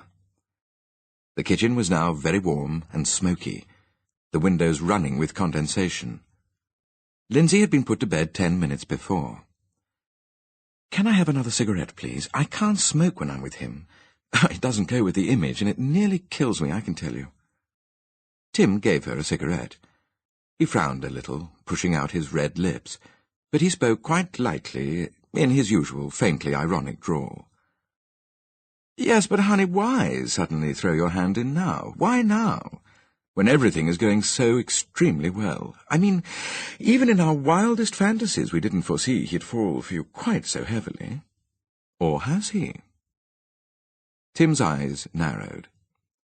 "Maybe my honey child wasn't being strictly truthful when she said Livingstone wanted to marry her." "Well, I'm not always absolutely truthful, Tim, you know that. Who is? But I don't tell pointless lies. Oh, dear, I nearly came a cropper over Annabel, though, didn't I?" Francesca giggled, and her eyes met Tim's blue eyes, and she giggled even more. "Oh, dear, now we must be serious. Look, what I mean is, I don't see the point of carrying on with it because it's not getting us anywhere. All it'll do is lose me my job. If he takes to coming into the shop after me, I'll have to leave to get away from him. What did we think we'd get out of it, Tim? I can't even remember." "Oh, of course you can remember. Money, prospects, opportunities." Tim lit a Gauloise. "And, incidentally, my little revenge." "Isn't it a funny thing? He says he loves me and all that, but he doesn't exactly confide in me. He's never said a word about winning the pools, and I don't believe he has." "Or you don't believe in your Uncle Tim's total recall? I tell you, if I died and they opened me up, they'd find the perm on that pools coupon written on my heart. Of course, there's just the weeniest chance Miss Urban didn't send it in, but if Miss Urban did send it in, then sure as fate is fate, she's won herself the first dividend, all or part of. The lucky, lucky girl." Tim always referred to Martin as Livingstone, or, when his camp mood was on him, as Miss Urban. Francesca, for reasons she didn't understand, but thought might be sick reasons, found the camp mood almost unbearably sexy. Tim, when he was that way, made her go weak at the knees, and she didn't want that happening now. She wanted to be serious. "Well," she said, "when you sent those awful yellow chrysanths, you said to get in his good graces and get him to take me out a bit because he'd got wads of money and hadn't got a girlfriend. You said he might let me have the money to start my own florists, or at least give me some big presents, but nothing like that's happened. He just fell right in love with me. He's not even that interested in sex. Well, not very. I mean, you'd have raped me if I'd gone on with you the way I have with him. But he's in love. It's not just wanting to screw me, it's real love. And the only place it's going to get me is living with him in his flat or some house he wants to buy. And what's the use of that? What's the use of going on with it, Tim? If I only get to where I have to run away and hide to avoid living with him."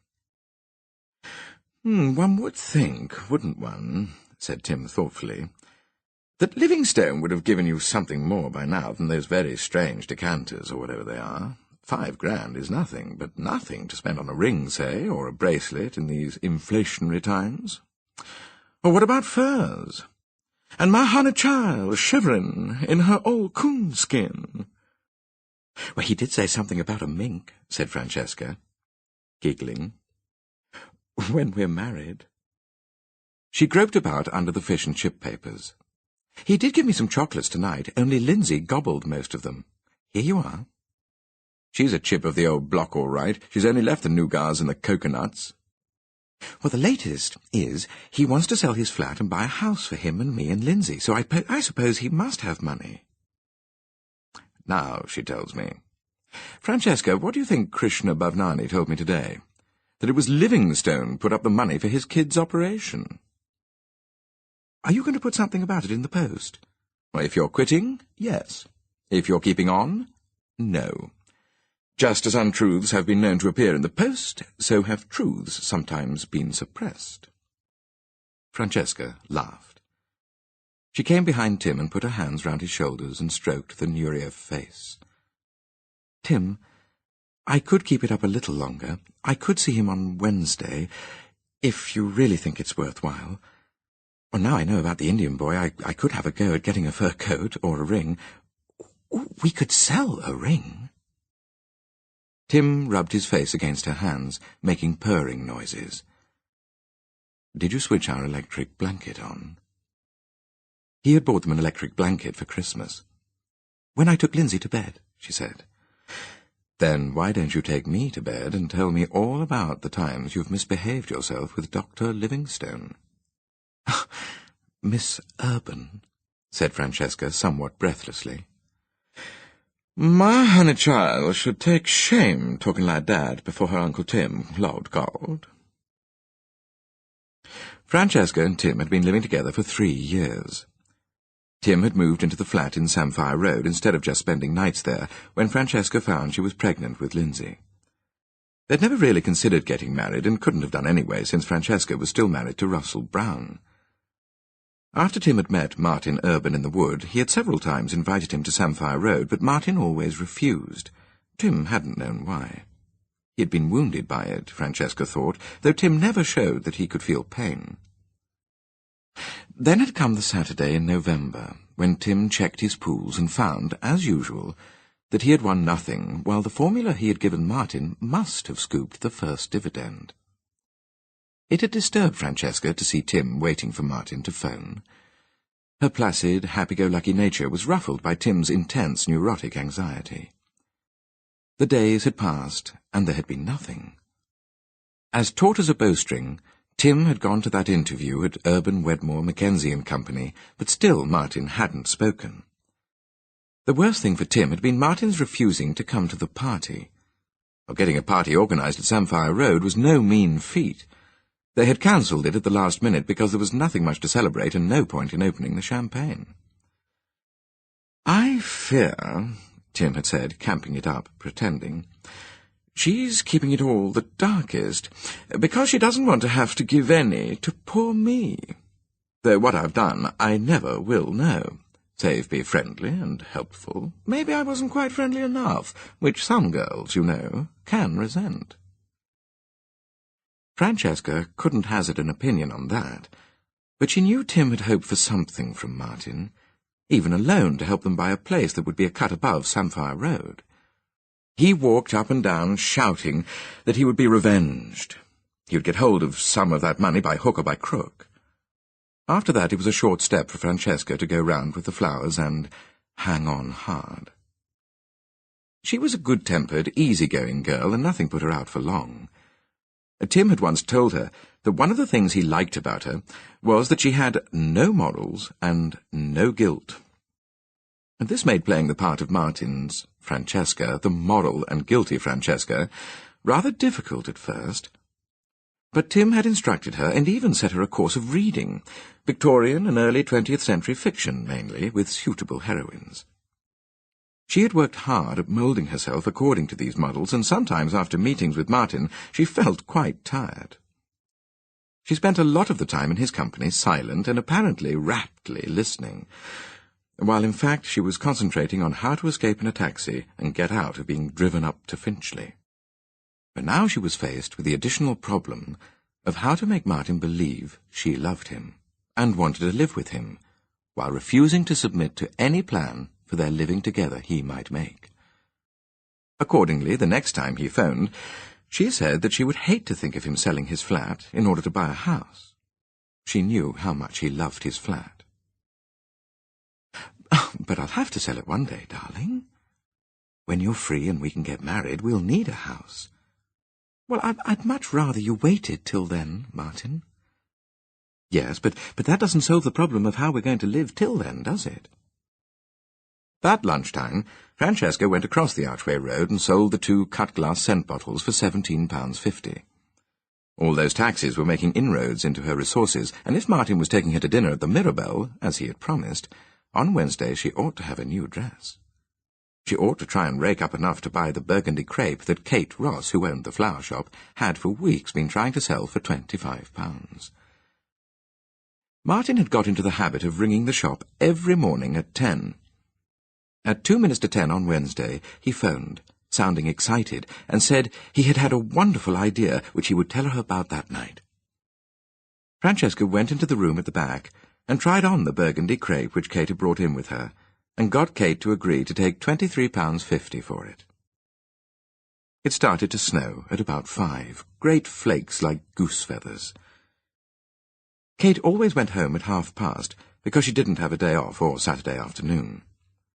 Martin gasped at the sight of Francesca in the dark red dress with her hair piled up, and a dark red and white speckled orchid tucked into a curl. He stared at her adoringly. These transports of his, though she knew they were sincere, always irritated Francesca. She preferred a lecherous reaction, which was what she had had from Russell Brown and those other men who had preceded Tim, and which she had, in his own individual way, most satisfactorily from Tim. But she smiled and looked rather shy, and said quietly, "Do I look nice?" "Oh, Francesca, you look so beautiful. I don't know what to say. I wish I was more articulate. I should like to write poems to you." "I just hope I'm going to be warm enough," said Francesca, her mind on mink coats. But Martin assured her she would be exposed to the open air for no longer than it took to cross the pavement. "So, what's this wonderful idea?" she said when they were in the car. Martin said he wasn't going to tell her until they were eating their dinner. Francesca had an enormous appetite and a hearty capacity for alcohol. She and Tim were both the sort of very thin people who can eat as much as they like without putting on weight. But she never ate or drank anywhere near as much as she wanted when with Martin, or it didn't fit the image. Tonight, however, she was going to start off with quenelle of lobster, well, quenelle of anything being among her favourite food. To precede it, a brandy and soda would have gone down well. Francesca asked for a dry sherry.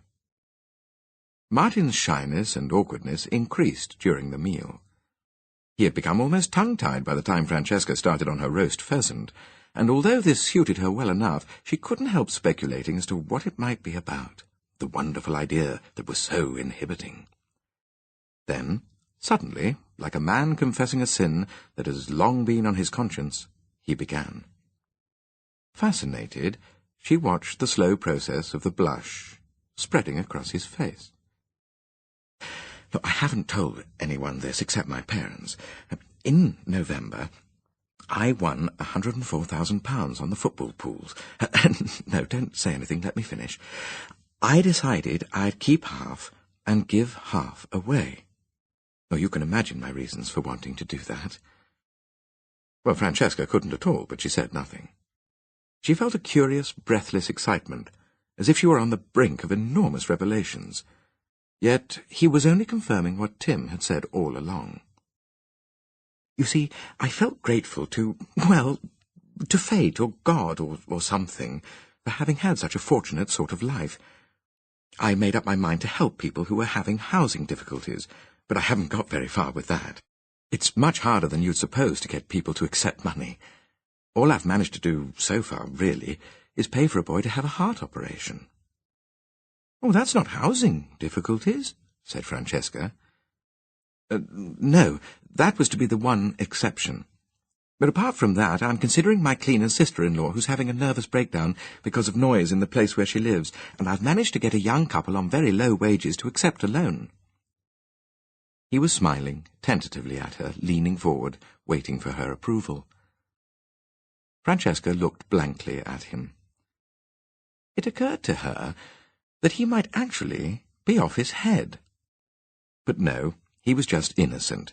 He didn't know he was born. Suppose she were to throw herself on his mercy, tell him who she was, and that Tim was her lover and Lindsay's father, and that they were doomed to live in worse conditions than maybe any of those people he had talked about. She couldn't do it. It was impossible. He refilled her wine-glass and said, "So, now I've told you. I don't want to have any secrets from you." As if he'd just confessed to some weird perversion, thought Francesca. But the point of telling, well, I've been a complete fool. I've been worrying about buying homes for other people and worrying about where you were going to live when you left Russell, but it never occurred to me till last night that I don't have to sell my flat or get a mortgage. Apart from what I'm going to give away, I've got 50,000 of my own. I've got my own half share of the win. So, what's the wonderful idea? Said Francesca carefully. To buy a flat for you and Lindsay to live in. He paused, but she said nothing. I mean, that solves everything, doesn't it? Lindsay can have her own room. Well, Russell can't possibly accuse you of corrupting her, and after 2 years, when you've got your divorce, we can sell both flats and buy a house. How does that suit you? Look, I'm not going to make any conditions, Francesca. Martin smiled and reached across the table for her hand. Only I hope I can come and stay sometimes, and I'll be the happiest man on earth if you'll choose a flat that isn't far from mine. So we're going house hunting on Saturday. He's out on cloud 9 already, planning colour schemes and fussing about something called cubic footage. Well, Miss Urban was always house-proud. She'll make some lucky chap a wonderful wife one of these days. Oh, what did you have to eat? Lobster quenelle, roast pheasant and roast potatoes and calabrese and sautéed mushrooms and asparagus, and a sort of chartreuse soufflé with cream. You should have asked for a paper bag and said you wanted to take some home for your aged relative. Francesca giggled. She sat on Tim's lap and took the cigarette out of his mouth and put it in her own. But seriously, Tim, what's the future in letting him buy a flat for me to live in? I shan't live in it. But I can't think of any way of getting out of it, short of flatly saying I won't leave my husband. Well, suppose I said give it just 2 weeks more. Just till Monday, the 12th of Feb. If he's going to buy Mahana Child a love nest, he's got to furnish it, hasn't he? In these scandalous times, 5 grand is the least, but the leastest he can expect to spend on furnishings. He said I could have the cane chairs out of his living room. Ah, what a miscreant he is, said Tim. Still, you won't stand for that, will you? Not a girl of spirit like you. You'll ask for 5,000 to splash about in heels. Oh, dear, said Francesca with an enormous yawn. I'll try, I'll do my best, but not a minute more after Feb the 12th.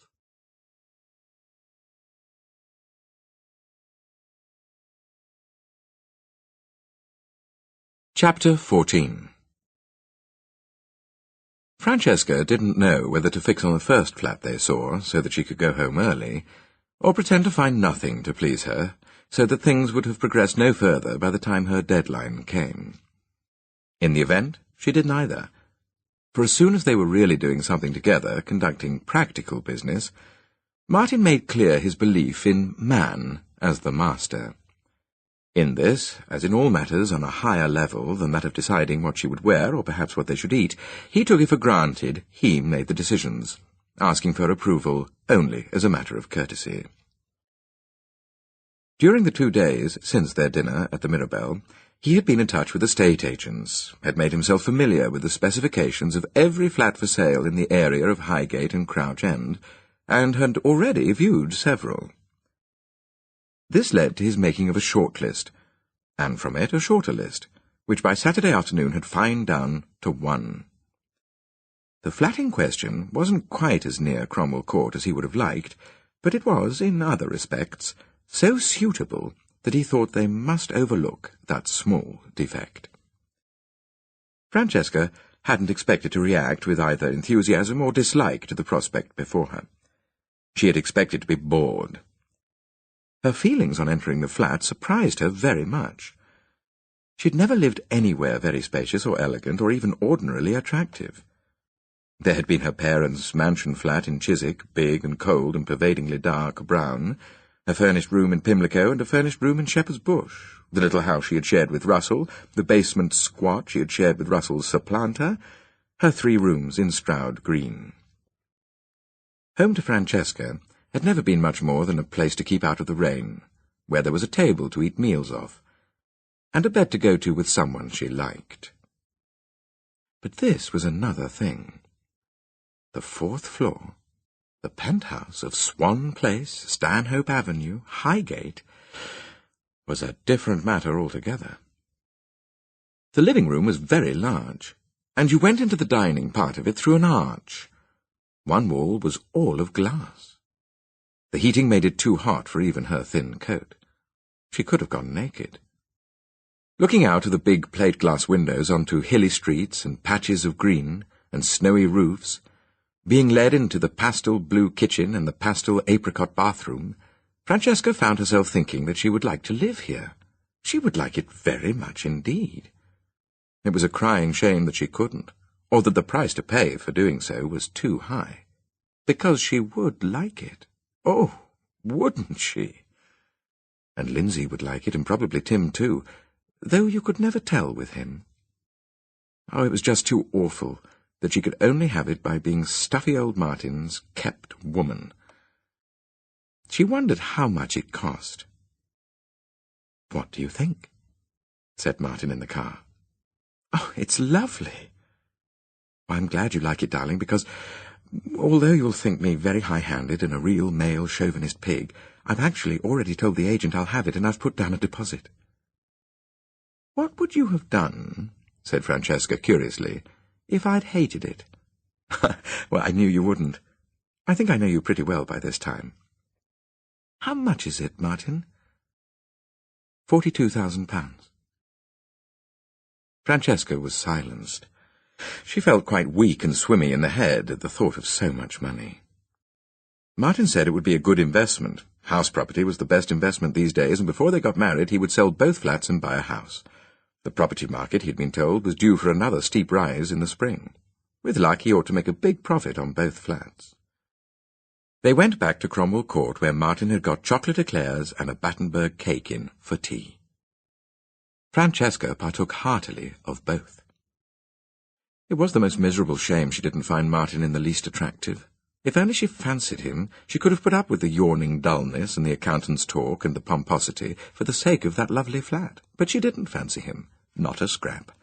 Which was odd, really, because, like Tim, he was tall and dark, and though not so good-looking, He was younger and cleaner, and he didn't permanently stink of gouloirs. Francesca pondered rather regretfully on the anomalies of sexual attraction, while Martin lectured her gently on house property, and the registration of land, and stamp duty, and the making of searches, and the mysteries of conveyancing. Francesca ate another chocolate eclair. Martin wasn't the sort of person who would even consider going to bed in the afternoon. He would think it perverse. She let him hold her hand across the spread of sofa cushions. "I suppose it'll be months and months before you actually own it?" she said. "Oh, no, I'm paying cash, you see. My friend, Norman Tremlett, well, you met him here. He'll do a survey for me on Monday. I've already talked to my solicitor. He's another friend. We were all at school together. And he says, provided the survey's favourable, there's no reason why the contract shouldn't be ready for my signature by February the 12th. That's Monday week. And then I'd get completion as soon as possible, well, maybe 3 weeks, and you could move in." Francesca thought how, when she and Russell had tried to buy a house, what difficulties and obstacles there had been. The first two they fixed on had been sold over their heads, while the building society hesitated over giving Russell a mortgage. Securing the one they had finally lived in took months and months, nearly a year of their hopes being raised and dashed. But they, of course, had had no money and no old boy network. It no longer mattered. It was history. 10 years gone, swept away by oceans of water under the bridge. She smiled at Martin. "What about furniture, darling?" "I thought of making a separate deal with the owner for the carpets and curtains and the bedroom furniture and the fridge and cooker. Well, he wants to sell. Of course, if there was anything special you wanted, we could go shopping together next Saturday." Was there any point now in waiting till February the 12th? None, except that she had given Tim an undertaking. Martin seemed to take it for granted that she would now be spending every evening with him. Francesca pointed out that while she was still with Russell, she couldn't go out every night and leave him to look after Lindsay. Perhaps she might manage another day in the week as well as Monday. "I want my parents to meet you," said Martin. She insisted on going home at 6 o'clock, and he insisted on driving her. This time he didn't drop her 100 yards away, but set her down outside number 54, and there he waited to see her into the house. Francesca stood outside the white iron gate, waving impatiently at him, while he sat in the car, refusing to go till she did. After a few seconds, she saw it was useless. She must either make it look as if she were going into that house, or else give up the game.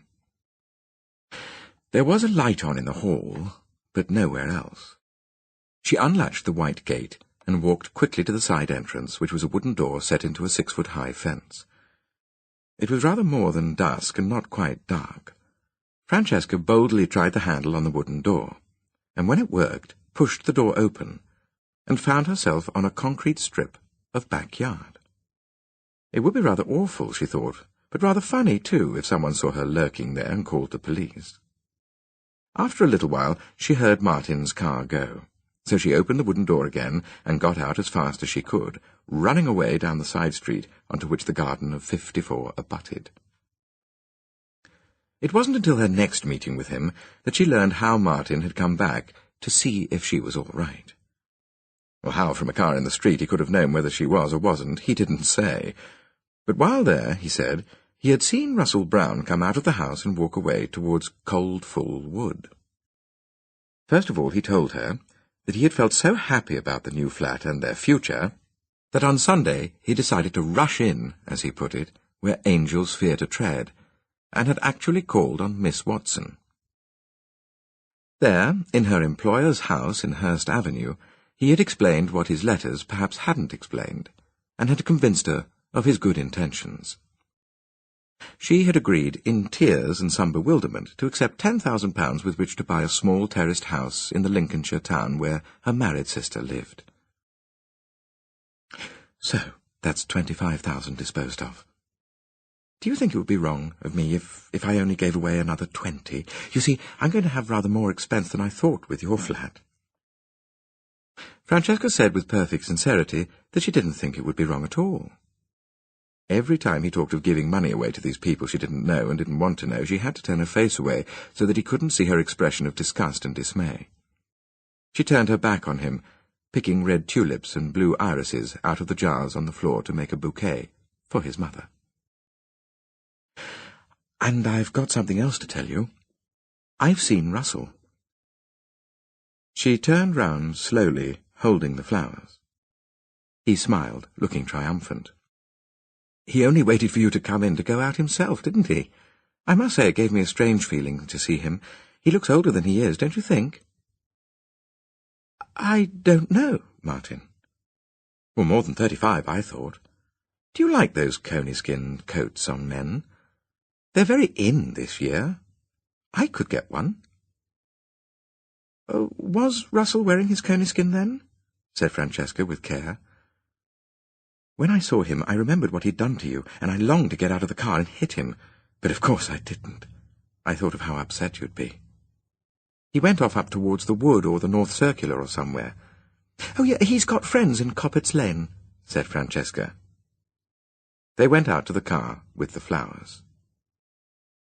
"I've told my parents a bit about you. I'm afraid I've had to stretch the truth a bit. It seemed politic."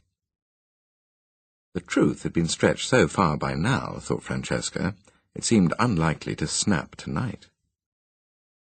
"I have given them to understand you're already living apart from your husband," said Martin.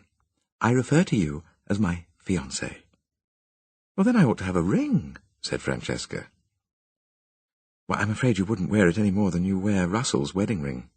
But shall I get you one for when your divorce comes through, so you can wear it to the registrar's office?" The Urbans were very much what Francesca had expected, except that Walter Urban was younger and better looking. She found him rather attractive, and speculated as to what it would be like to go to bed with a man twice one's age. Margaret Urban sat making patchwork of the same sort as that with which the cushions were covered. It looked a tedious and intricate task, putting all those hexagons together evenly. Francesca wondered why she did it, for they seemed to have heaps of money. But she would have liked a skirt for herself made in that sort of patchwork. It was a shame, really, that she wasn't, whatever the Urbans might think, in the running to get one. They were like the Three Bears, she thought. She had gone to sit down on the right-hand side of the log fire and been told, sotto voce, by Martin, that that was his mother's chair. They drank sherry, Oloroso for Mrs. Urban, Amontillado for Walter, and Tio Pepe for Martin. She felt that, like Goldilocks, she should have tried a little bit of each, but settled instead for the Tio Pepe too. Inwardly, she was amused. How dismayed the two senior Urbans must be at the thought of their only son, a boy brought up with the utmost care, marrying a divorced woman with a child. She tried to read some hint of it in their faces and in Mrs. Urban's tone when she looked up from her sewing to ask questions about Lindsay, but there was nothing. They were playing safe, humouring Martin, in the hope, no doubt, that if they didn't oppose him, he might get over her before any irreversible step was taken. It was just the way she envisaged behaving herself if anything so awful was to happen as Lindsay bringing home an accountant or a solicitor and saying she wanted to marry him. When they were on their second glasses of sherry, Martin told them about buying the flat in Swan Place. "For Francesca and Lindsay," he said. Where did they suppose she was living now? Francesca wondered. She expected Martin's announcement to be greeted with grave disapproval. In her experience, parents never like you spending money, even your own, but she had reckoned without the passion for wise investment which throbs in the heart of every good accountant. Francesca noticed, too, that Martin's mother took it very coolly. She had a sensitive awareness of women's reactions, and she understood that Margaret Urban, mother of an only son, would now be able to convince herself that if her son and his fiancée lived under separate roofs before marriage, they wouldn't sleep together before marriage either. "That's a very sound idea," said Walter. "Buying the place before prices go up again. Of course you'll elect to describe it as your principal residence." "But it won't be his residence at all, Walter," said Mrs. Urban. Her husband took no notice of this interruption, which had made Francesca discreetly smile. Because if Swan Place is your secondary residence, you won't forget, will you, that you'll be liable for capital gains tax when you sell it?" "Do you know," said Martin, "I had forgotten. The tax payable would be 1/3 of my profit, wouldn't it?" 30%, said Walter. They talked about tax and tax avoidance all through dinner. Mrs. Urban watched them placidly from under her slate-blue fringe, but Francesca was so bored she couldn't control her yawns. On Saturday afternoon they paid another visit to Swan Place and saw the owner, a Mr. Butler, and he and Martin went through what Martin called negotiating a price for the carpets and curtain and bits of kitchen equipment and bedroom furniture. Afterwards he took Francesca out to tea at Louis' in Hampstead. He said that they would go and buy any other furniture she might want next weekend, and when she said she could do that on her own, he said he thought he would like to be there too. After all, it would one day be his furniture as well as hers. Francesca didn't much care. She had given up. The long drag was nearly over. She would see him on Monday and say she couldn't leave Russell or contrive to have a tremendous quarrel with him, and that would be that. When Francesca had eaten as many cream slices and rum babas as she could manage, it was too late in the day to worry about sticking to a Victorian lady's appetite, Martin suggested they go across the road and see the Bunwell film at the Everyman. But Francesca wasn't having that. If Goldie, upstairs, would keep an ear open for Lindsay, she wanted to go round the pub with Tim. So she said that she had to get back to Lindsay because Russell was having dinner with his publisher, and someone who might be interested in doing The Iron Cocoon for television. This was an excuse which Tim had rehearsed her, and she was glad to have an opportunity of using it. Martin, of course, drove her up to Fortis Green Lane. Once more she had to hide in the side entrance. After Monday she thought she would never set foot in Finchley again. February the 10th, February the 11th. It would soon be all over. Francesca tried to think of ways of breaking off with Martin that were not too brutal. It was no good discussing this with Tim, who would have advised the bold truth, presented as savagely as possible. Martin walked into the shop at 5:45 on Monday, February the 12th. Last time, thought Francesca, last time. She gave him a vague kiss. She hadn't bothered with pink pan velvet or burgundy crepe, but was wearing her favourite collection of garments, a patchwork skirt, a Hungarian peasant top with a long cardigan over it, and her Olaf's daughter's boots, which were heaven to wear in the shop, whatever Martin might think of them. I'm awfully sorry, darling, but before we have dinner, I've got to go round to my solicitors and see about this contract. You won't mind, will you? Well, Francesca didn't particularly mind. She wouldn't have minded if they had spent the entire evening at his solicitor's. All that interested her was how to pave the way for disappearing permanently from Martin's life. Perhaps it would be best to stage a quarrel over dinner, or make use of an idea which had come to her earlier in the day. This was to say that she was pregnant and that it was Russell's child. So she would have to stay with him, wouldn't she? Francesca thought she could really enter into the spirit of this.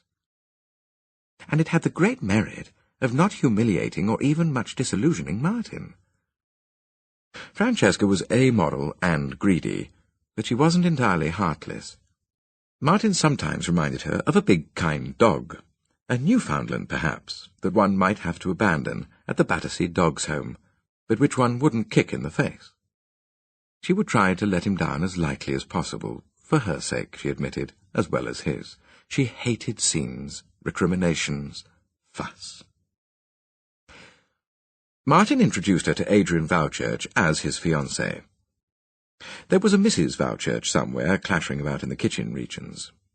Francesca sized Adrian up. She didn't like little hatchet-faced men with supercilious eyes and the sort of public school accent so affected as to be a joke. He shook hands with her and said, insincerely she thought, that it gave him really tremendous pleasure to meet her at last. While he and Martin talked more or less incomprehensibly, it was borne in on Francesca that they were there for the express purpose of signing the contract for the purchase of the Swan Place flat. She could see it, or what was probably it, lying on a blotter on a mahogany desk. Adrian saw her looking, and said they hoped for completion within a couple of weeks, allowing for searches, whatever that might mean. And would Mrs. Brown like to have a look at the contract? Francesca hesitated. It seemed too unkind to let Martin buy the flat when she hadn't the slightest intention of ever living in it. Somehow the purchase of the flat hadn't seemed real until she saw what in black and white it involved. This agreement is made the 12th day of February, 1970, between John Alexander Butler of Flat 10, Swan Place, Stanhope Avenue, Highgate, in the county of London, hereinafter called the Vendor, and Mrs. Francesca Brown. Martin had given her address as 12 Cromwell Court. It was absurd on the strength of that one weekend. It was rather touching. She read the rest of the first page. He had presumably brought her in here to witness his signature.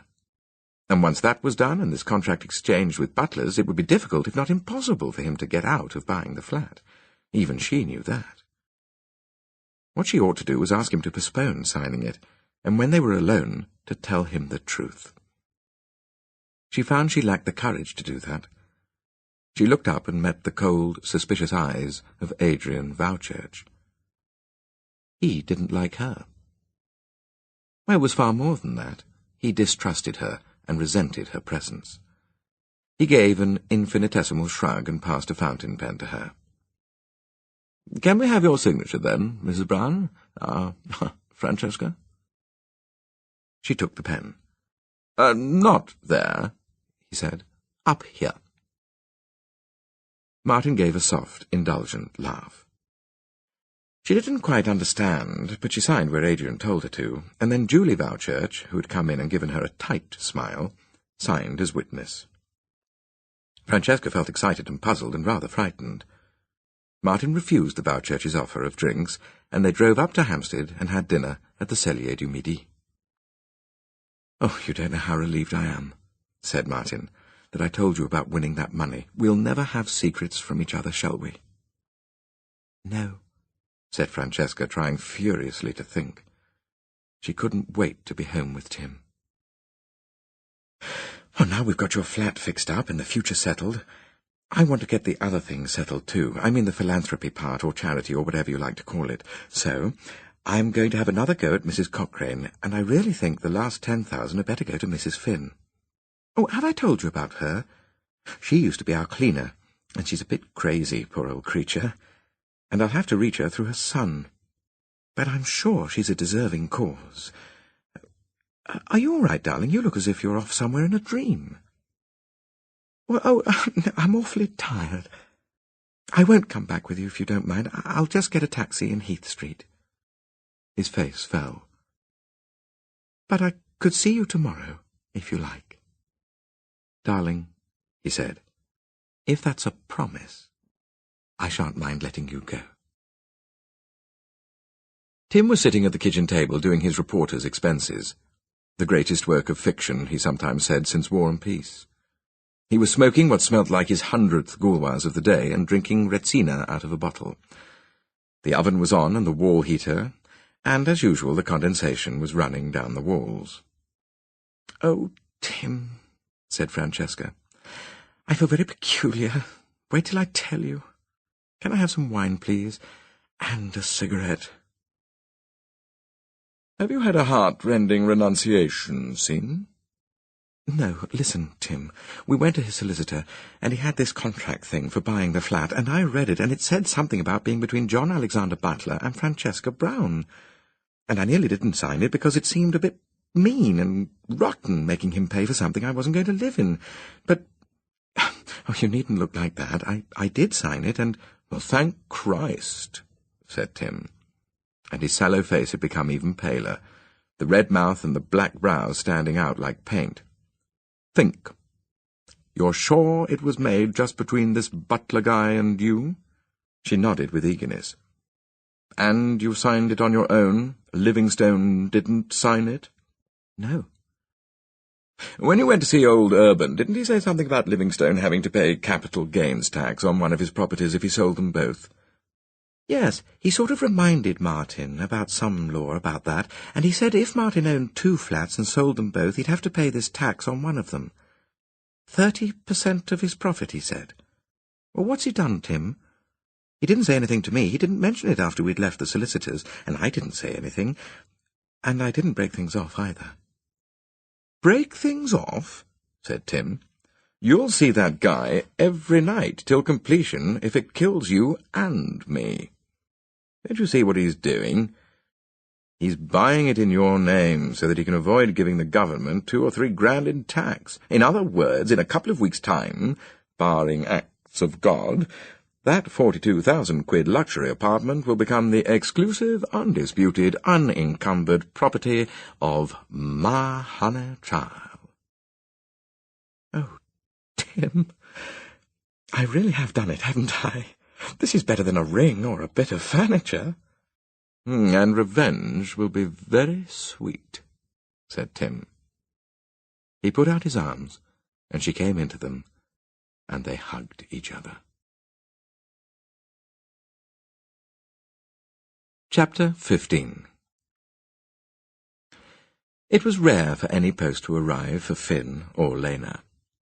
There would be the electric and gas bills every quarter and the little pension from Finn's father's firm, and at Christmas a card from Brenda. That was all. Months could pass by without Finn's receiving a single item addressed to himself, and it was therefore with the nearest he ever got to astonishment that he picked up the long white envelope from the doormat. The direction was to T. Finn, Esquire, and it was typewritten. Finn was on his way to Medina Road, where he was papering walls.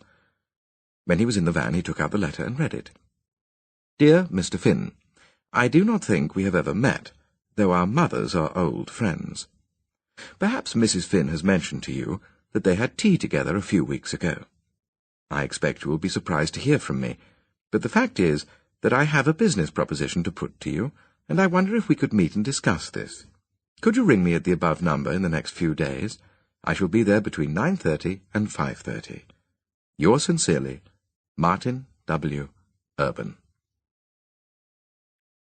Finn started the van and drove up to Parliament Hill Fields. Martin Urban had been wrong in saying they had never met. Finn seldom forgot a thing like that. He remembered Martin clearly as a spotty adolescent when he himself was 11 or 12. Lena had taken him with her to Copley Avenue, because it was the school holidays, and Queenie was ill with flu. He had opened a bedroom door and seen Martin sitting at a desk using a protractor and a set square. The older boy had turned on him a look which Finn at the time had taken for outrage and disgust, but which later he understood. That look had in fact only been astonishment that Finn had seemed to be attempting to bridge the huge social gulf between them. What did the grown-up Martin want of him now? If it was true that Mrs. Urban had admired the partitioning of Lena's room, it might be that she had talked about it to her son, and he was looking for a builder to do a conversion job for him. Finn was more or less willing, provided the money was right, and he wasn't hassled about time. The words business proposition seemed to imply something like that. He let himself into the house in Medina Road, and walked from room to room assessing the stage he had reached. Once the paper was up in the ground-floor front room and the hall floor retiled, he could be finished and at leisure. But he would see how he got on before making that phone call. Remembering that look of Martin's all those years ago in Copley Avenue, he was slightly surprised to read that bit about their mothers being old friends. A few weeks ago wasn't exactly accurate either. A few months was more like it. It had been November the 16th, he recalled. His birthday. Just as well, he reflected, that the woman hadn't been back again during the terrible months, the weeks of Lena's sufferings. No wonder he hadn't yet finished the work for Caiaphas. She had said there were maggots coming out of the walls. That had been at the beginning, when she could still see colours and smell smells, the real and the imaginary. After that, she could only see in black and white and grey, and had lain crying all night, all day. He had never left her. If she had gone to the hospital, they would have put her in the locked ward. He hadn't dared sleep unless she was drugged and out, for she would spring upon him if she thought he was off guard. Twice she had tried to set the place on fire, and when he prevented this, she burned herself instead. There were still burn scars on both her wrists and in the hollows of her elbows. But she had come out of it at last. She always did, though Finn was afraid the time might come when she wouldn't. She could hear people's voices again, and see colours again, and remember who he was. On the day she held his hands and asked him if he had worn her birthday present yet, he knew she was better, and he brought the bird back from downstairs. Mrs. Goggerty started coming in to give him a break, and he got back to work. In the past week, Lena had twice been up to Second Chance, and this afternoon Mrs. Goggerty was taking her to a street market. Somewhere in Islington, he thought it was, miles away from Parliament Hill Fields. Coming back to Lord Arthur Road at 6, Finn found them occupied with the tarot, not telling fortunes this time, but studying the pictures on certain cards. Mrs. Goggerty had just bought the pack off a stall for 75p. It appeared that the Hermit and 8 of Cups were missing. Lena gave a strong shiver as she picked up and looked at the 10 of Swords. It showed the body of a man pinned to the ground by 10 sharp blades down the length of his back and lying by the waters of a lake. Finn covered up the card with the pretty Queen of Pentacles, and he thought how, if he ever killed again, it must look like an accident. It must be taken for an accident, for Lena's sake. She gave him a tremulous smile, and began to produce from a bag, for his inspection, the things she had bought that day. A man's trilby hat, a pair of wooden elephant bookends, a green china quadruped with its tail missing, half a dozen copies of a magazine called Slimming Naturally. Later on, Mr. Beard, who kept the fur and suede cleaner's shop in Brecknock Road, and who had once tried with some success to raise up the spirit of Cornelius Agrippa, was coming round and bringing his Ouija board. Finn felt a quiet relief that things were getting back to normal.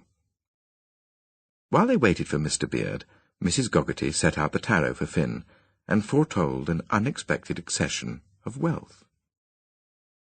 Finn waited for a couple of days before phoning Martin Urban, and then he did so from a phone box by Gospel Oak Station at 10 in the morning. "You wanted me to ring you. The name's Finn." "Oh, yes. Good morning. How do you do? Nice of you to phone. I expect you gathered from my letter that I've got a proposition to put to you that's rather to your advantage. It's not something I'd feel like discussing on the phone. Could we meet and have a word, do you think?" "If you want," said Finn. "A pub?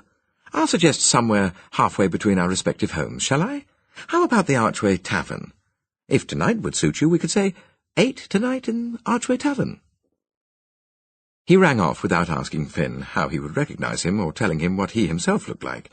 Finn wasn't much bothered by that. He knew he would somehow smell out in the man the studious and superior adolescent of long ago. But for a little while he did wonder why, if Martin Urban only wanted him to divide a room into 2 or make 2 rooms into 1, he hadn't felt like even hinting at it on the phone. Mr. Bradley was spending the evening, as well as most of the day, with Lena. His daughter-in-law was having an operation for gallstones, and he couldn't get into the house till his son came back from the hospital at 9. It was a cold, misty evening with not much traffic about and a few people. Finn wore the yellow pullover and the black scarf with the coins on, and Lena's birthday present. He walked into the Archway Tavern at 8:02, and stood still just inside the door, looking about him. As he had expected, he knew Martin Urban at once, a tallish, square-built man, becoming burly and looking older than his age. He was sitting at a table reading the Evening Standard, and as Finn's pale, piercing eyes fixed him, he lifted his own. Finn walked up to him, and he got to his feet. "Mr. Finn?" Finn nodded. "How do you do? You're very punctual. It's good of you to come. I've been thinking about it. I didn't give you much notice, did I? I hope that's all right." Finn didn't say anything. He sat down. "What will you drink?" "Pineapple juice," said Finn. "Pineapple juice? What, just by itself? You're sure that's all right?" "Just pineapple juice," said Finn. "The Britvic." He expected Martin Urban to drink beer. He was the sort who always would in pubs, except perhaps for the last drink. But he bought himself a large whisky, at least a double measure, and a small bottle of soda water. Finn supposed he was nervous about something or someone, and that someone was very likely himself. He inspired trepidation in otherwise quite confident people, but he didn't know how to put them at their ease, and wouldn't have done, even if he had known. He sat silent, pouring the thick yellow juice from the bottle into a small squat glass. They hadn't been alone at their table, but now the other man, who sat there, finished his beer, picked up his coat, and left. "And how's your mother these days?" "She's okay," said Finn. Martin Urban turned his chair away from the table and edged it a little nearer to Finn's. "Cheers," he said, and he drank some of his whisky. "My mother does see her sometimes, you know. She looks in when she gets a chance." He waited for a rejoinder to this, but none came. I think it was November when she last saw her. She thought, she was a bit worried about her." Well, said Finn. "Well, she was always very fond of her, you see. They'd known each other for a long time."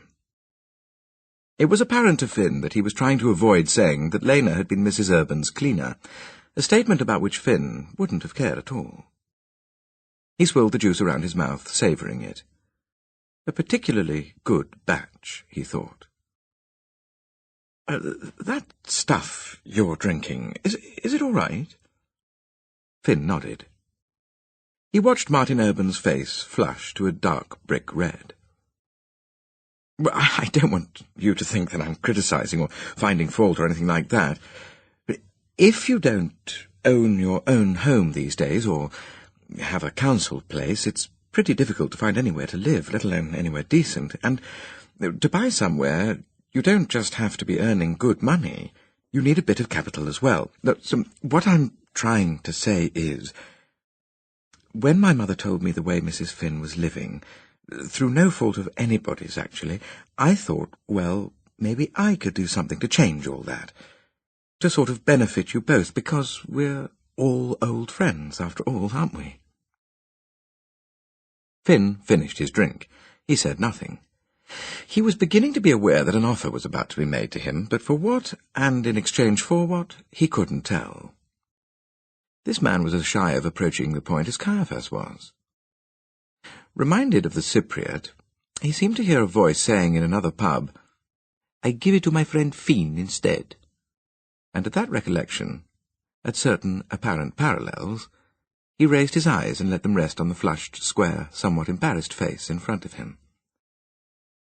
"Look, I hope I haven't offended you." Finn shook his head. "Good. Well, then I'll come to the point."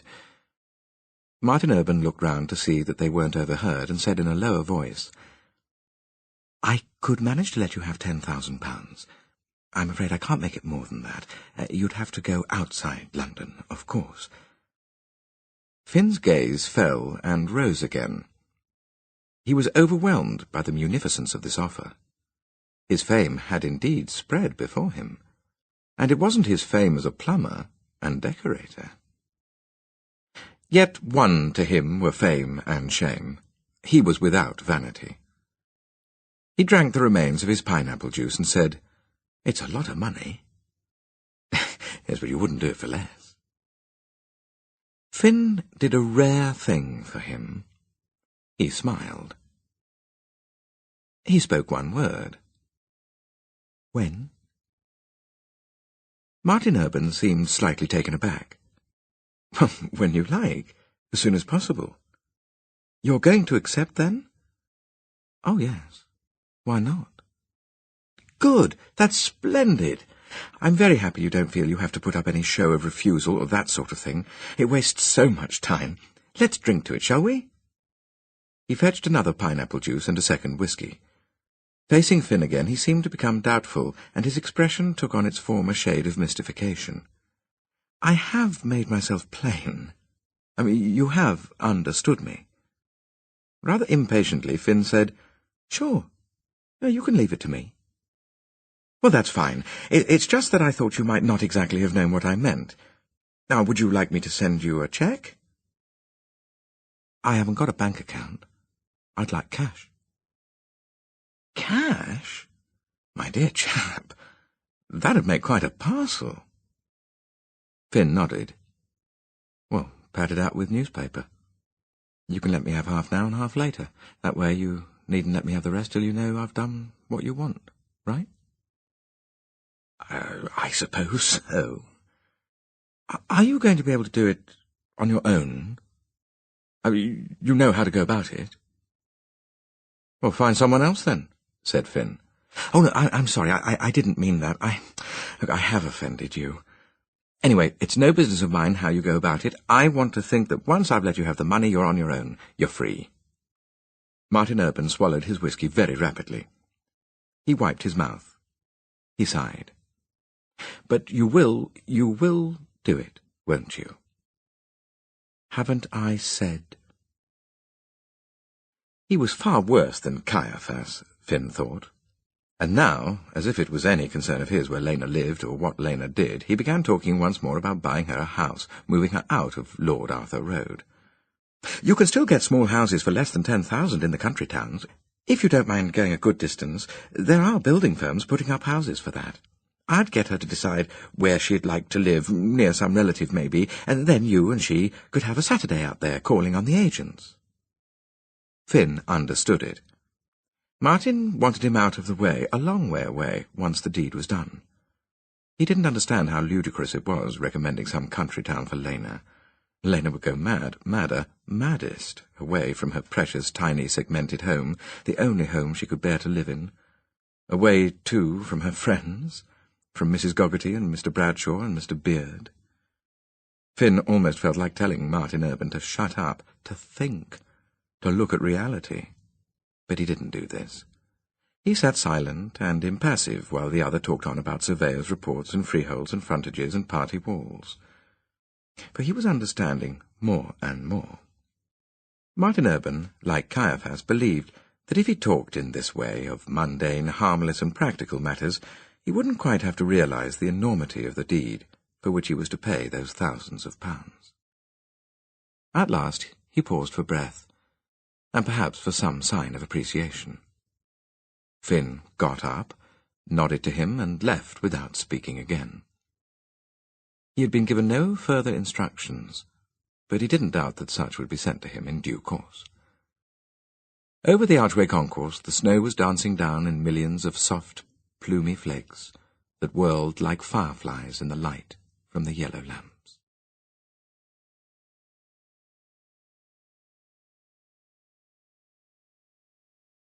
Chapter 16. The parcel containing the first instalment of the money was brought to Finn by an express delivery service. A man in a green uniform handed it to him at the door. Finn took it upstairs. The house in Lord Arthur Road had its Saturday smell of baked beans and marijuana, as against its weekday smell of stale waste bins and marijuana.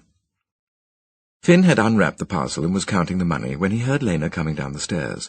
Her footsteps were almost jaunty. Mr. Beard was taking her to a meeting of the Tufnell Theosophists. Lena didn't have many men friends, so it was an exciting event for her. Finn opened his door. Will you be bringing him back with you?" Smiling a little and bridling, she said she didn't know. She would like to. She would ask him. Her eyes shone. She was wearing the mauve dress with a fringe, and over it a red cloak lined in fraying satin. If you half closed your eyes and looked at her, you might fancy you were seeing not a young girl, never that, but perhaps the ghost of a young girl. She was like a moth from whose wings most of the dust had rubbed away, a faded, fluttering moth, or a skeleton leaf. She laid her hand on Finn's arm and looked up into his face, as if he were the parent and she the child. "Here," he said. "Get something for your tea, then." He thrust a bundle of notes, 40, 50 pounds, into her hands. She smelt of camphor, the mistletoe bough bride who has been resurrected after 50 years in the trunk. Over the banisters he watched her go down, stuffing notes into her Dorothy bag, into her cloak pocket, miraculously spilling none. Rich now, young again, sane again, down the dirty pavements to her psychic swain. Finn returned to his room. Putting the money away with the rest in the bag under his mattress, he reflected once more on Martin Urban's recommendations. At the thought of Lena alone in a small country town, of Lena alone anywhere, he smiled a narrow smile of contempt. For a moment he imagined her removed from Lord Arthur Road, the only place he could remember where she had found fragments of happiness and peace. Removed from him and her dear friends and the second-hand shops and her little, cosy, segmented space. He thought of the terrified feral mania which would overcome her when she smelt the fresh air and felt the wind and had to hunt for sleep, always elusive in the spacious bedroom of a bungalow. But Martin Urban, of course, hadn't talked of transferring Lena to the country, because he sincerely believed Finn should buy her a house with the money.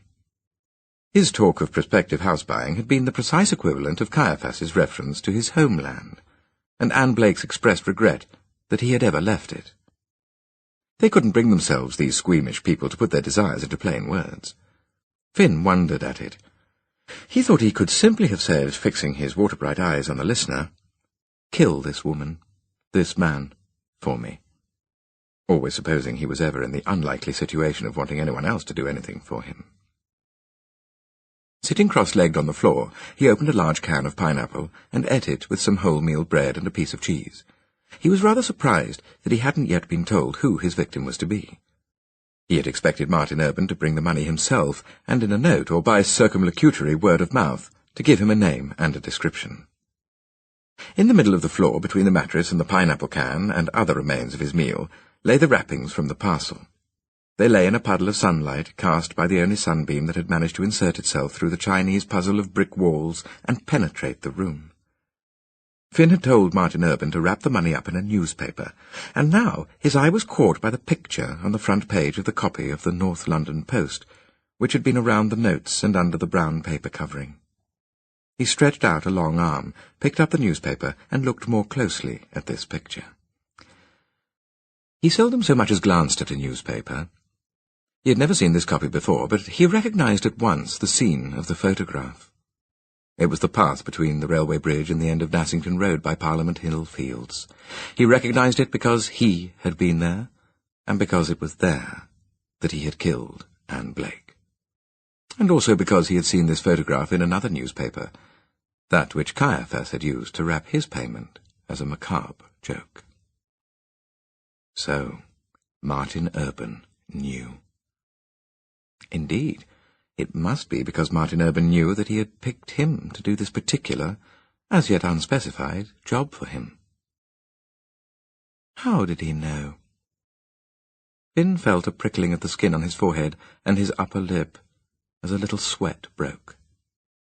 There was no telling how Martin Urban knew, but know he must, or why else would he have sent Finn that newspaper with that photograph in it?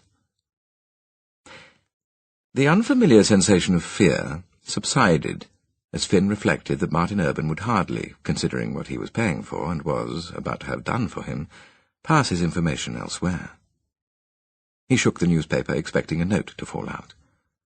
He turned the pages slowly, looking for some hint or clue, and there, on page 7, it was. A paragraph, ringed in red ballpoint, with a street number inserted, and a name underlined. Finn read the paragraph carefully, committing certain details to memory. Then he put on the yellow pullover and the PVC jacket. This was an occasion for covering his distinctively pale hair with a grey woolly hat and his memorable eyes with dark glasses. Both these items of disguise were acquisitions of Lena's. Finn locked his door and went down to the garage in Somerset Grove. There he replaced his license plates with a pair bearing the number TLE 315R. These he had, 2 years before, removed from a dark brown Lancia which had been parked in Lord Arthur Road during a day and a night. He had known they would come in useful one day. Slightly disguised and in his slightly disguised van, Finn drove up to Fortis Green Lane and parked it a little way down from number 54. It was just on 3 o'clock. It was impossible to tell whether the house was at present empty or occupied. The day was chilly, the kind of day that is called raw, with a dirty-looking sky and a damp wind blowing. All the windows in number 54 Fortis Green Lane were closed, and at the larger of the upstairs windows the curtains were drawn. It was too early to put lights on. The front garden was composed entirely of turf and concrete, but the concrete predominated. On the strip of it, which ran round and was joined onto the walls of the house, was a dustbin with its lid on the ground beside it. The lid lay inverted with its hollow side uppermost, and the wind kept it perpetually rocking with a repetitive, faint, clattering sound. Finn thought that if there was anyone in the house, they would eventually come out to pick up the dustbin lid and stop the noise. Quite a lot of people passed him, young couples arm in arm or hand in hand, older people who had been shopping in Finchley High Road. Their faces looked pinched. They walked quickly because of the cold. And nobody took any notice of Finn, reading his newspaper in his plain grey van. The dustbin lid continued to rock in exactly the same way until 5, when a sharper gust of wind caught it and sent it skittering along the concrete to clatter off onto the grass. Still no one came out of the house. Finn gave it another half-hour, and then, when he could tell by the continued darkness of the house that it must be empty, he drove home. Lena was having tea with Mr. Beard. There was a net curtain with scalloped edges spread as a cloth on the bamboo table, and this was laden with all the things Lena had bought for tea: lattice pastry, sausage rolls, and anchovy pizza, and Viennese whirls, and Arctic roll, and Mr. Kipling almond slices. Mr. Beard was talking very interestingly about Dr. D, and the Enochian language in which he was instructed by his spirit teachers, so Finn sat down to have a cup of tea with them. Lena kept giving him fond, proud smiles. She seemed entirely happy. He tried to listen to Mr. Beard's account of Dee's angel, but he found himself unable to concentrate. He kept thinking, turning over in his mind, how was he going to do it?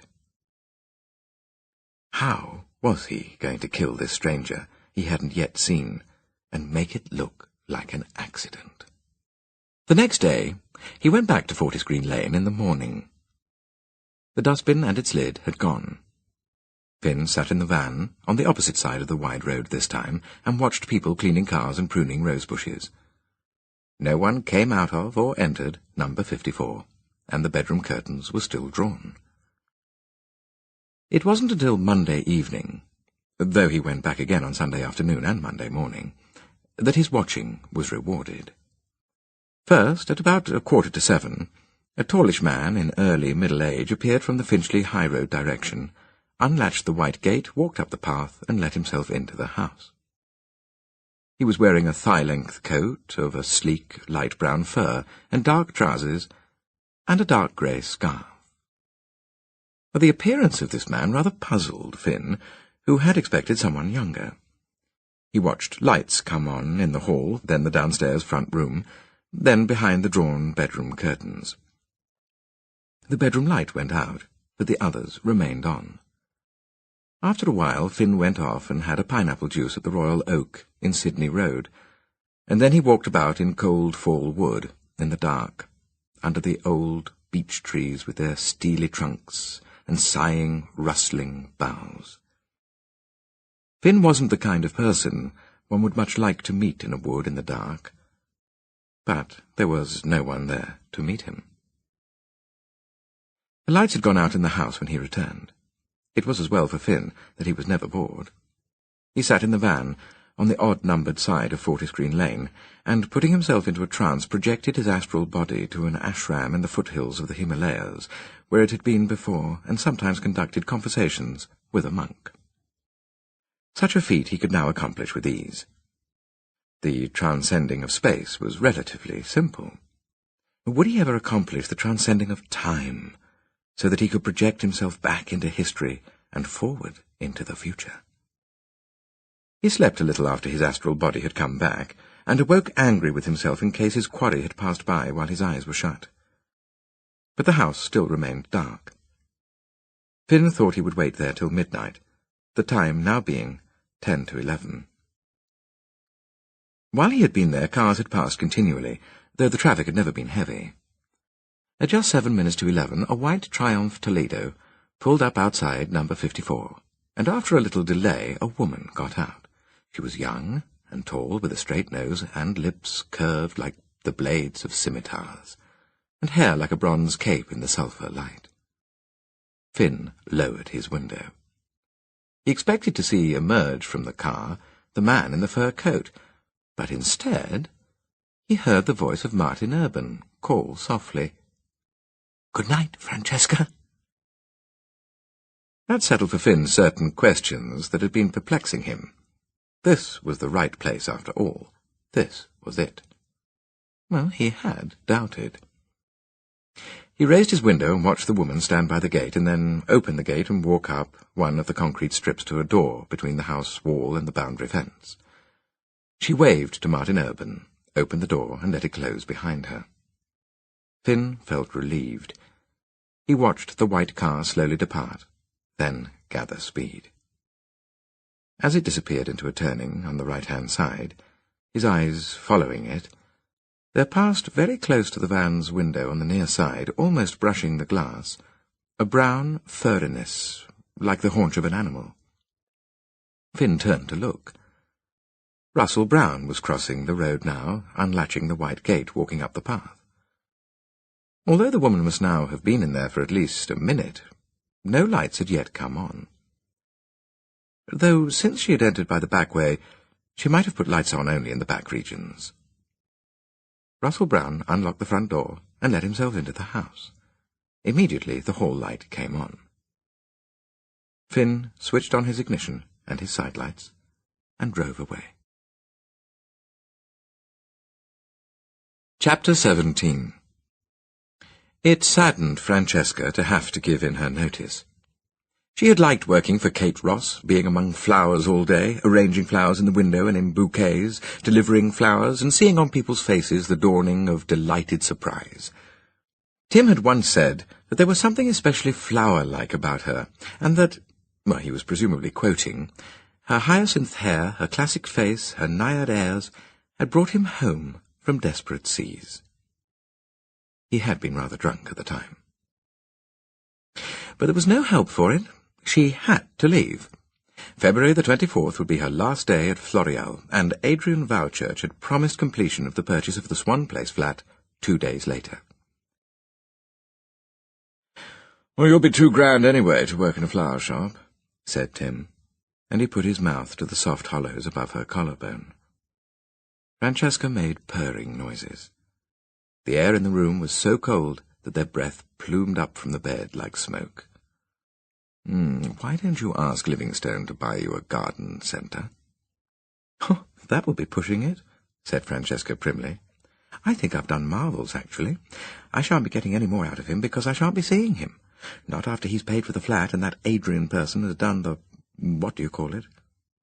He won't know where to find me when I've left Floreal."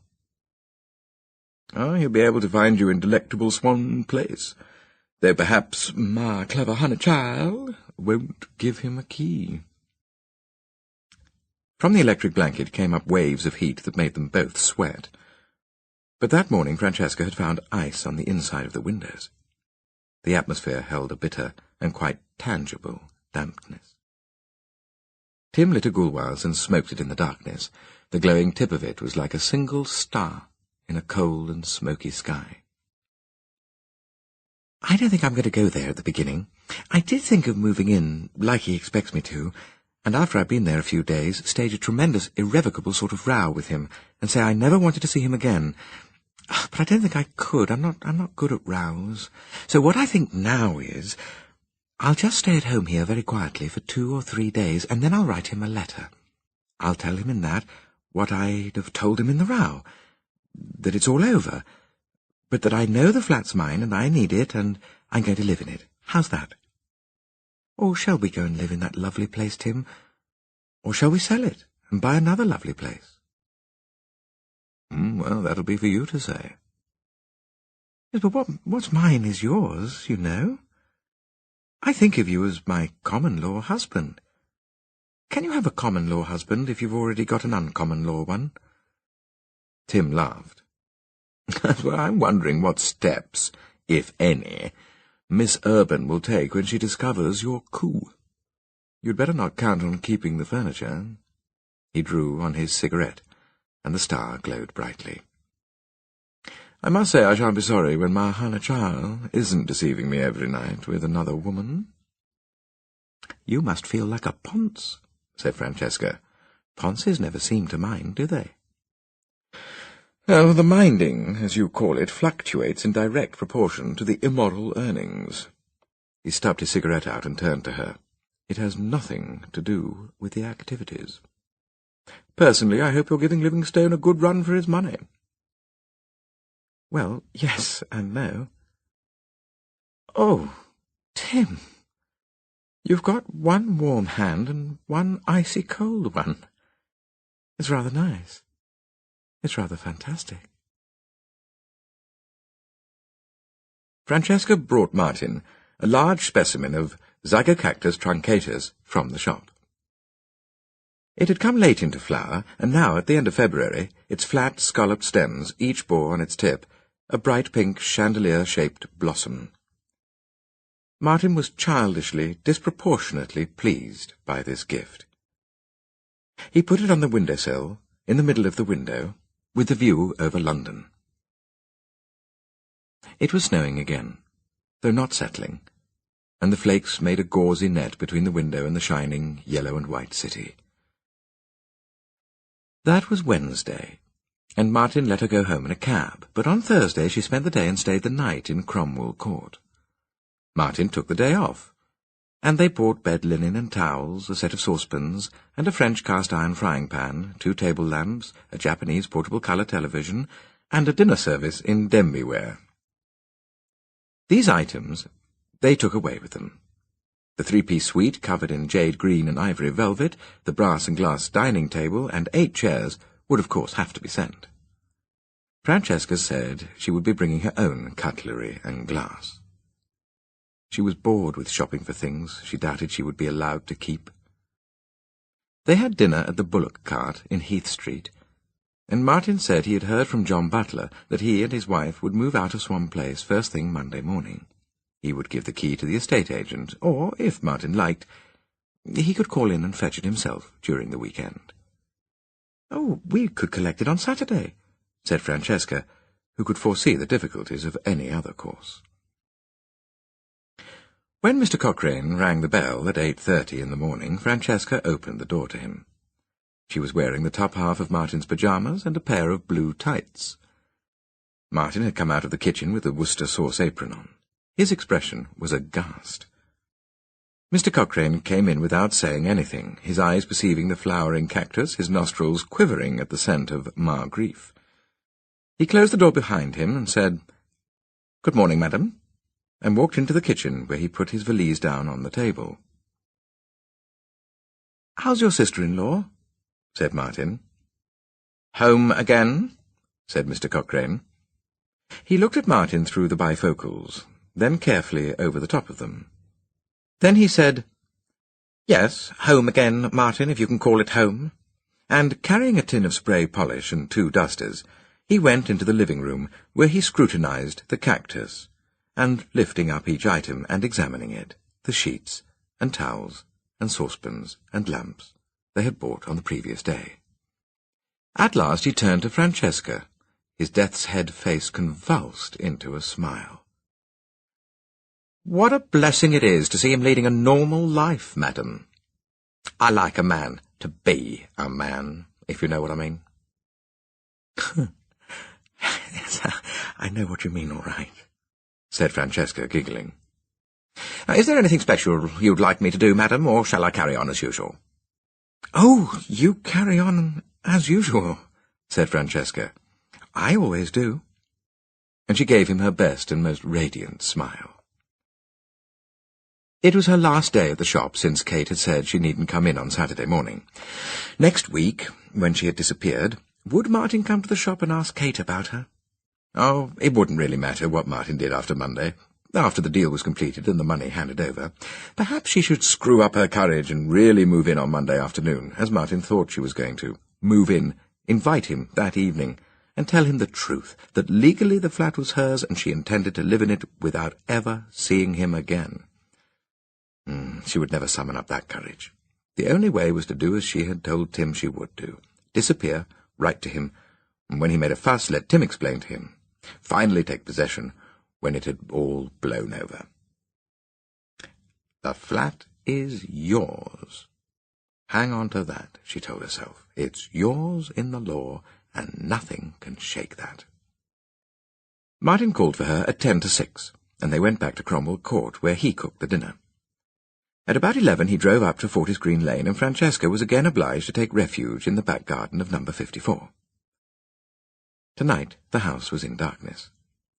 She stood against the stuccoed wall, listening for the car to go. As it happened, she came out too soon. It hadn't been Martin's car, but a small grey van pulling away. Martin was still there, still watching the house. Watching for lights to come on?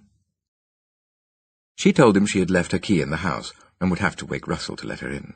"Oh, please go, darling. It'll be all right." Reluctantly, Martin did go. Francesca was actually trembling. She had to sit down on the low wall for a moment. When she got up and turned round to look warily at the house, she half expected to see its occupant glaring at her from an upper window, but there was no one. It was colder tonight than it had been for a week, the sky a dense unclouded purple, and the air very clear. She really needed something warmer on than the red and blue striped coat over her corded velvet smock. Each time Martin landed her up here, she tried walking in fresh directions to find a taxi, but now she had exhausted them all. So, was it to be down to Muswell Hill, or across the Finchley High Road? Martin had headed for Muswell Hill, and Francesca, who wasn't usually very apprehensive or given to improbable fantasies, found herself thinking, suppose his car broke down, and I walked past it and he saw me. Well, now that her task was so nearly accomplished, she was growing hourly more and more frightened in case anything should happen at the 11th hour to stop her getting the flat. People said it was virtually impossible to withdraw from such a deal once the contracts were exchanged. He wouldn't have to withdraw, though. He would only have to have a new contract made with his name on it instead of hers. Nothing must happen. She only had Saturday to get through now. They had agreed not to meet on Sunday. She would be too busy packing. She pulled up the hood of her coat and set off along wide, cold, empty Fortis Green Lane for Finchley High Road. A taxi picked her up just before she reached it.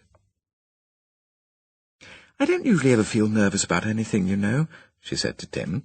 "I suppose anyone can get nervous if there's enough at stake, but while I was sort of lurking in that garden, I kept thinking how awful it would be if that man came out of his house. I mean, he might have chased me, and Martin might have hit him thinking he was my husband. I imagined the most fearful things." Tim laughed. "Well, the most fearful thing about that would have been the outcome, the loss of our future home. Otherwise, I can't imagine anything funnier than Livingstone having a punch-up with a complete stranger in the middle of the night in darkest Finchley." Francesca thought about it. Then she laughed too, and helped herself to one of Tim's cigarettes. "What made you pick on that funny house anyway? What made you pick on that man?" "Me? I didn't pick on him. I didn't pick on the house. That was your fiancé, remember? I didn't even know there was anyone called Brown living in Fortis Green Lane. The idea of writing that par for the Post was solely to give verisimilitude to your story. People say newspapers are full of lies, but they believe everything they read in newspapers just the same. Fortis Green Lane is a long road, and Brown is a common name.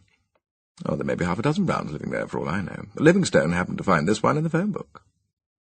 With a giggle, Francesca said, "It would be most awfully unfair, then, if Martin had hit him."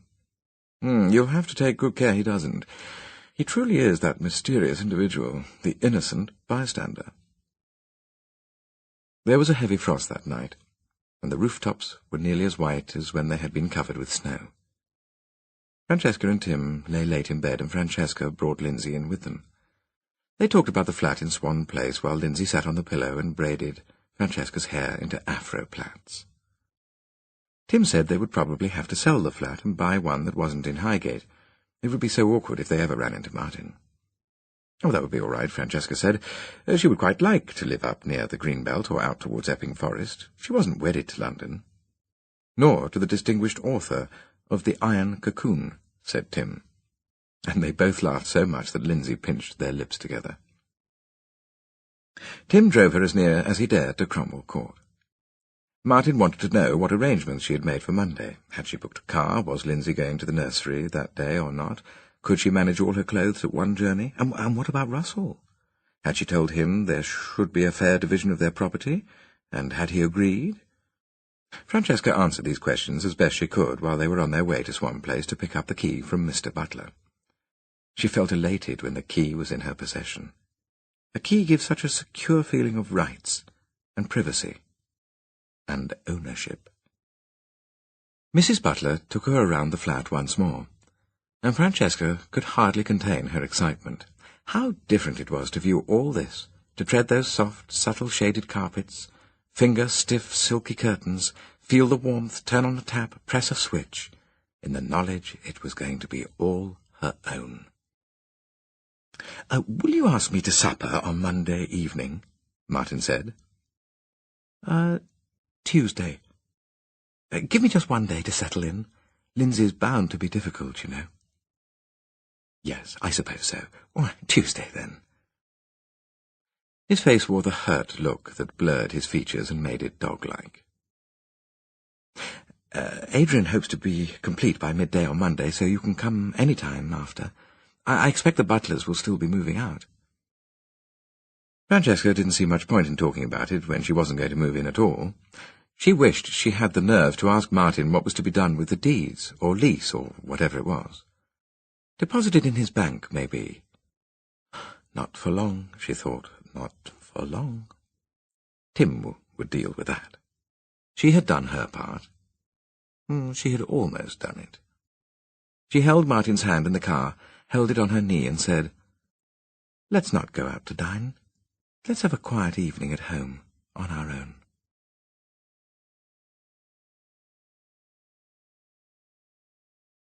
Chapter 18.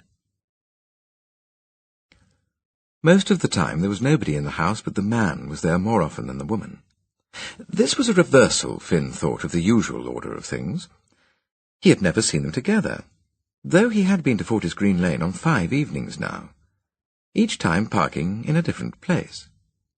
He had seen the woman twice and the man 3 times, and once he had seen the man with another woman. This didn't trouble him, nor was he perplexed about the relations of these people to each other, or that of Martin Urban to them. Emotions, passion, jealousy, desire, even hatred, were beyond or outside his understanding. They bored him. He preferred magic. He longed now to be able to wield practical magic, to conjure his victim out of the house and into his trap. But he had lost that power even before the death of Queenie. Sitting in the van, watching, he thought of how, in Jack Straw's, he had concentrated on that reporter and made him get out and light a cigarette. Or had he? Such doubt is the enemy of faith, and it is faith which moves the mountains. "Come out of the house," he said in his mind to the darkened windows, the closed front door, the indestructible stucco.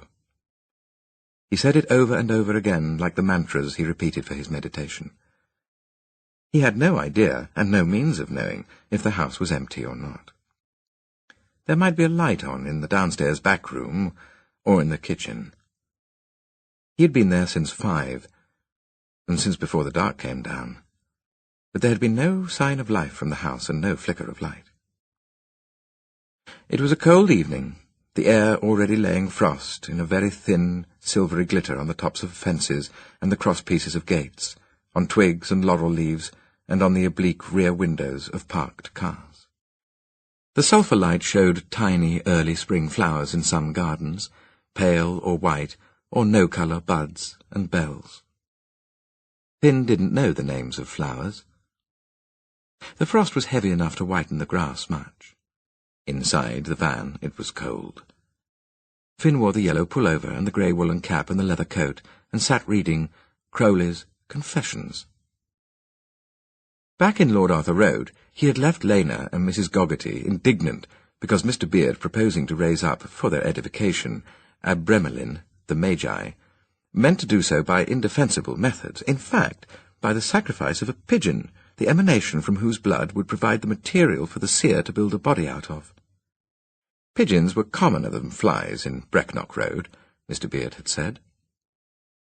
Lena and Mrs. Coggerty shuddered and twittered and sent Mr. Beard to Coventry. Finn wished he was back there with them, and the innocent pleasures of planchette to which they had retreated, scared by Mr. Beard's sophistication. A light had come on in 54 Forties Green Lane, a not very strong light, as from a 60-watt bulb, in the hall. It showed through the slit of a window on the right-hand side of the door, and through the small diamond-shaped pane of glass in the door itself. No one came out. No one went in. It was 10 o'clock. Finn didn't think anything was going to happen tonight. Again, it would have to be postponed. That he had taken Martin Urban's money, and as yet done nothing to earn it, vaguely oppressed him. But because it was a waste of time sitting there any longer, he drove down to Muswell Hill to the Green Man, and drank 2 bottles of Britvic pineapple juice.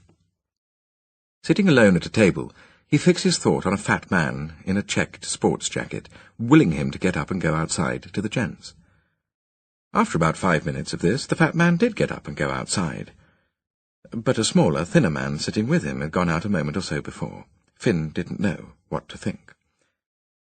As he came out into the street, he was visited by a premonition so intense as to almost blind him.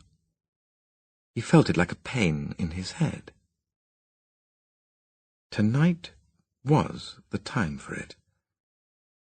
If he would only seize his opportunity and go back to Fortis Green Lane now, all would be well.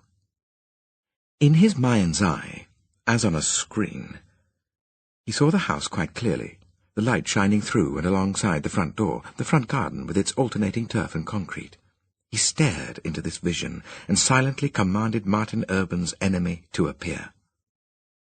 At once this happened, and Finn seemed to be staring into a pair of puzzled and dismayed eyes. He got into the van and drove back to Fortis Green Lane as fast as he could go. There was no need to watch and wait.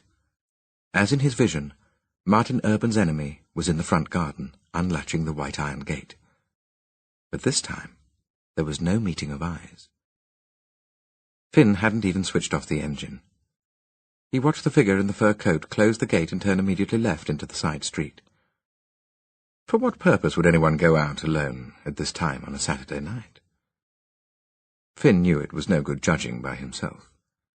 He might go out to commune with the powers of darkness, but others lacked that wisdom. They would be more likely to visit some friend, a nocturnal person who had no objection to late callers. He allowed his quarry 2 minutes' start, and then he followed. Martin Urban's enemy was nowhere to be seen. The street was deserted. Cold Fall Wood, grey and still under the indigo sky, lay ahead of him. He turned right along the edge of the wood, and then he saw the figure in the fur coat ahead of him, a long way ahead, casting an attenuated black shadow as it passed under a lamp.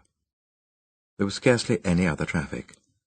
Parked cars everywhere, but only one that moved, a sports car that passed him going towards Finchley. Finn lagged behind, stopped for a while.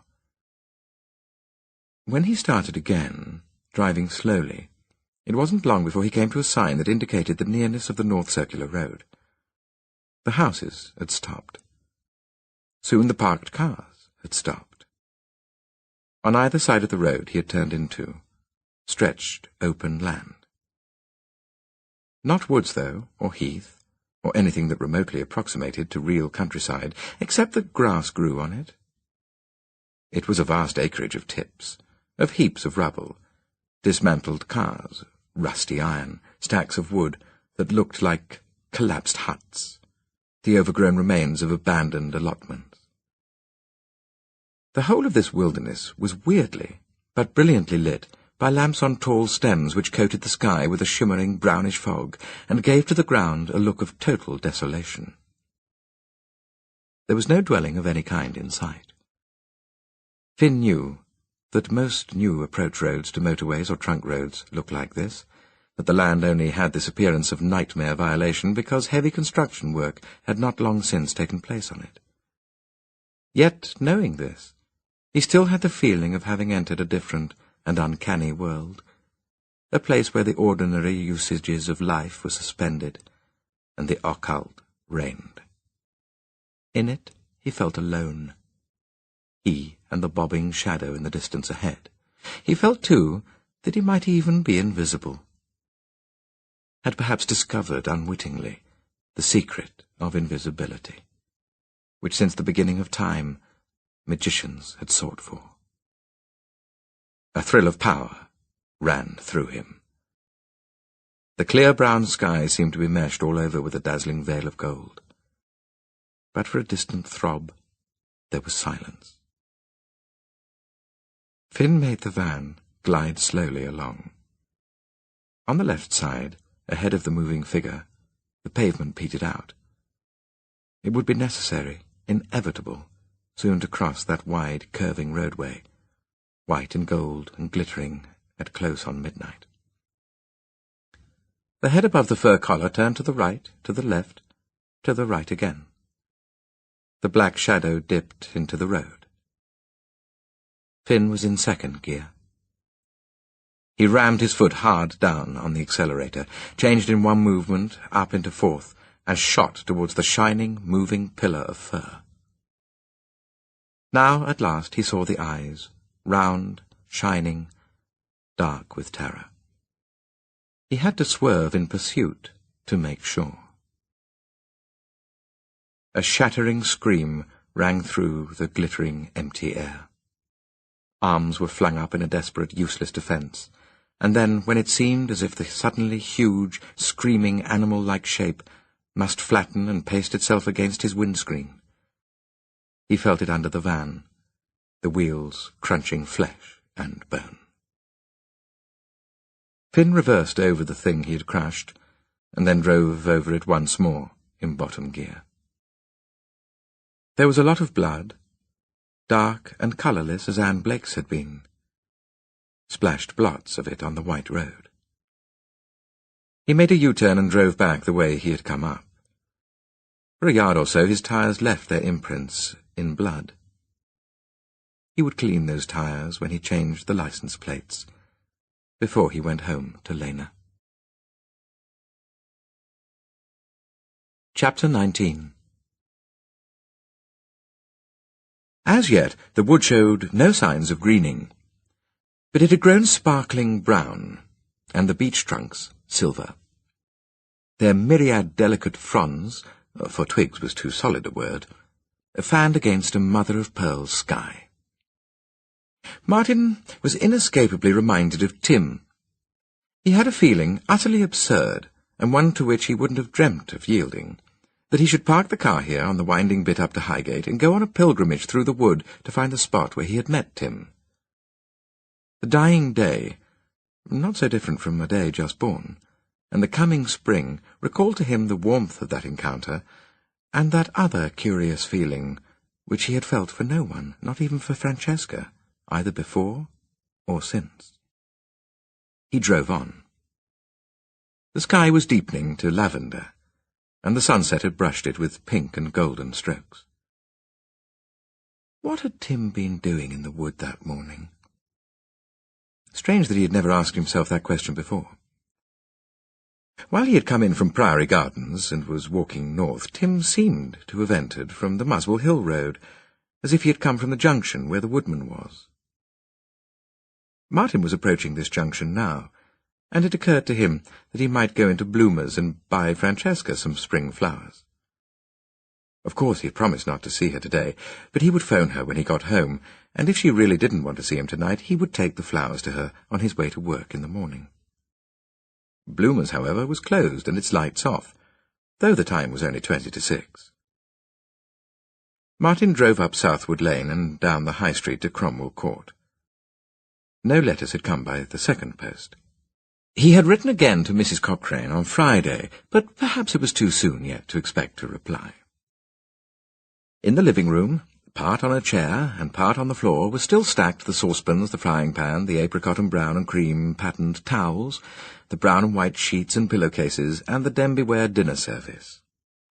Francesca might be in need of those things. In the flat on Saturday afternoon, he had noted the butler's phone number. He dialed it now and got the unobtainable signal. Well, the post office presumably hadn't let her keep the old number when they came in today to reconnect the phone. Perhaps you always had to have a new number. Should he now phone Tim? It was 3 months, more than that, since he had last spoken to Tim. There was nothing really that he would like more tonight, since he couldn't be with Francesca, than to spend a couple of hours with Tim. Well, they hadn't even quarrelled. They had parted because of his own absurd guilt over nothing. He had broken their friendship over that money. And it was nearly all gone now, would all be gone when he had settled with Mrs. Finn and Mrs. Cochrane. Tim wouldn't be home yet. Martin phoned Adrian Vowchurch and thanked him for getting completion so promptly. Francesca move in all right, did she? Oh, yes, said Martin. Oh, by the by, I had a message, heaven knows why, that there are 2 more keys with the agents. OK. Martin said it was OK, and that he wondered why there had only been 1 key. He kept Adrian talking for a while in the hope that he might invite him and Francesca round one evening, but Adrian didn't. He said he must fly because he and Julie were going out to dinner with the senior partner and his wife. Martin thought it likely that Francesca would phone once she had got Lindsay to bed and off to sleep. He drank some whisky, he made himself an omelette with 4 eggs and 2 rashers of bacon and a lot of mushrooms, and when he had eaten it and washed up, it was 8:30. The phone rang at 9. It was Norman Tremlett. Norman lived at home with his parents, and he wanted to know if Martin would bring Francesca to dinner on the evening of Saturday week. Martin didn't much want to dine with the Tremletts, but he felt excited at the idea of having the right to accept for himself and Francesca, just as if they were already a married couple. So he said yes, they'd like to. Just as it had previously been too early, it now seemed too late to phone Tim. Too late anyway for them to arrange to meet and go out anywhere that night. He would phone Tim tomorrow, or the next day. For the first time since the autumn, Martin unlocked the glass door and went out onto the balcony. The night was cool, but the sky so unusually clear that you could see the stars, though so tiny and faint that it was as if the gloomy pall of London had pushed them even greater distances into space. Francesca wasn't going to phone tonight. He realized it with resignation, but it was silly to feel such intense disappointment. She would be tired after her long day, which had started perhaps with a final quarrel with Russell and ended with Lindsay's tantrums. By now she might well be asleep. The post brought a letter, not from Mrs. Cochrane, but from her brother-in-law. The tone was that of Mr. Cochrane's notes, clipped and censorious. It began, "Dear Martin," and the gist of it was that he and Mrs. Cochrane would come to Cromwell Court that evening, 8 o'clock, if this was convenient. Martin looked in the phone book to see if Mr. Cochrane was on the phone and found to his surprise that he was. But when he dialed the number there was no answer. No, he would have to try again later.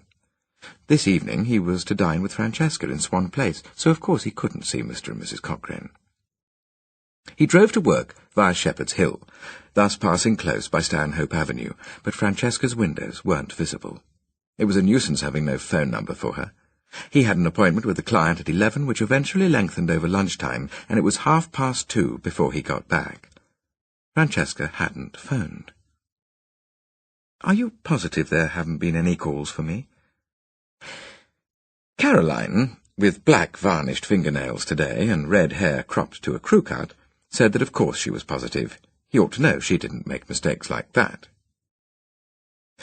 "OK, well, would you like to get hold of Directory Inquiries and find out if they've got a number for Brown, of flat 10, Swan Place, Stanhope Avenue, Highgate?" She came back after about 5 minutes. "No, they haven't, Martin. I'm quite positive. He was a very nice man at Directory Inquiries. Got a voice just like Terence Stamp." So the post office hadn't yet got round to fixing Francesca's phone. She was probably waiting in for them, which could be why she hadn't phoned him from a call box. No, it didn't matter particularly. He would just go straight there on his way from work. He left at 5:30 sharp. Swan Place was, if anything, more attractive than Cromwell Court. The block was newer, and there were lifts and carpet on the stairs. Martin smiled to himself to think he had spent more on Francesca's home than he had on his own. He went up in the lift and rang the bell of number 10. No one came. He rang again. She was out. Well, what on earth was she doing out now? Wasn't she expecting him? He wondered where she could have gone at this hour when nearly all the shops were closed. Perhaps to tea with some friend who had a child of Lindsay's age? Martin had never heard of any friend of Francesca's apart from Annabel. He hung about outside the door, wishing he had thought of calling in at the estate agent's to collect those other keys. Oh, they'd be shut now.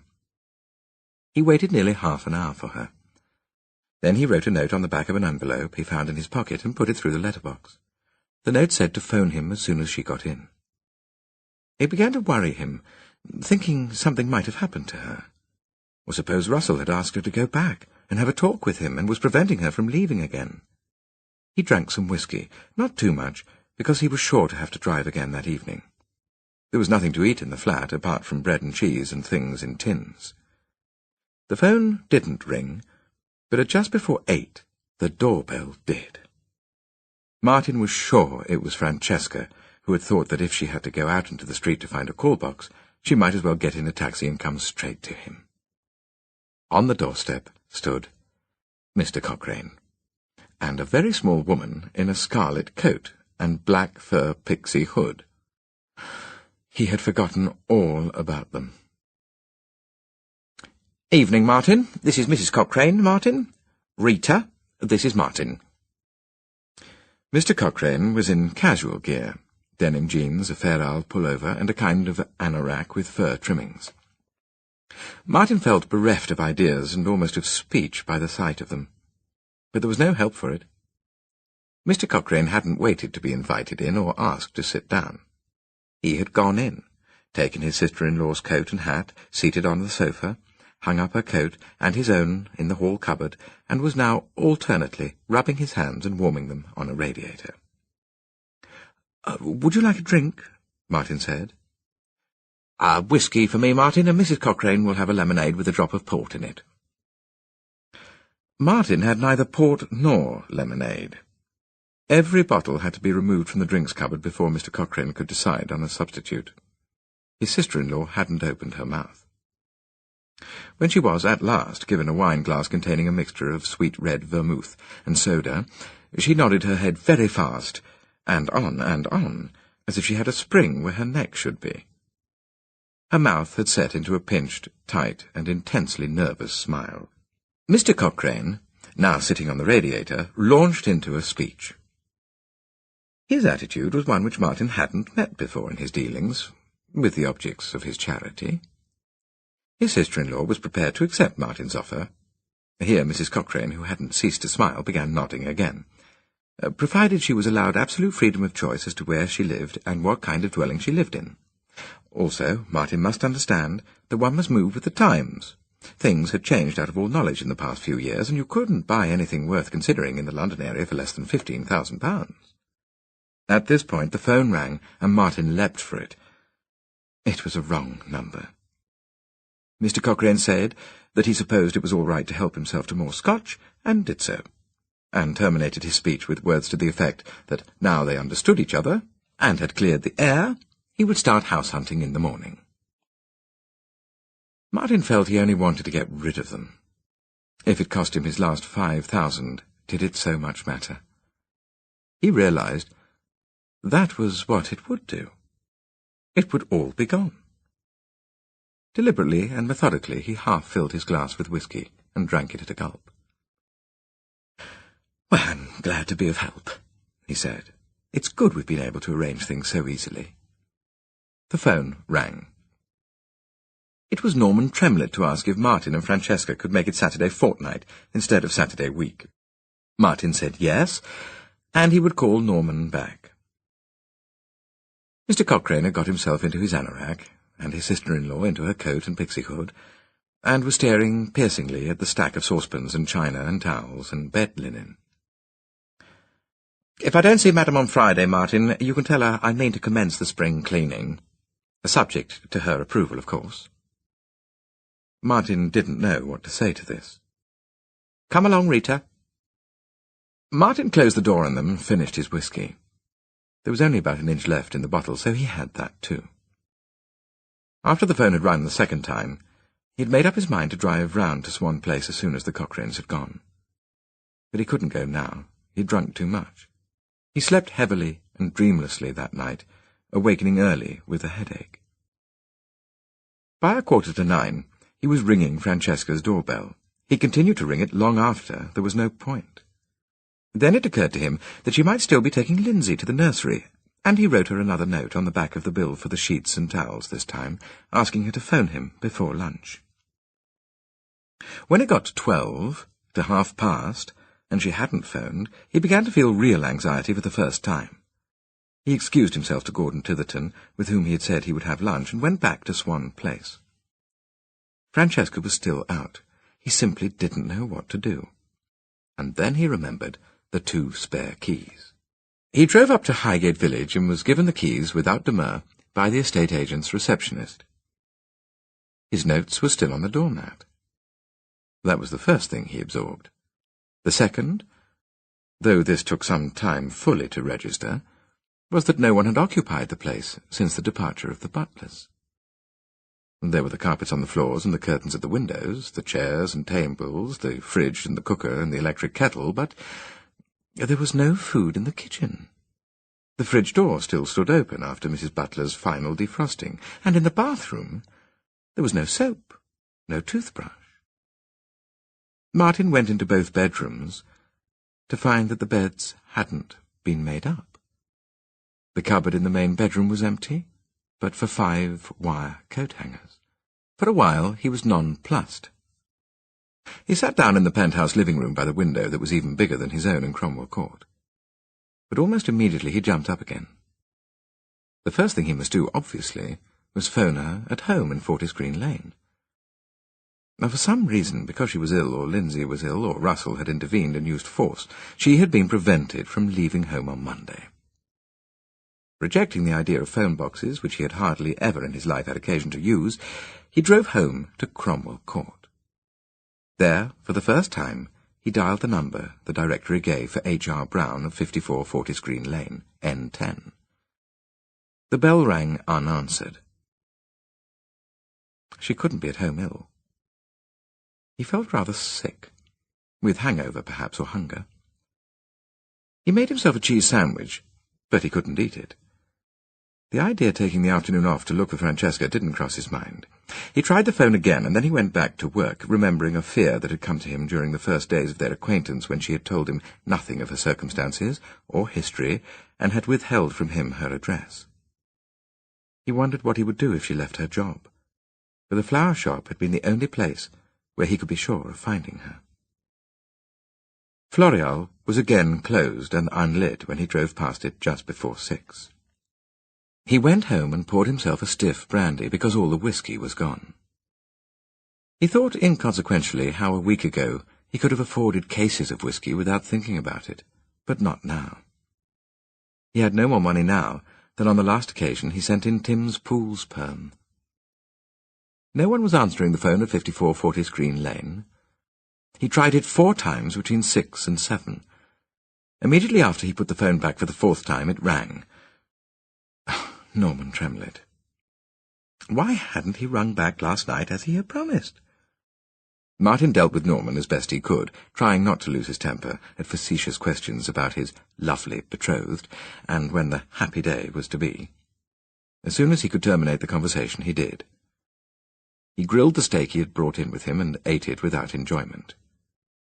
The brandy bottle beckoned him, but he knew that if he drank any more, he wouldn't dare drive up to Finchley. He could tell the house was empty before he even got out of the car. What now? Inquire of the neighbours, as he had inquired for Annabel? After sitting in the car for an aeon of minutes, after some painful soul-searching, he tried number 52. A girl of about 15 came to the door. Oh, he might have been speaking to her in Hausa or Aramaic for all her comprehension. At last she asked, "You what?" He realized he had asked questions which in these lawless times gave rise to deep suspicion. The girl went away to fetch her mother. Martin rehearsed in his mind better ways of eliciting information, but they weren't much better. The woman appeared, drying her hands on a tea-towel. "Oh, I'm sorry," Martin began. "I know you must think this very odd, but I only want to know if Mr. and Mrs. Brown next door are away. It wasn't exactly true, but what else could he say? A friend of theirs." It was as if he had demanded payment for goods she hadn't bought or even wanted. She gave a humorless, cynical laugh. "Oh, well, that's not true for a start.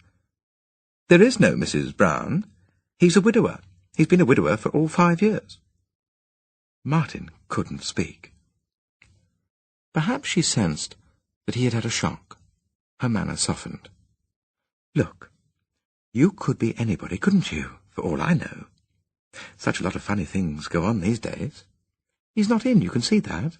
I haven't seen him since Saturday, but that doesn't mean a thing. He keeps himself to himself." She had closed the door before Martin was halfway down the path.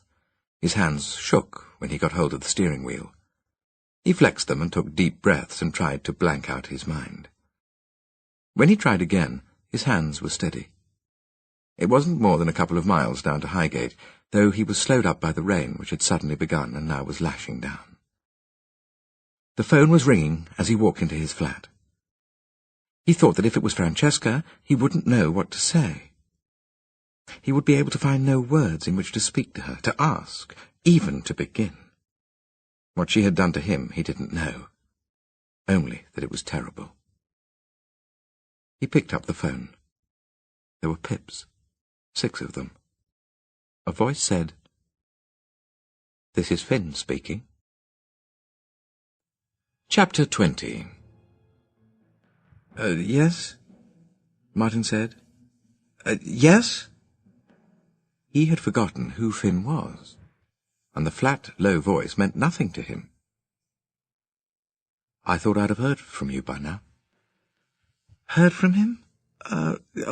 Yes. Finn was Mrs. Finn's son, and Mrs. Finn was—" He was surprised to hear his own voice sounding so normal, so characteristic even.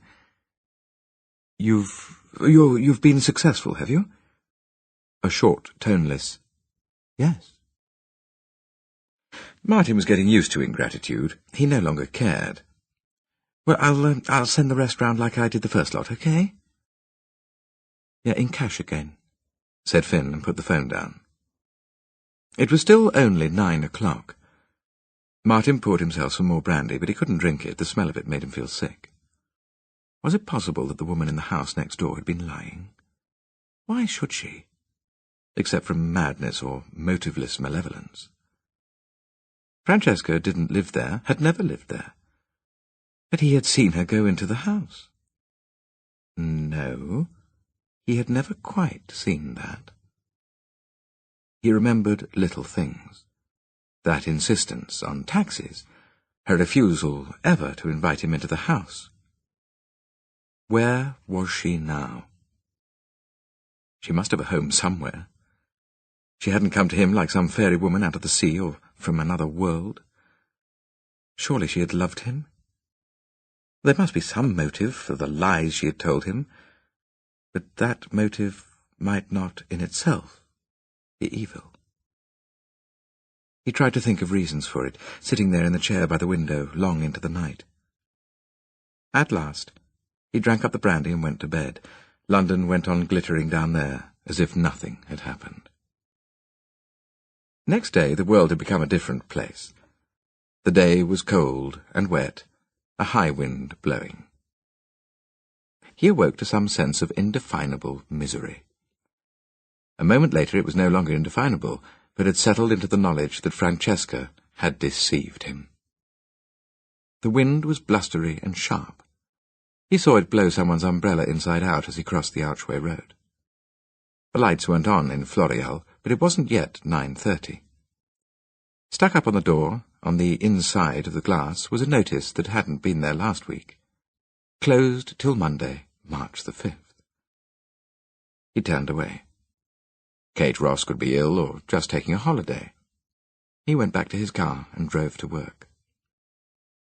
Kate would be bound to have Francesca's true address. There were a dozen or so people in the phone book called K. Ross, but none in Highgate where Kate lived, or where Francesca had said she lived. Could he believe anything Francesca had told him? Her parents lived in Chiswick. Her maiden name had been Blanche. But was that true? There was an E. Blanche in a place called Petrarch Court, Barrowgate Gardens, Chiswick. She had said they lived in a flat, an old mansion block. She had said... He dialed the number, tried to resign himself to hearing a voice say she had no daughter, had never even married. A man answered. He sounded elderly, as if he might be retired. "I'm trying to get in touch with your daughter, Francesca Brown." There was a dense silence. Then, "I might say I don't have a daughter." Martin didn't know what to say. He nearly put the receiver down. But the old voice, very dry now, said, "I haven't seen Francesca for 5 years." There came a crackling chuckle. "She was never very filial, a cold-hearted girl. I can give you her husband's phone number, though God knows when she left him. She leaves everybody." Martin said he would have the number. He wrote it down. "That's right," said Mr. Blanche. "Russell Brown's his name, and he'll be out now, at work. She hasn't by any chance left you, has she?" The exchange was an East London one, Ilford or Stratford. Had Francesca given him the Fortis Green Lane address, because she was ashamed of her real one? He seemed to hear the dry, rasping voice again. "God knows when she left him. She leaves everybody." There had been a bitter, cynical amusement underlying Mr. Blanche's words, and for the first time Martin felt the absurdity of his position, the humiliation. How was he going to explain to his parents, to Norman and Adrian, that he had bought Francesca a flat and she had left him without even living in it? "She leaves everybody." He couldn't think of an excuse for getting out of dinner with his parents. His mother, drinking Oloroso, said she had half expected Francesca too, though she supposed that would have meant a babysitter for the little girl. Mr. Urban leant against the mantelpiece with his Amontillado. Martin had 3 glasses of Tio Pepe, wondering where Francesca was now, and who Lindsay's father was, and why she had lied to him, so that it seemed almost everything she had said was a lie. "Do you think Francesca would like me to make her a patchwork skirt?" said Mrs. Urban. Martin said he didn't know, which was the answer he would have been obliged to make to any question put to him about Francesca. "Oh, yes, I don't care for them myself," said his mother, "but she looks the type to wear them." Martin left early, having taken from the bathroom cabinet one of the sleeping pills his mother had for when she went on holiday. He was home by 9:30. What did he hope to learn anyway by phoning Russell Brown? According to her father, God knows when, Francesca had left him years ago, perhaps. He couldn't be Lindsay's father. At last, he did try the number that Mr. Blanche had given him, but there was no answer. He took the Mogadon tablet and washed it down with brandy, and went to bed. Mr. Cochrane, arriving at 8:30 in the morning, made no reference to the events of Tuesday evening. He had brought Martin's letters up with him, having encountered the postman on the way in. Martin didn't open them, didn't so much as glance at them. He was in no mood for bills, or for querulousness from Miss Watson or the Gibsons, which he felt those envelopes might contain. He carried the saucepans and the frying-pan, the dinner service, the 2 lamps, the bed linen and towels into his bedroom, and stuffed them into the bottom of the clothes cupboard. They would come in useful one day, he thought, with dry anger, for other people's wedding presents. Mr. Cochrane, in his ironmonger's coat, was emptying cupboards and shelves onto the kitchen floor, the first stage of his spring cleaning. On the table were the 2 piles of newspapers, the broadsheets and the tabloids. "It beats me what you want all this muck for, Martin," said Mr. Cochrane, "hoarding up rubbish like an old woman." Martin took no notice. He was looking through the posts for the copy of December the 8th, the one that had contained the paragraph about Russell Brown. Surely it had been on the top because it was the last one he'd ever received. After that he'd stopped taking the post. Then he remembered. He must have used it to wrap up Mrs. Finn's money. Naturally he had used the paper that was on top of the pile. Mrs. Finn. Sometime today he thought he'd better go to the bank and draw out the other 5,000. Or phone them first, maybe, as he had done the last time. He had been at work 10 minutes when Adrian Vowchurch phoned. He said it was rather embarrassing. He didn't sound embarrassed, but he simply had to know whether his account for the conveyance was to go to Francesca or to Martin. Martin hadn't expected an account at all. It was true that Adrian had charged him for the conveyancing of his own flat, but since then he, Martin, had put in a whole lot of hours for sorting out some family trust muddle for Julie, and he wouldn't have dreamt of expecting payment for that. He said shortly, "To me, of course. Who else?" "Oh, my dear old chap, I only ask.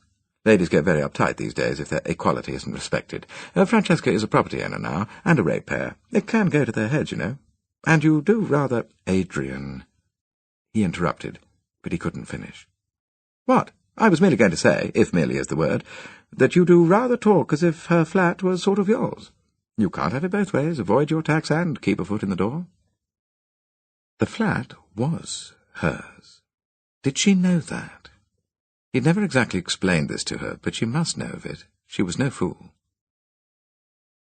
If she knew it was hers, surely she would come to it. He put his head round his father's door to say he was going out for an hour. Walter Urban was preoccupied with a client's letter. He looked up, irritability making him more than usually dog-faced. "Extraordinary chap," he said, tapping the letter. "Calls himself the chairman of a financial PR company, and he doesn't know the first thing about finance. Here he is telling me he's given away, given, if you please, £10,000 to his sister to start some sort of business, and can he get tax relief on it? Well, he won't find the government giving anything to him. He'll be giving it to them. Hasn't he ever heard of CTT?" "CTT?" repeated Martin, although he knew perfectly well what those initials stood for. "Capital Transfer Tax. Wake up, Martin. His sister's not a charity. Why didn't he consult me before he started throwing his money about?" Martin asked himself why he, too, hadn't consulted Walter, or even consulted his own knowledge. Was it because he hadn't wanted to know and have his noble-hearted schemes spoiled? Just as he hadn't wanted to know of the true relations between Francesca and her husband? Now, in both cases, he was going to have to pay for wilfully shutting his eyes. Almost all his money was gone, and he was presumably going to have to pay tax, at least on what he had given Miss Watson and Mrs. Cochrane, though perhaps not Mrs. Finn, since that was cash. Was he planning on being dishonest about it as well? He pushed all thought of money out of his mind, and did he really care about it at this juncture? And drove to Swan Place. The flat was just as it had been on Wednesday, empty, waiting, the fridge door open, the carpet marked with circular depressions, where furniture legs had stood. He had wanted to tell Adrian about it, but he hadn't been able to. Adrian's voice had been too cool, too mocking and urbane. He thought of those friends of his whose advice he could ask. Norman, the Tithertons. Well, they couldn't help him any more than he could help himself, and behind his back. Because they were deeply conservative and unshakably conventional, they would laugh nervously. Back in the office he reverted to that paragraph in the Post. He could remember perfectly what it had said. Russell Brown was 35, was a teacher in a technical college who had written a book about the 14th century and the Black Death, wife Francesca, daughter Lindsay.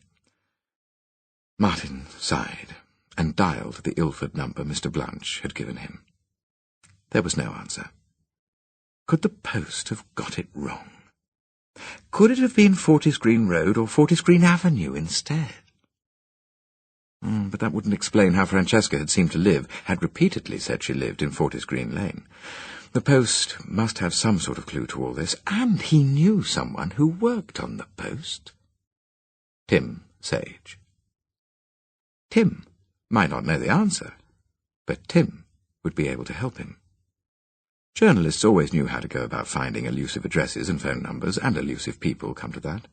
And it was foolish to think of himself and Tim as enemies. Why did he do that? There'd been no quarrel except in his own mind and in his dreams. He dialed the post's head office in Wood Green. No, Mr. Sage wasn't there, but he could try their Childs Hill office. Martin tried Childs Hill and was told Mr. Sage hadn't been in all day. It was always hard to get hold of Tim.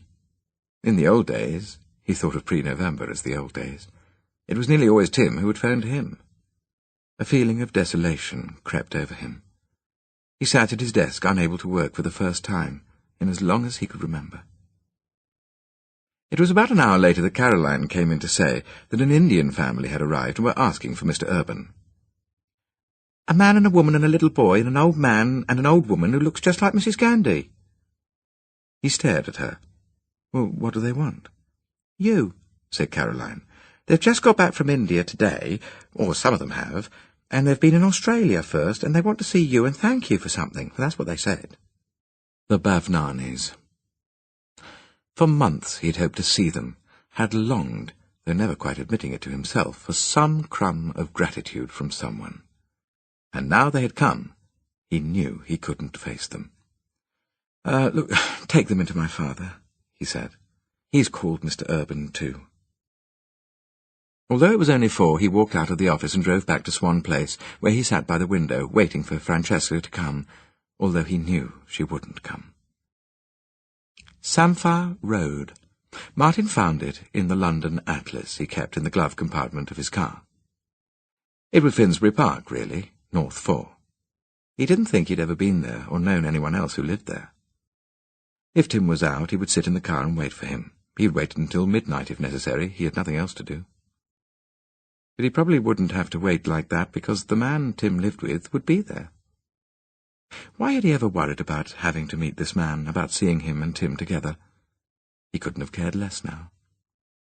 It was getting on for 6 when Martin left Swan Place. If Tim had had an afternoon job, he'd be home by now.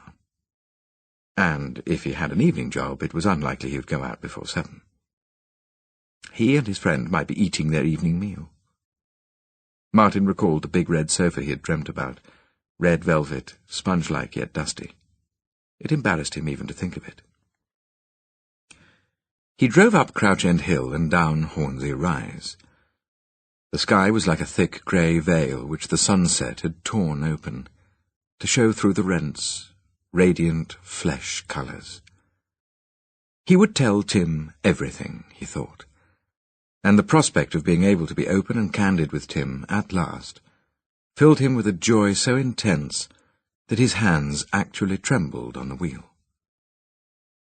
For a moment he forgot the loss of Francesca and the bitter, growing disillusionment.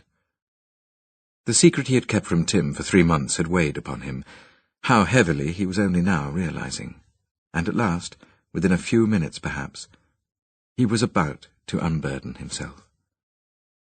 That his purpose in coming here was to question Tim about the paragraph in the Post had receded and dimmed in the fierce light of the confession, the money and its source, Francesca, his long silence and coldness, he was going to make.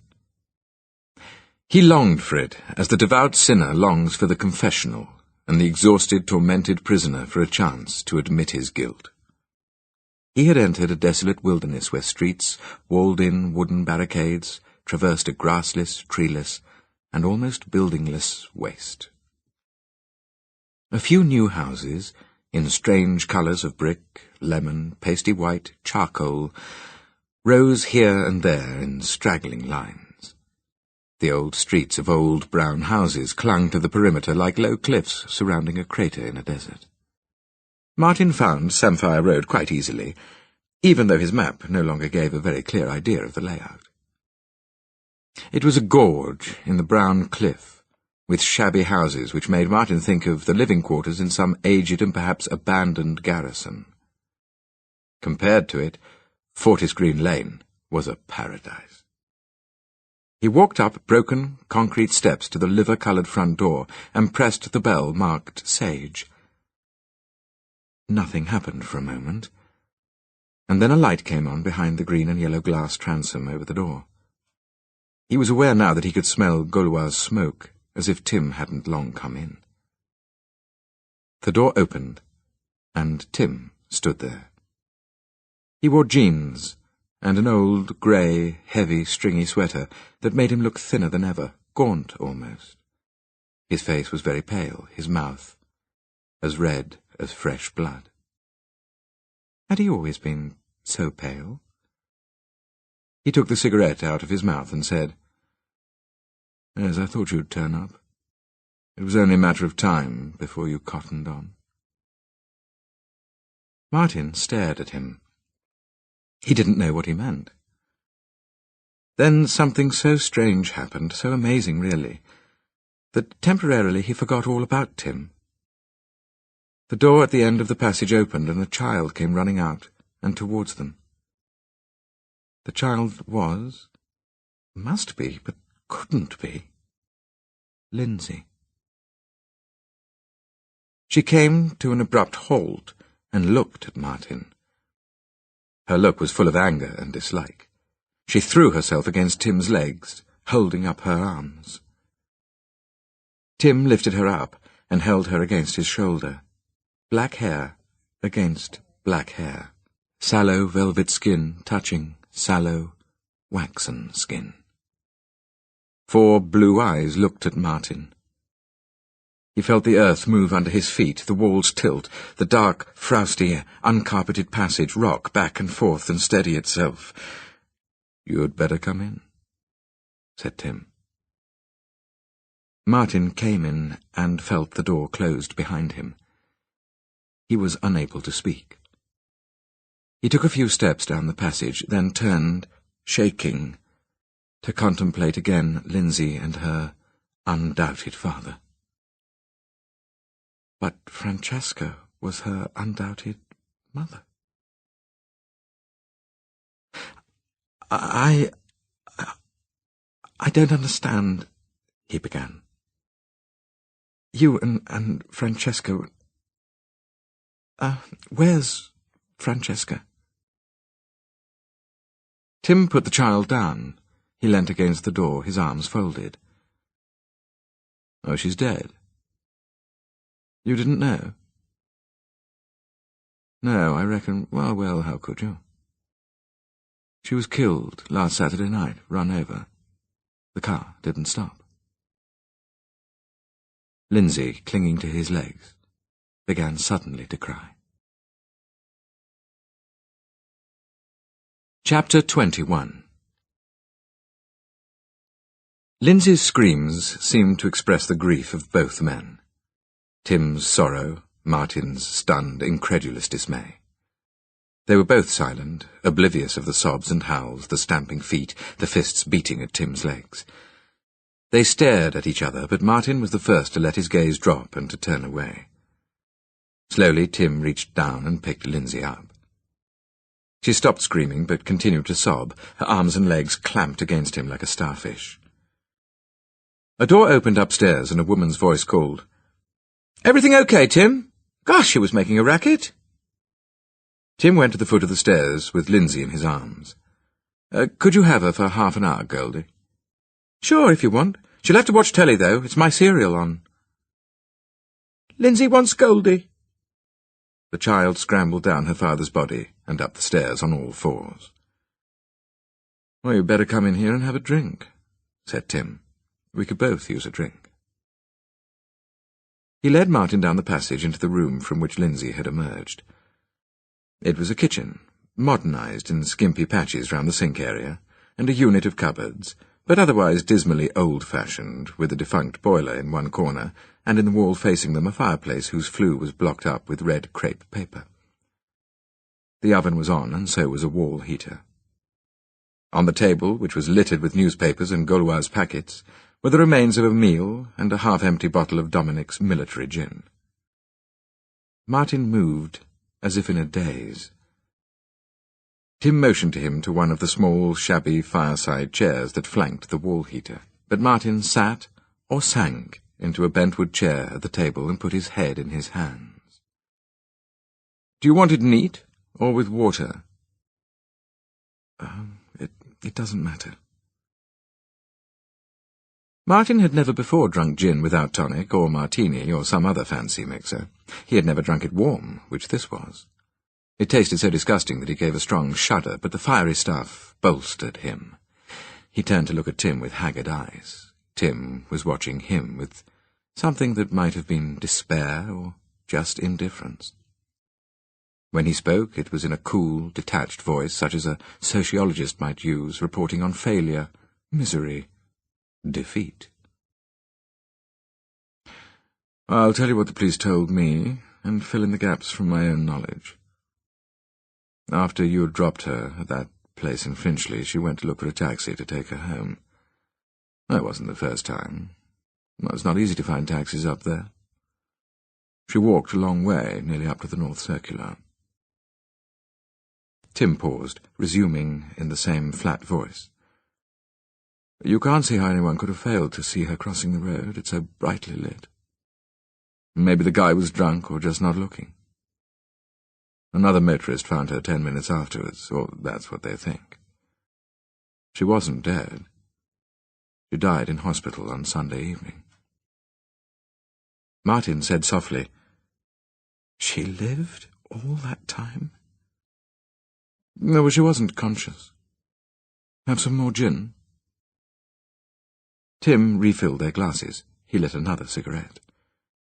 The only sign of emotion he gave was the way he drew on that cigarette with nervous, greedy gasps. "Right," he said.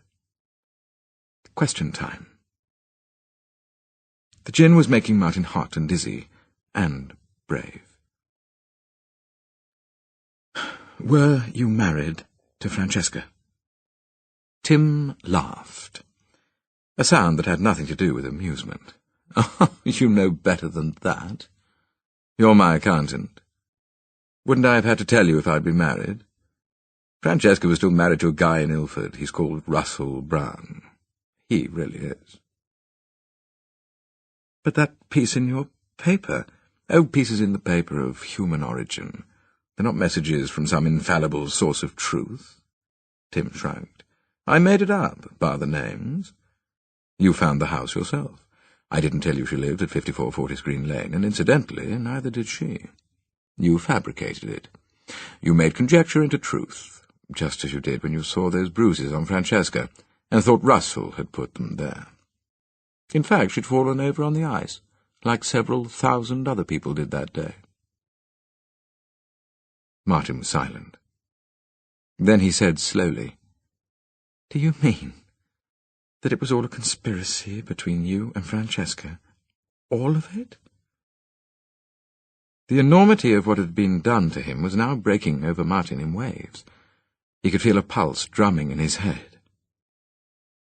"You, both of you, set out to con me, to get—" He understood now. "A flat out of me? You were two criminals who did that?" "At the beginning," said Tim, "Francesca set out only to get money or a piece of jewellery. I knew about your pool's win, of course. I've known from the first. You must have forgotten that though I'm not much of a success at things, I've got a spectacularly good memory." He took a gulp of gin, and it made him shudder. "Well, you aren't the soul of generosity, are you? I got nothing, and she got nothing until you hit on your bright idea of a tax dodge. By that time, as you accountants might say, she was in for a penny, in for a pound." Martin had got to his feet. He swayed and steadied himself. There was one thing still, one last thing. If she had been unfaithful to Russell Brown with Tim, she had been unfaithful to Tim with him. He looked into Tim's eyes, and the voice which he meant to be defiant, spitting revelations, came out falteringly. "She slept with me. Did she ever tell you that?" Tim had half risen, his mouth smiling, his eyes dead. He shrugged. "So? It was hard work. There was no question of mixing pleasure with business." Without thought or preparation, Martin hit him. He doubled his fist and swung and struck Tim on the jaw. Tim let out a grunt and fell back into the chair, but was up again straight away, leaping on Martin with both hands raised. Martin ducked and struck out again and fell across the table, knocking over the lamp, which rolled onto the floor and went out. The room was dark, but for the fierce red glow from the wall heater. So that redness lay on the air and on the furniture and on Tim, backed against the door, a demon, a fallen angel, painted with red light. He came at Martin again, punching to his face, but this time Martin seized him by the shoulders, by his thin, hard rib cage. For a moment they remained upright, locked together, struggling. Then they tumbled to the floor and rolled, clutching each other, into the deep, dark shadows of the floor and across the thick, old, rumpled rug. Tim was trying to grab his shoulders so as to beat his head against the ground.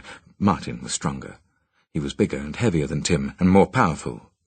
He got hold of Tim's wrists and held them behind his back, wrapping him in his arms. With this success, this subduing of Tim, a tremendous excitement seized him. He was wrestling with Tim.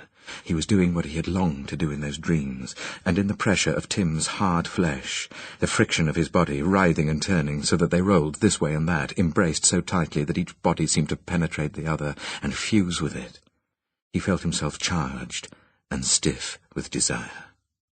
He felt a passion which made his relations with Francesca seem thin and cold.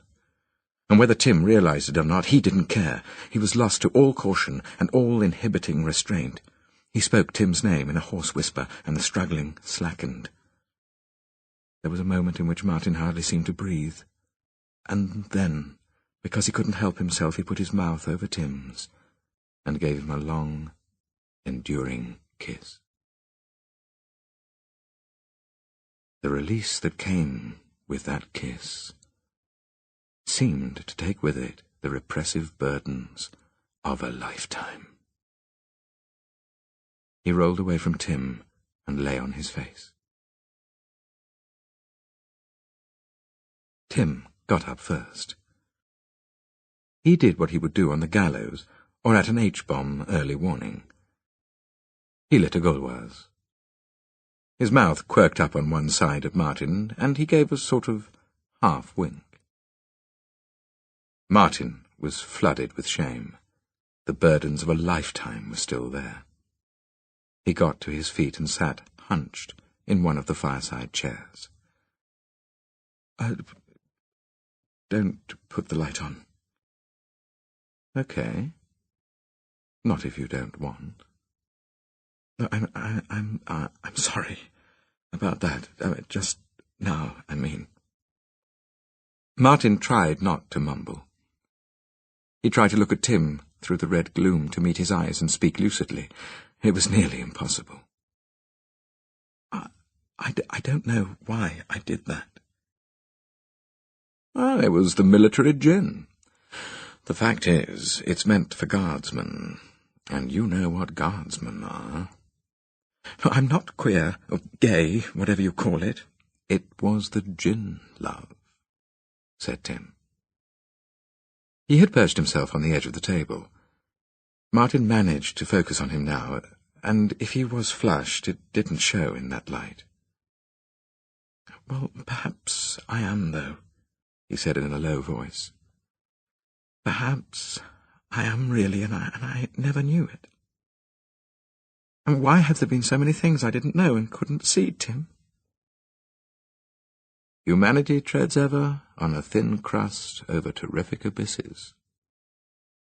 I remember I said that to you before all this started. We've both fallen in with a crash, haven't we? Martin nodded. He was embarrassed still, and ashamed still. But a warmth that had nothing to do with the heater was slowly engulfing him. He loved Tim. He knew it now. Nothing that Tim had done to him mattered any more. He said, Look, that flat, the one Francesca was going to move into, you can have it. I want you to have it. Is it yours to give, my dear? Well, technically, or legally, it wasn't. It was the technical, the legal aspect which mattered, though. It'll be shared between 4 people, I should think. Francesca had a husband and a child and parents. Lindsay will get some of it, and I suppose Russell Brown will get most of it. Tim, I'll give you... What? He had nothing left to give. Well, I wanted to do something. We've both lost Francesca, and that ought to bring us together. It ought to. What are you smiling at? Your naivety. I can't see that it's naive to want to help someone because you feel you owe it to them. Look, I could sell my flat and buy a small house somewhere. Well, not so nice, and you could bring Lindsay and come and live there with me, and... We have to be friends, Tim. Do we, my dear? I've injured you, and we dislike those we've injured. Tim walked across the room and switched on the central light. It was bright, glaring, uncompromising. I'm sorry for what I did now. I bitterly regret it, but being sorry doesn't make me like you any more. I wouldn't dream of sharing a house with you, and if you offered me money, I should refuse it. He stubbed out his cigarette, coughing a little. It's time you went home now. I have to fetch Lindsay and put her to bed. Martin got up. He felt as if he had been hit in the face with something cold and wet. A wet glove, perhaps. Is that all? He stammered. Have we said it all? Tim didn't answer.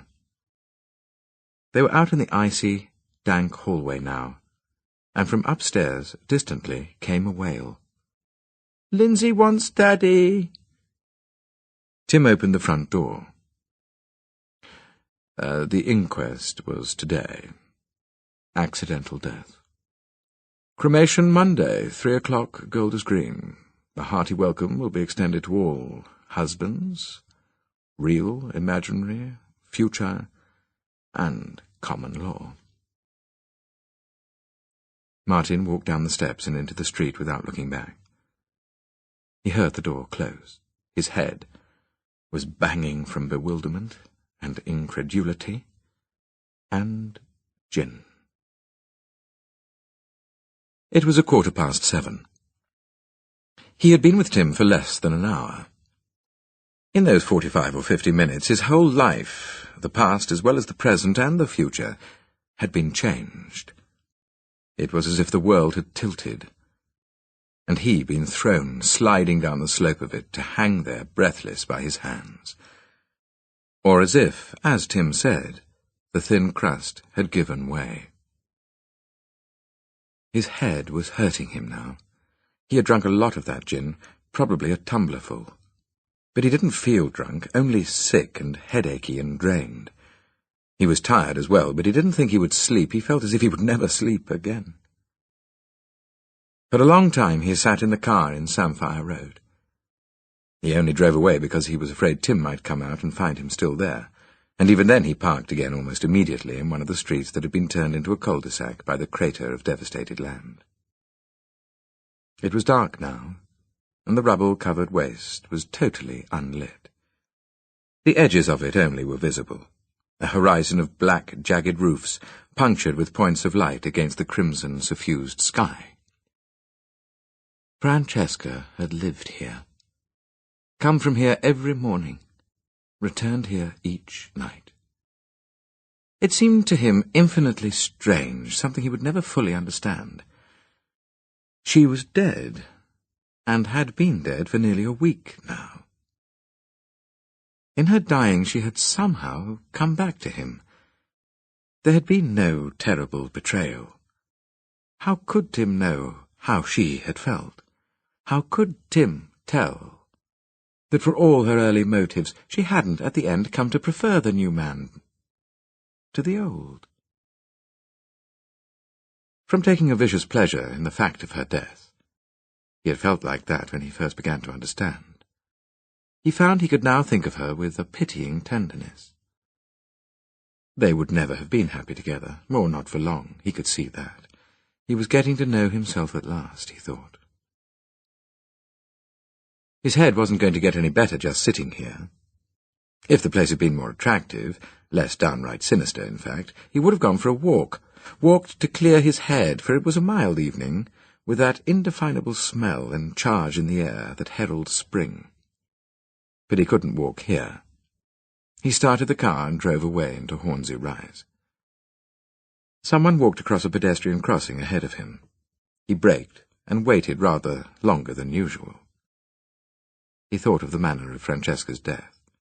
Who could do such a thing? Knock someone down and drive away to leave her dying. She had taken a night and a day to die. He shivered uncontrollably. Whoever it was, the police would find him. The police would be relentless. Martin reflected that he shouldn't be driving at all. He had had far too much to drink, a lot over the permitted limit. Perhaps Francesca's killer had also been drinking, had sobered up in terror when he saw what he had done, and terror had made him flee. Martin drove home over the archway, the road in its deep concrete gorge flowing northwards beneath him. He put the car on the hard-top parking in front of Cromwell Court, parking it between an orange-coloured Volvo and a small grey van. The Volvo belonged to a doctor at the Royal Free who lived on the ground floor. The grey van was probably some tradesman's, though Martin felt obscurely that he had seen it somewhere before, and recently, and in a context he couldn't at the moment recall. No, it couldn't be of the slightest importance. He walked across the asphalt to the entrance of the block, aware that someone had got out of the van and was also coming in. But he didn't hold the door open. He let it swing shut and made for the stairs, wishing, not for the first time, that there was a lift here, as there was in Swan Place. Should he get Adrian to fight for Swan Place against the family of Francesca's? Was there any chance of success? At least, he thought, as he climbed the third flight, he could now tell Adrian and Norman and his parents the melancholy truth, that Francesca was dead. The soft but regular footsteps, which, lower down, he had heard coming behind him, he could now hear again. They were coming up to the top. The driver of the grey van must be calling at one of the other 3 flats on this floor. Martin got to the top and crossed the corridor to his own front door. There, standing on the threshold of his home, he was suddenly and sharply reminded by the memory of himself and Tim embraced in Tim's red-lit kitchen, and of kissing Tim, and holding him in his arms. What would become of him if this was what he wanted? What must he look forward to? He released his pent-up breath and put his key into the lock. As he did so, he heard a low cough behind him. It made Martin jump, and he wheeled round. Standing about a yard from him, in grey woolly hat, yellow pullover, black velvet waistcoat, and a black scarf with coins sewn around it, was Finn. Martin hadn't really noticed before what extraordinary eyes the man had. They were almost silver. The man with the silver eyes. "Well, well," said Finn, "I've been waiting long enough." He pushed past Martin and into the flat. Chapter 22. The flat was warm and very stuffy. For most of the day the sun must have been shining on that big window. It was rare for Finn to be a guest in anyone's home. He could count on the fingers of his large splayed hands the number of times it had happened. Twice at Mr. Beard's, once at Mrs. Goggety's, 3 or 4 times in girls' rooms. He stood looking about him. At the structure and the paintwork, mainly. He had a business interest in things like that. He took off his woolly hat, but kept his gloves on. Martin Urban was getting a brandy bottle out of a drinks cabinet. You would think he had had enough. He stank of gin. Finn could tell that something had frightened or upset him. His hands trembled and made the bottle chatter against the glass. "Brandy? There's no whiskey, but there's vodka and martini and sherry." "I don't drink," said Finn. The voice sounded both weary and awkward. "Look, I'm sorry about the money. I've had a lot on my plate, and I'm afraid I forgot all about you. I could give you a cheque here and now, only you will insist on cash." Finn didn't say anything. "Well, sit down, won't you? I'm sorry you've come all the way here for nothing, but you should have phoned." He sat down and drank his brandy at a gulp as if it were medicine. Finn watched him curiously, watched a flush mottle his skin. He wasn't going to sit down. What would be the point? "I haven't come here for nothing," he said. "Well," into the glass slopped more brandy. "Oh, not in the sense that you've reminded me. I can get it for you sometime next week. Cash is difficult, you know, that sort of cash. I'll have to phone my bank first. I'll have to." Finn took a step forward from the position he had taken up by the balcony door. "You can get it for me Monday morning," he said, "and I don't want it sent, not this time. Put it in your car on the front passenger seat and leave the car in the car park outside the palace." "The palace?"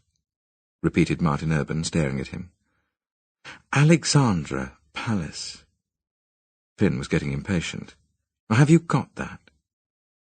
Put the money in a carrier on the front seat of your car and leave it there between 1 and 2 Monday, okay?"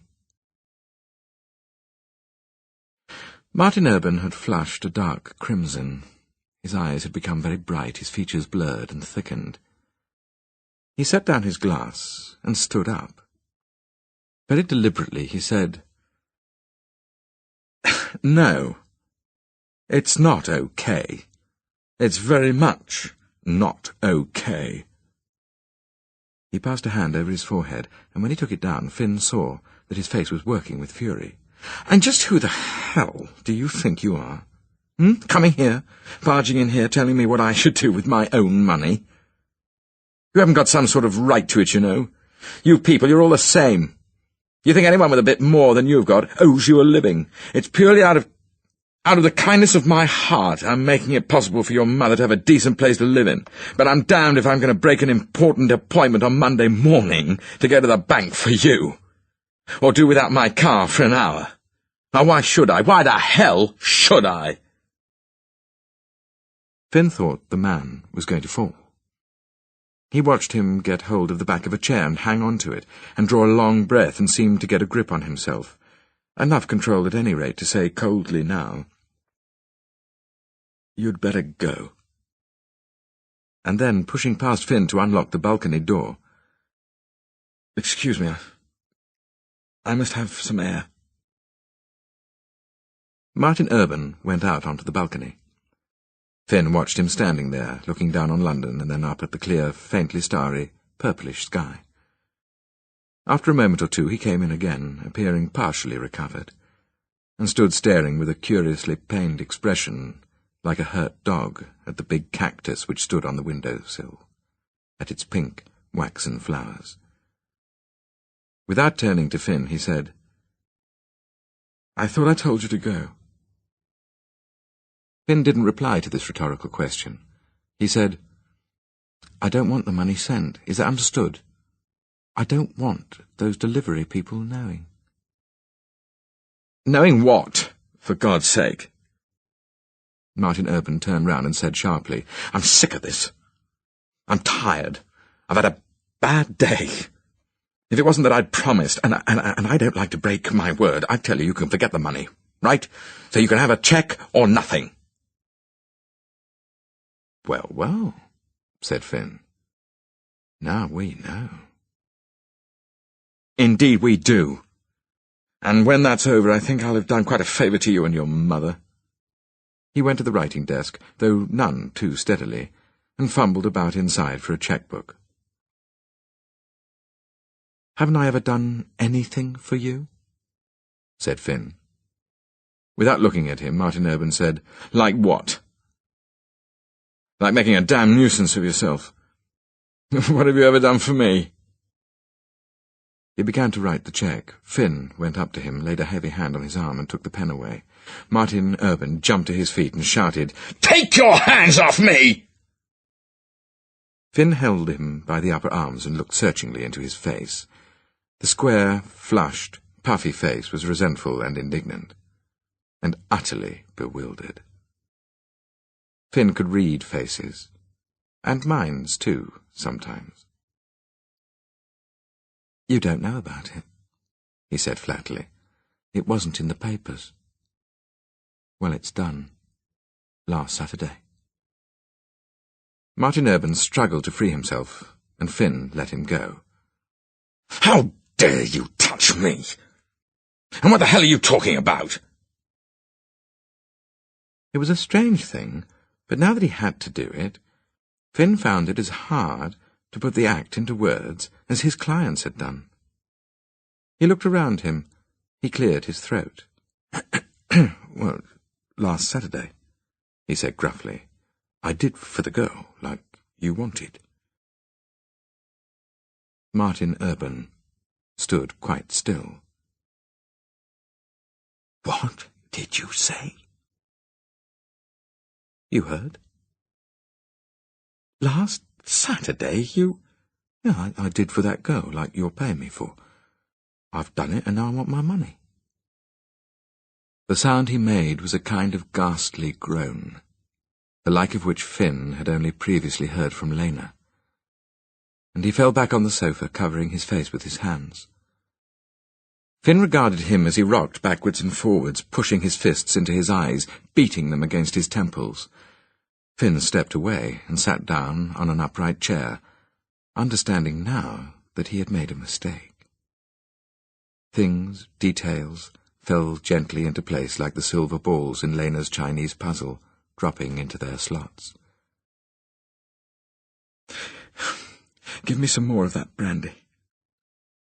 Finn poured some brandy and pushed the glass at Martin Urban's mouth. The brandy was drained, and there was a shuddering and a kind of sob, and the thick, broken voice said, "You were in the car that didn't stop." "I've said so." "Oh, what am I to do? Oh, my God, what am I to do? You thought I'd paid you to do that. What sort of a monster are you?" He got up shakily and stood with his hands pressed to his head. "I loved her," he said. "She loved me. We were going to be married, and you—" He turned towards Modern Man's Succor, Lifeline, First Aid. The phone.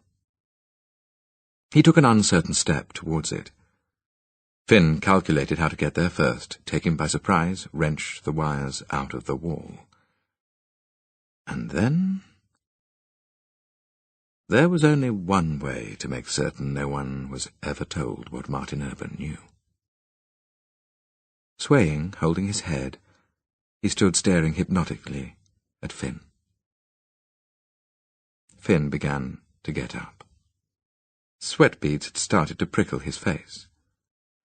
Somehow he must get Martin Urban out of here, into a car, away from this place, into some lonely place. In order to silence him, he must put on an act, make promises, play along. He didn't know how to do these things. He was powerless, bereft of energy, as if a fuse had blown in him, and there was no current to power his limbs. Martin Urban took down his hands and turned away from the phone. The attack he made on Finn was entirely unexpected. One moment he was standing there in the middle of the room, his fists clenched, his arms gradually falling to his sides. The next he had sprung upon Finn, flailing out, using his hands like hammers. Finn toppled backwards. It was the first time in his life he had ever been knocked down by another. He rolled over onto his front, pressed himself up with a violence that sent the other man staggering back, and leapt like a panther. Martin Urban ducked and stumbled out onto the balcony. London glittered out there like the window of a tourist souvenir shop. Finn stood poised in the doorway, his arms spread, his body quivering. and the man who had given him £5,000 from some quixotic altruism Finn couldn't even begin to understand, stood against the low parapet, convulsed, it seemed, with some kind of passionate need for revenge. He leapt forward again, deceived perhaps by Finn's white thinness. But Finn was there a split second before him, to smash with his right arm, harder than he had ever smashed before. And a strange thing happened. Martin Urban raised his arms hugely above his head in some exaggerated, defensive gesture. He staggered backwards in an almost comic tiptoe slow motion, bathed in the shining night air against the spangled backdrop, staggered, teetered, until the parapet wall that reached lower than the tops of his thighs was just behind him. Finn could see what would happen, and he jumped to catch the man before he fell. He jumped just too late. Martin Urban made contact with the wall, doubled over backwards, and with a low cry, fell. 40 feet into a pit of blackness. There was a concrete well down there, an area that perhaps gave access to a porter's basement. Finn stood, looking down. No other windows opened, no one appeared, no one had been alerted by the groaning sound the man had made as he starfished to earth. Finn went in and closed and locked the balcony door. He turned off the lights and stood listening for movement in the corridor outside, the doors opening and footsteps. There was nothing. He had been a fool to lock that door. It must look like suicide. It must look as if Martin Urban had killed himself over the death of the woman he was to have married. Finn unlocked the door again. He didn't touch the brandy glass. A man might well drink brandy before he committed suicide. The irony of it struck Finn, though, as he moved towards the front door of the flat. The irony that now, at this moment, in this place, he was at greater risk through this man's accidental death than he had ever been when he had done murder. When he was satisfied that all was quiet and still, he passed stealthily out of the flat and pulled the front door softly shut behind him. He went downstairs very fast, passing no one, hearing nothing.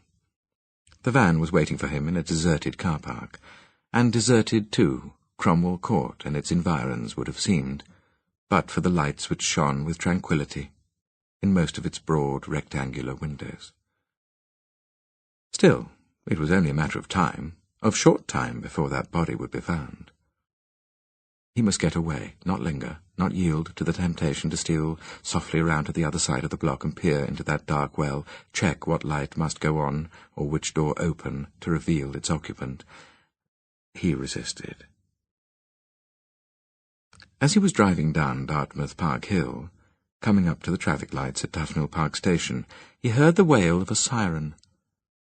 But there was nothing to say it was an ambulance summoned for Martin Urban. It could just as well have been a fire engine or a police car. He put the van away in the garage at the corner of Somerset Grove and walked home along the street where the sulphurous light laid a pinchbeck gleam. The house smelt of cannabis and waste bins. Finn went on up to the top, taking 2 stairs at a time with his great loping stride. He felt a surge of confidence and contentment. This time it really had been an accident. He could face Lena without dread. And there was no possibility now of anyone suspecting Martin Urban might not have been alone in the flat. Not a soul who knew of any connection between himself and Martin Urban. He was sure no one had seen him, or would know him if they had. Yet Martin Urban was out of harm's way, silenced, taking the secret of Finn's mistake with him into the dark spaces, or losing it in oblivion as he began on a new cycle of life. The green bird began a shrill twittering when he came into the room. Mrs. Goggerty, who had been making forecasts with the aid of the tarot, got up and threw the shawl over its cage. "Well, well," said Finn. "We are cosy." He pulled off his gloves and put them in his pocket and took Lena's hand. She was as transparent as an insect tonight and dusty like a moth. Her dull leaden eyes met his silver eyes, and she smiled. "Oh, the picture of devotion," said Mrs. Goggerty, with admiring sighs. She studied the cards, laid out now for Finn. There's a lot of death here," she began. Over Lena's head, Finn gave her a warning look. "Ah!" She slid the cards together, and the death card, Scorpio's death card, death cloaked and riding a pale horse, came out on top. She covered it with the Queen of Wands. In her mechanical gypsy voice, she said, "There's money here, my darling. A lot of money. Oh, but wait. No, it's not coming your way. You'll have a disappointment." The hand that held Lena's grew cold and limp. He bent down. He looked unseeing into the soothsayer's face. What did you say?" "A disappointment over money. Why are you looking at me like that?" Finn saw not the cards which Mrs. Goggerty's hands now covered in fear, not Lena's face, apprehensive, growing stricken, but a cheque that lay on a writing desk, locked up in Martin Urban's flat. The date had been written, had his name. The women's eyes fearfully upon him. He stood upright yet trembling in that tiny room, listening to the distant sound of a siren crying through the dark, a herald of the one that must cry for him.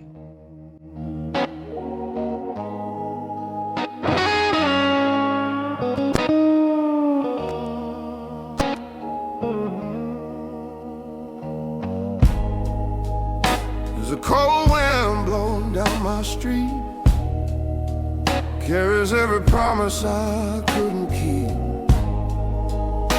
I tried to be a better man, but the night don't care who I am. I saw a shadow in a stranger's face, like I've been running in the same old race. You reach out your hand to save a soul, but you can't make a broken spirit whole. And I'm standing close to the water, hearing every lie I told. I was walking toward the light, now I'm sinking in the cold. Oh, the line gets thin and darker when you're trying to be the spark. Sometimes doing right leaves you in the dark.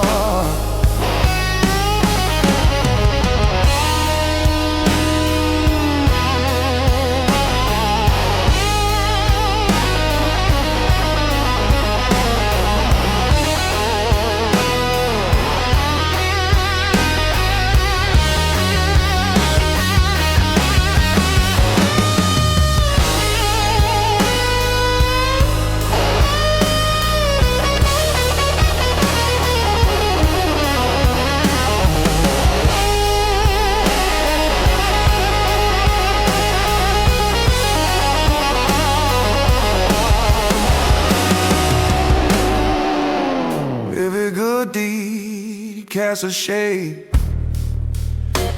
Every choice is a price you pay. I thought love could wash it clean, but mercy ain't what it seems.